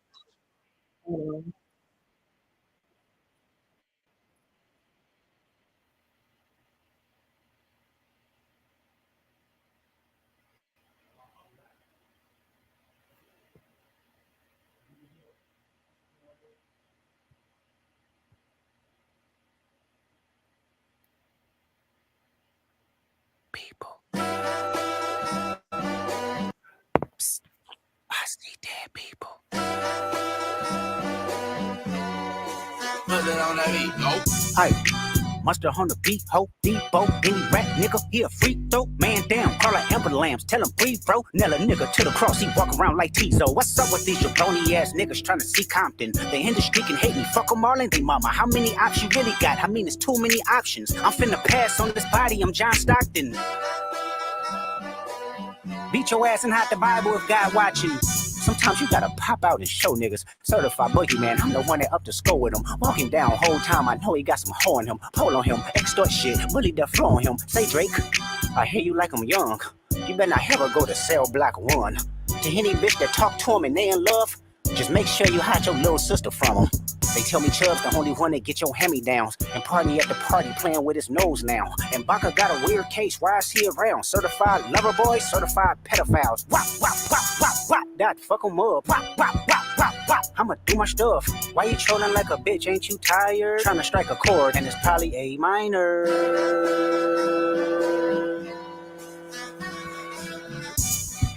They not like us, they not like us, they not like us.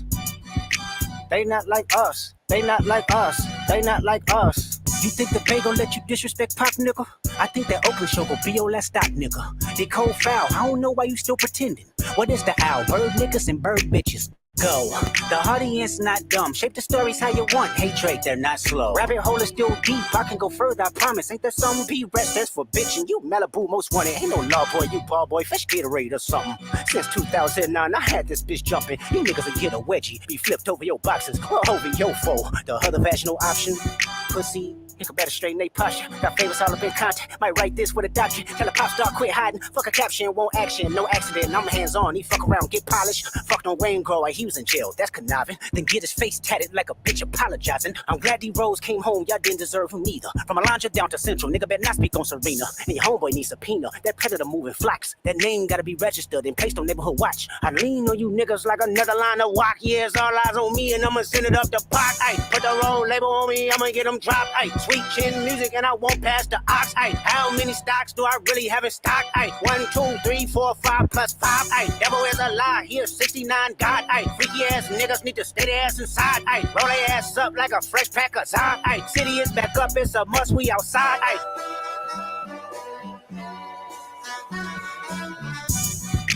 They not like us. They not like us. They not like us. They not like us. They not like us. They not like us. Once upon a time, all of us was in chains. Homie still double down, calling us some slaves. Atlanta was the mecca, building railroads and trains. Bear with me for a second, let me put y'all on game. The settlers was using town folk to make them richer. Fast forward 2024, you got the same agenda. You run to Atlanta when you need a check balance. Let me break it down for you, this the real nigga challenge.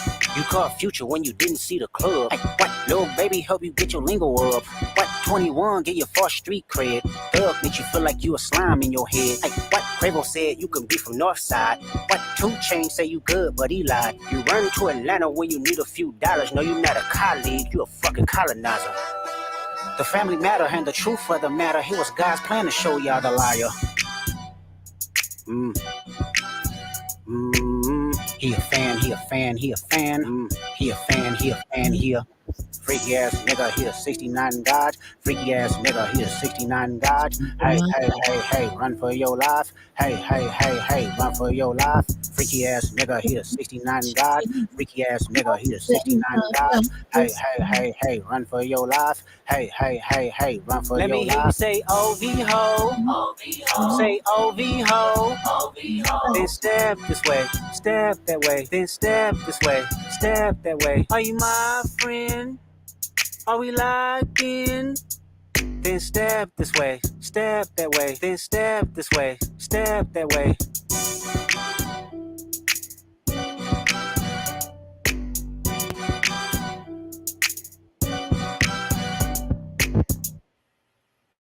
Looking to hide. So Drake dropped something after this, but it was horrible. I mean, like people that who was that rapping just now? Was that was Kung Fu Kenny? Akon, do you know him as that? Kung Fu Kenny? Kung Fu Kenny talked about his sexuality. Man, I'm over here popping my collar. What you talking about? Well, you didn't know KDot, so I had to I know say. I know Kendrick Lamar. That was what's his name? Yeah, he embodied that, whatever, because you're thinking of some West Coast rapper, and yes, he made sure he embodied all the West Coast. Was on the panel doing it, freestyle or something. Right, and it's messed up. He's gonna have us dancing to some, calling someone a PDF file, but I was about to throw my camera on, which I was scared to do the last time, and show you pop my collar. And then icy, you know what I'm saying? This is why we do it on the northern side, Cali. And that's why I would like us to go and really have listened to the Drake, because you'll understand like how like smart Kendrick Lamar is and how he was really like playing chess, because he used everything that Drake did against him. Let me see if I can do this. I don't know. Drake's a hater though, so he might get us shut down. But one of the things that he did when he used his little thing back at him, because Drake in his Family Matters song, he's trying to call out that. You could do 30 seconds. You could do 30 to 45 seconds of Drake, and he can't copyright you. Okay. I learned that from Killer Priest. Got you. Okay, let me play this then. So this is the one before, because the one after is just sad. Everybody that's really talking up Drake right now, I don't understand that. I don't feel like they're being genuine. But Family Matters was actually a good song. I agree, girl. Is a wonder lyric. No, I think that Kendrick definitely is lyricist. That song, in particular, the third verse was my favorite verse. in that song from King, for sure. Oh yeah, you're talking about when he was like, "All eyes on me," and I'ma send it up to Pop. That one. And then he mentioned mentioned Lil Baby Future, Oh yeah, that last verse. You gotta when he was like talking about the settlers and how they came in, and Drake does the same thing by going to Atlanta, and he gets all the real people. But I mean, that was known. There was stuff that was trending of 21. He called them colonizer. Yeah, colonizer. 21 Savage was trending before, because like for people that are outside of the culture, and they're like all into the music industry, of course, the backing is behind Drake. The machine is behind Drake. So it was like crazy for people to hear, like in Atlanta, Future is way bigger than Drake. So that's where 21 Savage was talking about, like, yeah, Future's bigger than Drake. Like, who's Drake in Atlanta? So really, to get that credibility, he had to go to those people, because they weren't listening to no Drake. Really, it's the girls that put Drake on, honestly.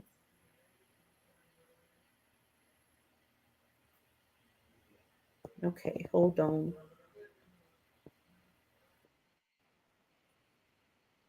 Thanks to while she's loading that. Thanks for the chat. We appreciate each and every one of you. I hope you guys are hitting that like button. With Elshot gonna get a little bit of Judge Joe coming on. Then we went to what we talking about. We started talking about different classifications, race. I mean, we're gonna get all diverse topics. Okay. Yeah, right. We talk about everything. Everything. All right. Everything. So we'll start with this, and then I'll try to find the part. Hold on. In this song, you shouldn't start by saying, "Nigga, I said it. I know that you mad. I've emptied the clip over friendlier jabs. You mentioned my seed, and I deal with his dad. I gotta go bad. I gotta go bad." Yeah, drop a 50 bag for the mob in a spot. Drop a 50 bag, 29 for the thought. I would really sweet. Your baby mama captions always screaming, "Save me." You did it dirty all your life, you tryna make peace. I heard that one of them little kids might be day free. Don't make it day freeze. Cause if your GM is your BM secret BD, then this is all making plenty fucking sense to me. Hey, let that shorty breathe. Shake that ass, bitch. Hands on your knees, hands on your knees, hands on your knees. Shake that ass for Drake, now shake that ass for free. Yeah. So you see how he did that whole little day free thing he did. So that was the response, with Kendrick back, and he was like, "You trying to strike a chord, and it's probably A minor." Oh my God. He shouldn't ever have said day free. I know he regretted doing that once he heard Kendrick's response. Let me go to when he tries to do grime music. Hold on. Drop nigga talking something about a nose job, nigga. Nigga still mad about that one hoe. We ain't even fuck, I just live locked with her. I get acting when it's wartime. I ain't even really let my dick drop, nigga. What the fuck I heard Rick drop, nigga. Talking something about a nose job, nigga. O's if it got a side effect of jealousy and doubt and never told y'all niggas. Put a nigga in the bars, let a nigga rock, kinda like your old job, nigga. House sitting on some land, but it's out where no one even really know y'all niggas. Bitches gotta drive 2 hours for you pay them just to give a blow job, nigga. Must've started up a snowball, cause my last record deal was 400 ends. These days, that's a low bar, nigga. Hey. Who's next on the list? Which one of my so-called niggas? Which one of my so-called niggas? Which one of my so-called niggas need a sheriff on the clip? Always knew I had to smoke y'all niggas. Good kid, Mad City van, will pop the latch and make the door slide. Tears running down my cheek, laughing at you pussy dying, it's a war cry. Weekend music getting played in all the spots where boys got a little more pride. That's why all your friends dip into Atlanta playing just to find a tour guide. Able run your fucking bread, need to buy some more chains for some more guys. Let me find another street nigga I could take to the game courtside. Let me get a used Ferrari for a rapper, take the nigga on a horse ride. Anything to take a spotlight off the fact the boss is a drugged out. Murder scene on your man tonight, then come to vigil with the candlelight.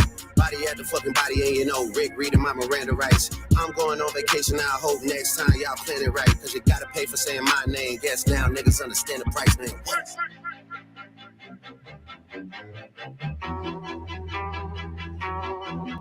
Hey, Kendrick just opened his mouth. Someone go hand him a Grammy right now. Where's your uncle at? Cause I wanna talk to the man of the house. West Coast niggas do phase, right? Come get this ass whooping, I'm handing them out. You wanna take off for real? Then come get his legacy out of my house. A cease and desist is for hoes.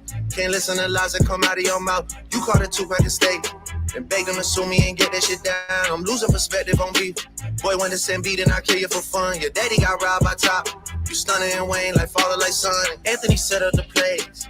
Kojo be charging you double for none. They shook about what I'ma say. But texting your phone like we already won. You tell me what I shouldn't say. But fucking my nigga, it's already done. We already know it's a 20v1. We already know why you went number one. It's clearly because of the boy. The honorable thing is to give me the loot. You right about fuck the big three. It's only Big D in this video proof. My son should go play at the park. Two light-skinned kids, this shit will be cute. Unless you don't wanna be seen with anyone that isn't blacker than you. We get it, we got it. The blacker the berry, the sweeter the juice. We get that you like to put gin in your juice. We get that you think that you bishop and juice. When you put your hands on your girl, is it self-defense cause she bigger than you? Your back is up against the curb. You digging for dirt, she be digging for proof. Why did you move to New York? Is it cause you live in that bachelor life? Proposed in 2015, but don't wanna make her your actual wife. I'm guessing this wedding ain't happening right, cause we know the girls that you actually like. The darkest secrets are coming to light. It's all on your face like what happened to Mike. Oh shit, it's all making sense. Maybe I'm Prince and you actually Mike. Michael was praying his features would change, so people believe that he's actually white. Top will make you do features for change. Get on pop breakers and rap for the whites. And wait, you say your brother Jermaine, but you only here to stay out of the light. Oh shit, just follow me, right? Cause nothing you saying could bother me, right? I get off the plane and nothing has changed. I headed to Delilah with all of my ice. Headed to Delilah with all of my ice. Headed to Delilah with all of my ice. This shit gotta be over by now for anyone out here that's calling it right. You did. You did. You did. There's nowhere to hide, there's nowhere to hide, you know what I mean. They hired a crisis management team to clean up the fact that you beat on your queen. The picture you painted ain't what it seemed. You did.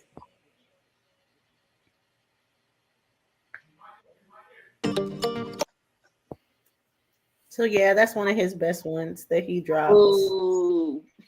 Right. Boo. I don't know if it was like shots fired, but more like shots misfired. I don't know. Maybe he thought that's how I felt about it. People acted like it was so hard. I was like, the beats, yes, the beats are hard. He's choosing good beats, but I don't think the rap matched. It really felt like soft for the beats. You know what I mean? Like you expect someone to come harder. If it was Benny the Butcher on any of those beats, Connie, not Con, yes, Con the Machine, he would have went harder. But I just felt like he was like a soft. It was like very, very kind of. I guess he did bring up the domestic violence allegation, so. But I didn't like it. I didn't think it was that good. Yeah. But some people are saying Drake won with that. Well, you know, listen, maybe I don't know. I just didn't get it. Even that Ozempic line, like I know Ozempic is what for weight loss, and he was like, one of the side effects of Ozempic is jealousy. I'm asking for a friend. I didn't get that piece either. Like, oh yeah, so how explain? That was a misfire. Yeah, that was because I'm kind of confused too. Because I was gonna say that Kendrick addressed it, but Kendrick addressed it after he dropped that. So honestly, I don't know. But yeah, Drake did have a BBL. They're calling it a BBL, but technically, you know, that's how he got his abs, right? They did surgery to create his abs. So I don't know. Everyone's talking about that, and I guess that's where those medications came up. But I don't know. Oh, Kenny had weight loss recently. Oh, maybe it was to that because I didn't get it. Okay. Wait a minute. Let me ask you. That wasn't Jeremiah just now rapping? What? No. Oh, y'all know I don't know no rappers. That was Drake. That was Drake? You sound like Soldier Boy. She said Drake. Like Drake.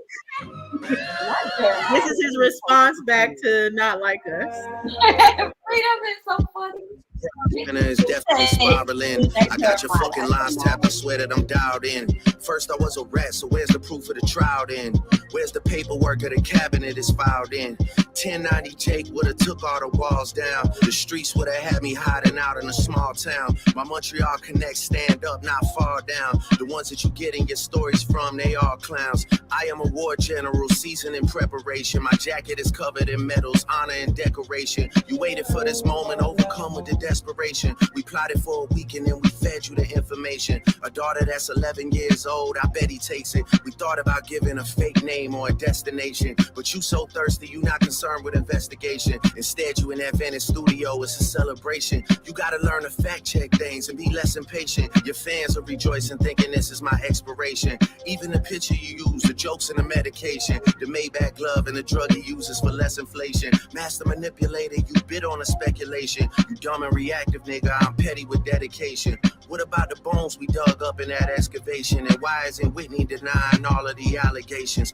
Why is she following Dave free and not Mr. Morale? You haven't seen the kids in 6 months, the distance is wild. Dave leaving heart emojis underneath pics of the child. Speaking of anything with a child, let's get to that now. This Epstein angle was the shit I expected. TikTok videos you collected and dissected. Instead of being on some disdirect shit, you rather fucking grab your pen and misdirect shit. My mom came over today and I was like, mother, wait a second. That's that one record where you say you got molested. Oh, fuck me, I just made the whole connection. This about to get so depressing. This is trauma from your own confessions. This when your father leave you home alone with no protection, so neglected. That's why these pedophile raps and shit you so obsessed with, it's so excessive. They're acting like it's so aggressive, but you just never known affection. I don't wanna dish you anymore. This really got me second guessing. Touch My Body by Mariah Carey play, you probably start reflecting. I never been with no one underage, but now I understand why that's the angle that you really mess with. Just for clarity, I feel disgusted. I'm too respected. If I was fucking young girls, I promise I'd have been arrested. Now, okay. Sorry, I had to pause it here. And girly girl, we know AI didn't write it because they've been having AI do Drake responses, and he should have just went with the AI because all of AI's responses are so much harder than his. So he should have used AI again for sure. But anyways, do you see this? Like, I think this is a lapse amongst men that they think that this is a good way to deny charges, but this is the worst way you could possibly. I'm too famous to have not been arrested for that if I was doing that. Like, says everyone that gets arrested for it. He did sound like Drake. I'm talking about the other guy. Yeah, well, that one was Drake too. But what do you think about this defense to be like, I'm too famous, I'm too rich to not have been arrested for that if I did it? Like, he almost it sound like he's saying, like, just because I'm who I am, I shouldn't be arrested. Exactly, like it's like a plausible deniability. Oh, if I was doing that, I would definitely get caught. Like, what? You're in an era where all the ones that are doing it are as big as you, are not bigger. Like Alabama was saying, the Black Book. Are you serious? Now is not the time to be like, oh, I'm too famous for that. Literally, the Black Book is full with famous people that were going to Epstein to mess with underage girls. So if your defense is I'm too famous for that, like, that is crazy. I thought, like, I can't believe all the people that are saying Drake won with this, and that was his defense. I mean, I'm way too famous for the shit you just suggested, but that's not the lesson. Clearly there's a deeper message. Deep cuts that never healed and now they got infected. Like if Dave really fucked your girl and got her pregnant. Talk about breeding resentment. Not sure how to ease the sentiment. The shit's too intimate. I'm praying you recover from both incidents. But you a piece of shit, so this shit really no coincidence. Drake is not a name that you gon' see on no sex offender list. Easy does it. You mentioned an A minor, but niggas gotta be sharp and tell the fans who was it. You thought you left D flat, D major. I slit your throat with the razor and do Rick Ross hair like that one flight from Malaysia. I'm your baby mama screensaver. Only fucking with Whitney's, not Millie Bobby Browns. I never look twice at no teenager. I'm a fucking hit maker, dog, not a peacemaker.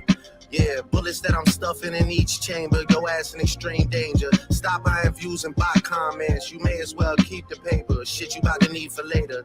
I give a fuck about your streaming data. You could drop 100 more records. I'll see you later.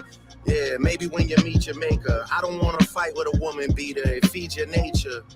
If you still bumping R. Kelly, you could thank the savior. Said if they deleted his music, then your music is going to a hypocrite. I don't understand why these people praise you. Sounding like you sent him commissary when he needs some paper. Album dropping soon, no wonder you turn a clout chaser instead of doing hard labor. Nigga, I see you when I see you like Fantasia. Whitney, you can hit me if you need a favor. And when I say I hit your back, it's a lot safer. I promise. Yeah, I'm not gonna lie, this shit was some good exercise. Like, it's good to get out, get the pen working. You would be a worthy competitor if I was really a predator and you weren't fucking lying to every vlogger and editor, but it is what it is. You definitely got this shit burnt the fuck out though. Like, you got 10 more records to drop. The one before the last one, we finessed you into telling a story that doesn't even exist. And then you go and drop the West Coast one to try and cover that up. I would like that one. That would be some shit I could dance to if you wasn't tripling down on some whole other bullshit. But, you know, at least your fans are getting some raps out of you. I'm happy I can motivate you, bring you back to the game, like, you know. But just let me know when we're getting to the facts. Everything in my shit is facts. I'm waiting on you to return the favor, like.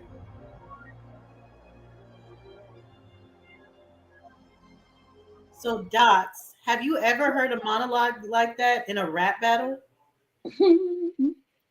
Well, you said a monologue. I love it. You know, yeah. I mean, you know, I think that when I'm surprised. So he doubled down on the whole pedophile kind of talk. That really irked him. That's obvious. That's okay. That's fine. But I thought that or I would have liked if he also would have talked about, or you know, when Kendrick was talking about his sexuality, you know, because now every time I hear that when Drake was talking about hands on your knees, I keep thinking of him with his hands on his knees and right. So we talking that, like, address that. That one and the YNW Melly is my favorite line of the Euphoria, because I didn't know what that meant when he was like, he said, Cole and Aubrey know I'm a selfish nigga. The crown is heavy. I pray they're my real friends. If not, I'm YNW Melly. So I figured that YNW Melly something with, you know, maybe killing somebody. And I know his song Murder on My Mind. So I was like, oh, he's saying that he has murder on his mind. And then my husband was like, no. That's not what that line is. He's on trial for killing his two friends. So I deep dived into it. And Lord, that line is crazy. Because this guy killed his two friends. But anyway, a side note from that one's my favorite line. Then I love the, what is it, the braids? I love that line. It's so funny. And then that one that you're talking about when he said, when I see you stand by sexy red, I believe you see two bad bitches. That, yeah, he killed him. Yes.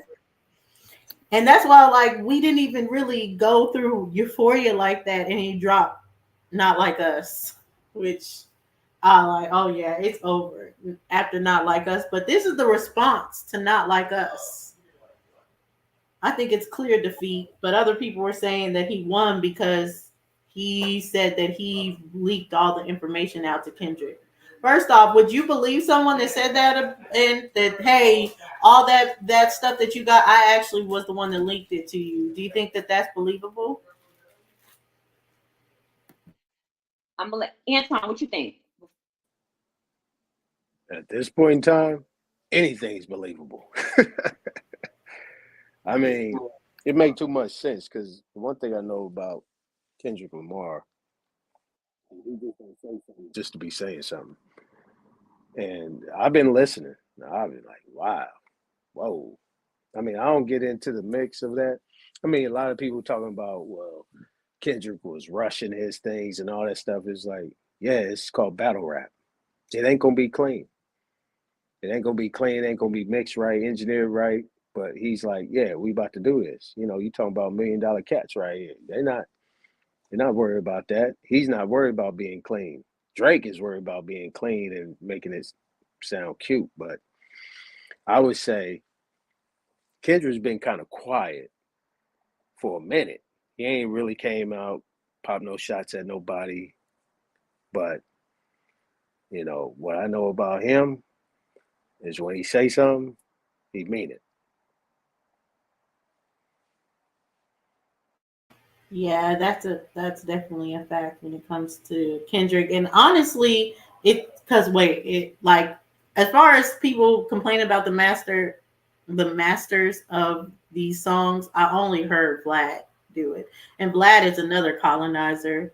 Let me say something, Dosey. I love the masters. I didn't think they were bad, especially he complained about Not Like Us. Not Like Us is mastered well. I'm gonna say something else about Kendrick. See, everybody can really pop that neighborhood and that gang banging. He don't do that. Now, where he from, what I know, yeah, you don't play around with those things over there.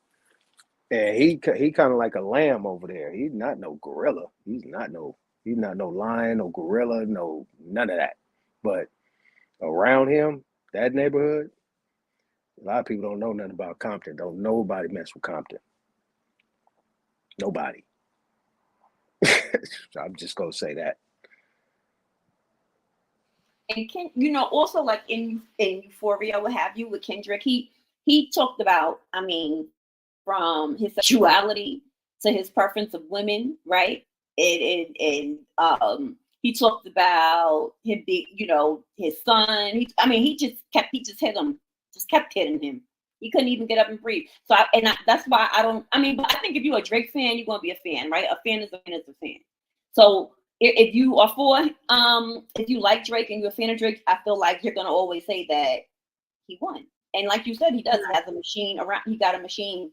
He is a machine. He has a machine around him. So that comes into play too. But in terms of lyrically, I just don't understand. Not even close. And even though they say it, how I can tell that they know that he lost too is because everyone that's talking about this online and that are standing for Drake, like they get to the point where they're screaming and crying and all this, like no one is that upset after they won, period. You're not defending someone that hard for something that they just won. You're defending them after they lost, so they know that he lost. But I do want to say this to you, James. James, I don't know, James. I looked it up. I don't know. First off, if you're saying it's set up, first off, you have to say that someone was in the back of the car and killed them from inside of the car, and they were not outside of the car. So why did they say that there was a shooting? Why did they shoot up the car from the outside to make it look like it was a shooting? Why they send the other homeboy in to be like, oh, we got shot at, when there's video surveillance of him getting in the back of the car? There's just a lot of stuff that, like, I don't know. All I say is that it don't look good for him, and it don't look like a setup. And the other thing I would say is, for someone that's been my friend from elementary school, and I'm saying that they got murdered in a shootout, there's nothing that would keep me from their funerals. Like nothing at all would keep me from their funerals. So him not showing up to this funerals looked really bad too. He's known these guys since elementary school. It looks bad. It don't look like a setup. That's all I'll say about that as far as YNW Melly. It's sad, for the other friends, and I think like people just get greedy. I don't understand it, but I think there could have been something. He just got greedy. And the one thing about I want to say this. Let's throw some American Indian business in there. Um, Compton, right? Like you could go up Compton. You get off on Wilmington, and you hit Alondra and hit those areas over there. Like them cats be on horses. Like they got these shotgun houses like back in the South. They got like 1,000 square foot house maybe at the most, and they got like 3-4 acres. You got chickens and horses back there, horse stalls and all. I mean, them cats really be on horses out there. Them cowboys in Compton. Like it's like if you look at it, like you go like that'd be a deep dive for you, Dulcinea, and maybe tell Top Cat is really looking the history of Compton. Compton got like them cats built them houses out there. I mean, they got big pillars in the front. I mean, I've met some of these older cats before they passed off. I mean, they used to talk to me and tell me like they built that house, that house, that house, that house, that house, and you know what I'm saying? Like you'll see them. They'll ride their horses from Compton all the way to South Central on Crenshaw, and I mean, yeah, it's real business in Compton. Like, and it's unincorporated. You know what I'm saying? It's unincorporated. Compton is the only place in the area that's unincorporated. It's not incorporated at all. So, like, I just want to add that little Indian business in there. But that'd be a good project to really understand about Compton, about what they really about over there. It's serious business. Give me a second. I'll be right back. Yeah, no problem. And yeah, I mean, Compton, I'm not familiar with it and everything, but hearing the history, it kind of sounds a lot like Oak Cliff's history, even though they've completely gentrified Oak Cliff now. There's a section of Oak Cliff, that's still, but for the most part, they've gentrified it based on what it was originally. So I don't know. I think they've been trying to, but can they really gentrify Compton? It doesn't really look like it, but Yeah, yeah. like like City Hall, like all the major like City Hall places like that. I mean, it's like 95% ran by melanated people. Like some of the what you would call the Mexicans been in you know California in that area since the 50s, 40s. Like they they not these new ones. So like the essays or whatever, they really not in Compton like that. You know what I mean? They stay on the east side. What about what Bad Sane is saying? She says she's been through other cities, and a lot of them are a lot rougher than Compton from outside looking in. Go to the south side and think about it. Like them cats don't Well, leave their it's neighborhood. outside of anywhere. No, it's an actual place called South Side. It's a place in Compton called South Side. You don't go there. Like But these it's people on the do. south side, right? No, they just call it South Side. Oh, okay. Because Chirac is like the south side. Yeah, but I don't really get into their politics, how they do things. But if you talking about like Compton, Watts, they right next door to each other. Like Watts got the most projects. Like they don't, they got an agreement. But that's those two areas is some of the roughest areas, period. And they got all the projects over there. Most of them cats from Mississippi. I mean, they all know they Indian, and it's a whole different gamut. It'd be a good project, to get into some of that stuff. See, I'm not really into all the history buff of that type of thing. We kind of just have it like us in California. We just know who we are. We don't even get into the politics of it. You know what I'm saying? We just are who we are.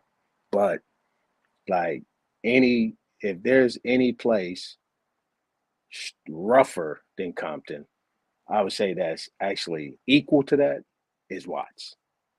You're talking about the east side. You know what I'm saying? You're talking about the southeast LA, what they would call southeast LA now is like Watts.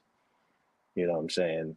Grape Street, Nixon Gardens, Haciendas, Imperial Courts, PJs, you know, Avalon, Century, San Pedro, you know, I don't know. I don't know. Yeah, I've never been there. I've had some friends that are from Cali that moved to Texas, and I can say, like, I would say it's different. I would never compare, you know, what's harder, what you know, what people have to deal with. But I will definitely say it's completely different, you know, of the whole aspect. My friend was born and raised in Inglewood, and just to hear like the color situation and that like there's certain spots you can't wear particular colors. And it's not just red or blue. It's like can't wear any of them colors. And if you come in with colors, they're gonna automatically, you know, start questioning you. So I think that's definitely crazy, you know, different aspects of like what people are dealing with.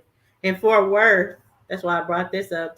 Your stop 6, that's exactly how it is. If your car is left alone, it's getting stripped in stop 6, period, point blank. Everybody knows stop 6. That's what you gonna deal with, some scammers, some robbers, some thieves. That's what's going on Fort Worth. But like we just don't got like the color type thing. Like mainly they're all Crips anyway, but yeah, that the color thing actually, you know, the red and blue thing came late. It's always been about neighborhoods, and it's pretty much they know that they're not the same family.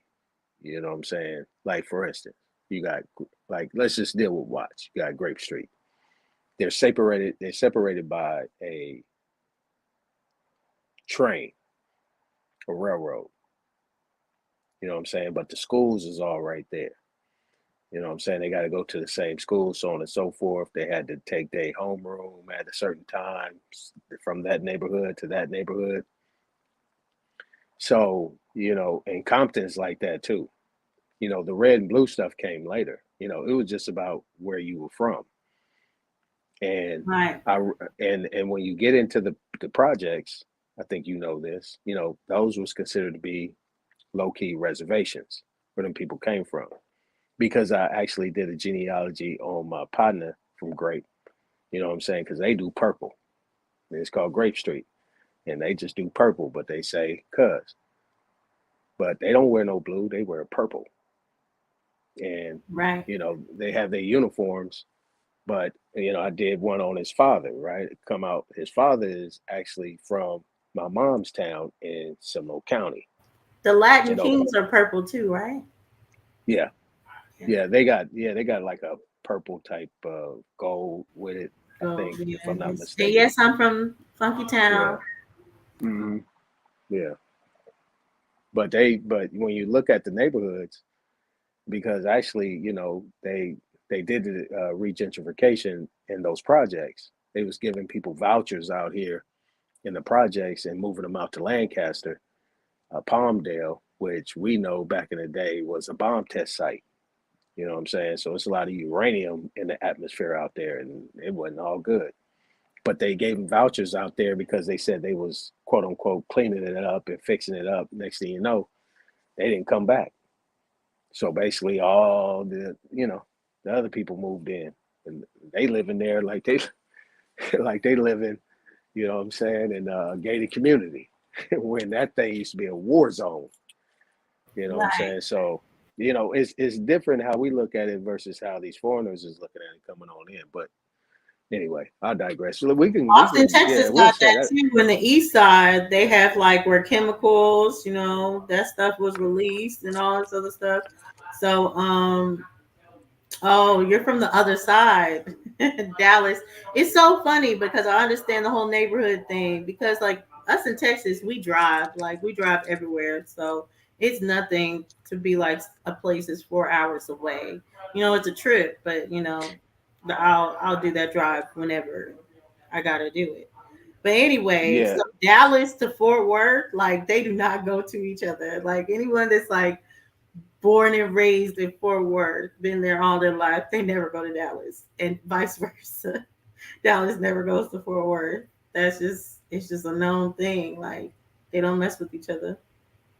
Yeah, Sacramento, like where I'm from. Yeah, I've been in Southern California since '95, so I know it very well. But where I'm from, Sacramento, I mean, me growing up, we had funk warlords, you had all these vice lords and all these different type of things. It wasn't about blood and crips. That thing came later for some reason. We still ain't put our finger on it yet. But at the end of the day, we all got along. It was just about where you was from on your block. We knew each other from a child, play baseball, football together, three flies up, all that type of stuff. We really weren't tripping off of it. And it's still like that to this day. It really was about your money, like getting money, and nobody crossing lines on that. But I mean, still to this day, I think it's just something, man. It'd be something to dive into. I think it'd be an interesting topic.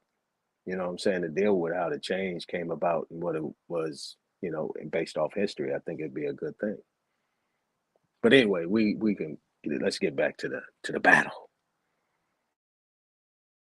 Right. We got into whole where people from. And girly girl, yes, in Houston they drive everywhere, but I used to take the bus in Houston, and I get why people drive everywhere. But I will say that the buses sometimes get you places faster, especially than being on 10. And Bad saying, I think no one drives in LA because of that reason, right? Y'all are like traffic heavy. Y'all can't get anywhere by driving in Cali. Yes, the bus. It is like that too. Oh my gosh. Crazy things happen on the bus in Texas. I don't even want to talk about the trauma. But a time, is it like a lot of people don't drive in LA and stuff, or do you guys drive? Oh yeah, you got to drive. I heard y'all be backed up so bad with traffic that y'all usually take the bus around. Man, it was crazy. I just got back to LA today. Man, it's crazy. Like me, I don't fly. I drive. I will drive all the way to Oklahoma and Texas, go see my family. I would not fly if I don't have to. If I ain't crossing the pond, not flying. Yep, I'm scared. Don't want to do it if I ain't got to. Yeah, I'm not doing it. Yeah, I drive. Yeah, so yeah, the traffic is crazy, man. It was a whole 18-wheeler turned upside down on the 5 freeway, and yeah, I was sitting in that car for like a half an hour. But uh, yeah, you got to drive to get wherever you need to get to. Unless you, like I said, unless you just in your neighborhood. A lot of people don't go nowhere. You can get to wherever you need to get to.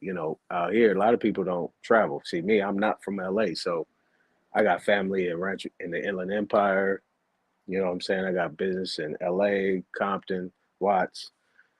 You know what I'm saying? I move around, so I got to get in my car. So, but if you're going to do business, yeah, you got to get in your car. You got to drive. If you're going to get on a bus, man, it's going to take you at least a half an hour to get wherever you need to get to. Right. Yeah. Okay, I see. Yeah. But see, I would say, girly girl, even though the bus, yeah, cars are the way to go. But if you had to choose between the buses in the South or being on the subway in New York, I've seen some crazy things, but I think I would go with the craziness of I seen on a bus over a rat just chilling on my shoulder. I can't even imagine. Yeah. And I've seen some crazy things. But yeah, no, I don't do the creatures. Yeah, they say that gangs in DC don't play. But I don't think gangs anywhere, you know, that's kind of how gangs work. Yeah, the bullet train you're talking about, Elon Musk train, the fast train. Because, yeah, that's definitely better.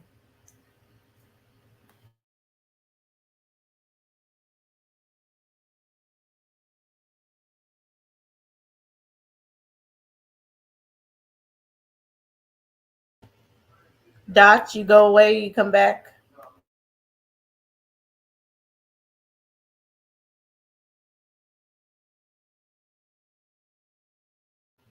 Yeah, it just depends on where the subway is. The elevated train is the best. Subway compared to bus, I need to know what subway we talking about. And I don't know. Like, yes, the bus sucks. It ain't a fun place.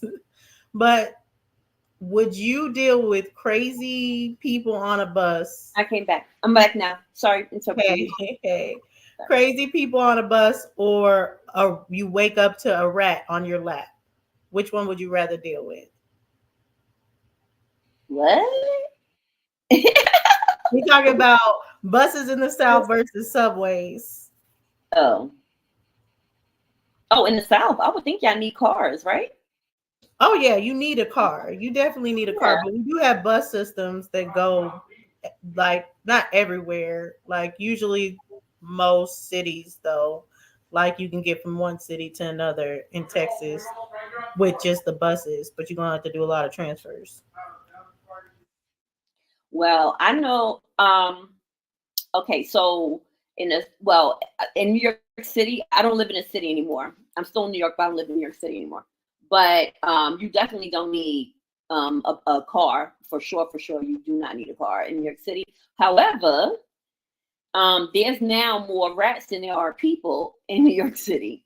Like disgusting. It's absolutely, and I'm talking about rats the size of a cat, like literally disgusting, right? That's what I'm saying. I'd be so freaked out. Like that would freeze me from movement. Like I don't know where it's gonna go. And then if it was to like be close to me, oh my god. I don't get it. I tell my sister all the time, like I don't get why you still in Harlem, girl. Still in Harlem, it's crazy.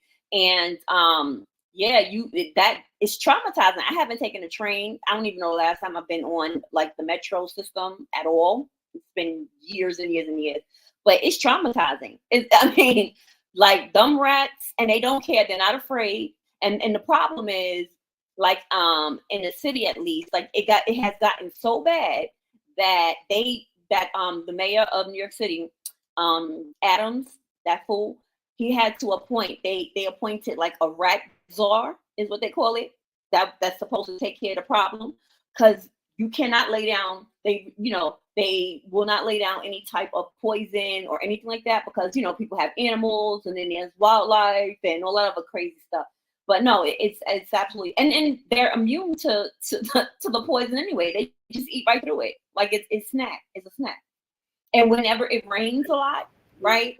And it's flooding, I don't even want to talk about it. I don't mean to disgust you guys, but yeah, No, I'm with you. And D, I'm with you. I do not want to see Master Splinter on my way to trying to get to Times Square. I'm good on that. Oh man. I'm so good on that.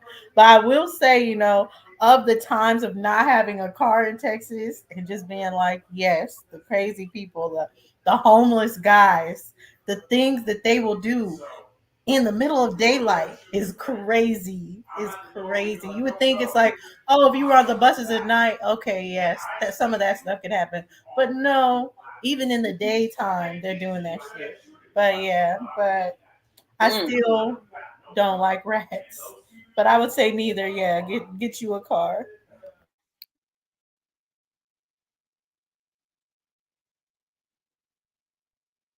For sure. I'm getting ready to drop down. Yes, we're about to end this. Yeah. I know, right? We always say we're getting ready to close up and then go for another hour. But you have to end for me. Yeah, I got it on my side to end it. But yeah, it's dying down, everybody. But yeah, we can definitely get into more. But I think it's clear to most people, Kendrick won.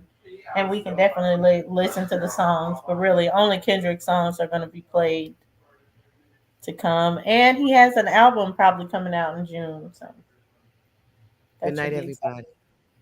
Good night. Good night. Good night. Did you want to close out, Aton, before you go? No, good night, Freedom. Good night, sisters. let's Friday. It's gonna be adventurous. See I what tell you. Jeremiah talking about. Right, I can already see. Every time he comes on, I feel like a y'all events in. I'm just trying to take his life. Like you have bigger concerns than any of this that you're talking about. But you know. Yeah, I think what that's why I like to talk. That's why I talk to him like that, because he a young brother, and that's what I do for a living. I talk to young brothers like that because I know he's going through a lot. Because he really, it's therapy for him. I know it's therapy for him. You know what I mean? I get it, but I guess it's because I don't consider myself young, so I don't consider him young. He older than me. But like, well, sometimes it take a while for people to grow up. You know what I'm saying? Yeah, but we ain't therapists, man. We be trying, y'all. We be trying. We really do. We really do. I mean, no, his therapy is just getting it out. You know what I'm saying? And obviously, it's a good thing that he come on the different panels. Come on your panel. You go on to other panels and you talk to what I call the alien likes, and you know what I'm saying? He like to get stuff off his chest, and he sleeps good, you know what I'm saying? And that's how I see it. I've seen it before, I've been through it, so I know what it is. So that's why I just holler at him. And you see, he didn't interrupt, he didn't say nothing, he listened to me. And sometimes, that's all you need. Somebody that's gonna come at him direct and get at him like that, you know what I'm saying? So that's just what it is. I love the young brother. He's full of fire. He know what he know. And you guys got the good platform. You know what I'm saying? Just like the other Indians, and you know what I'm saying. He found out who he is. He full of fire. And I was like that in '93 when I learned that I was duped. I was full of fire. I was getting at him. I was going. I mean, I wasn't doing like he was doing it, but I attacked them people. So. My thing is that, those people need to stay encouraged, not left out. And you know what I'm saying? As long as he got a voice and he think he can get stuff off his chest, you know what I'm saying? It's a good thing. Love y'all. Peace. We appreciate you, Anton. We definitely appreciate you. Right. I already know Nisha's in the couch on okay, so we already know Nisha's done. Yeah, she was asleep hours ago. Oh, I know. I'm getting ready. It's good. I'm about to join her. Yes. Okay. All right, y'all. All right, y'all. Good night, you guys. Thank you guys for coming. Good night, it was good. Good night, Dots. Y'all enjoy the rest of y'all evening. Get some sleep, and we'll see y'all Friday. Yes, 9 p.m. See y'all then. Peace. Bye.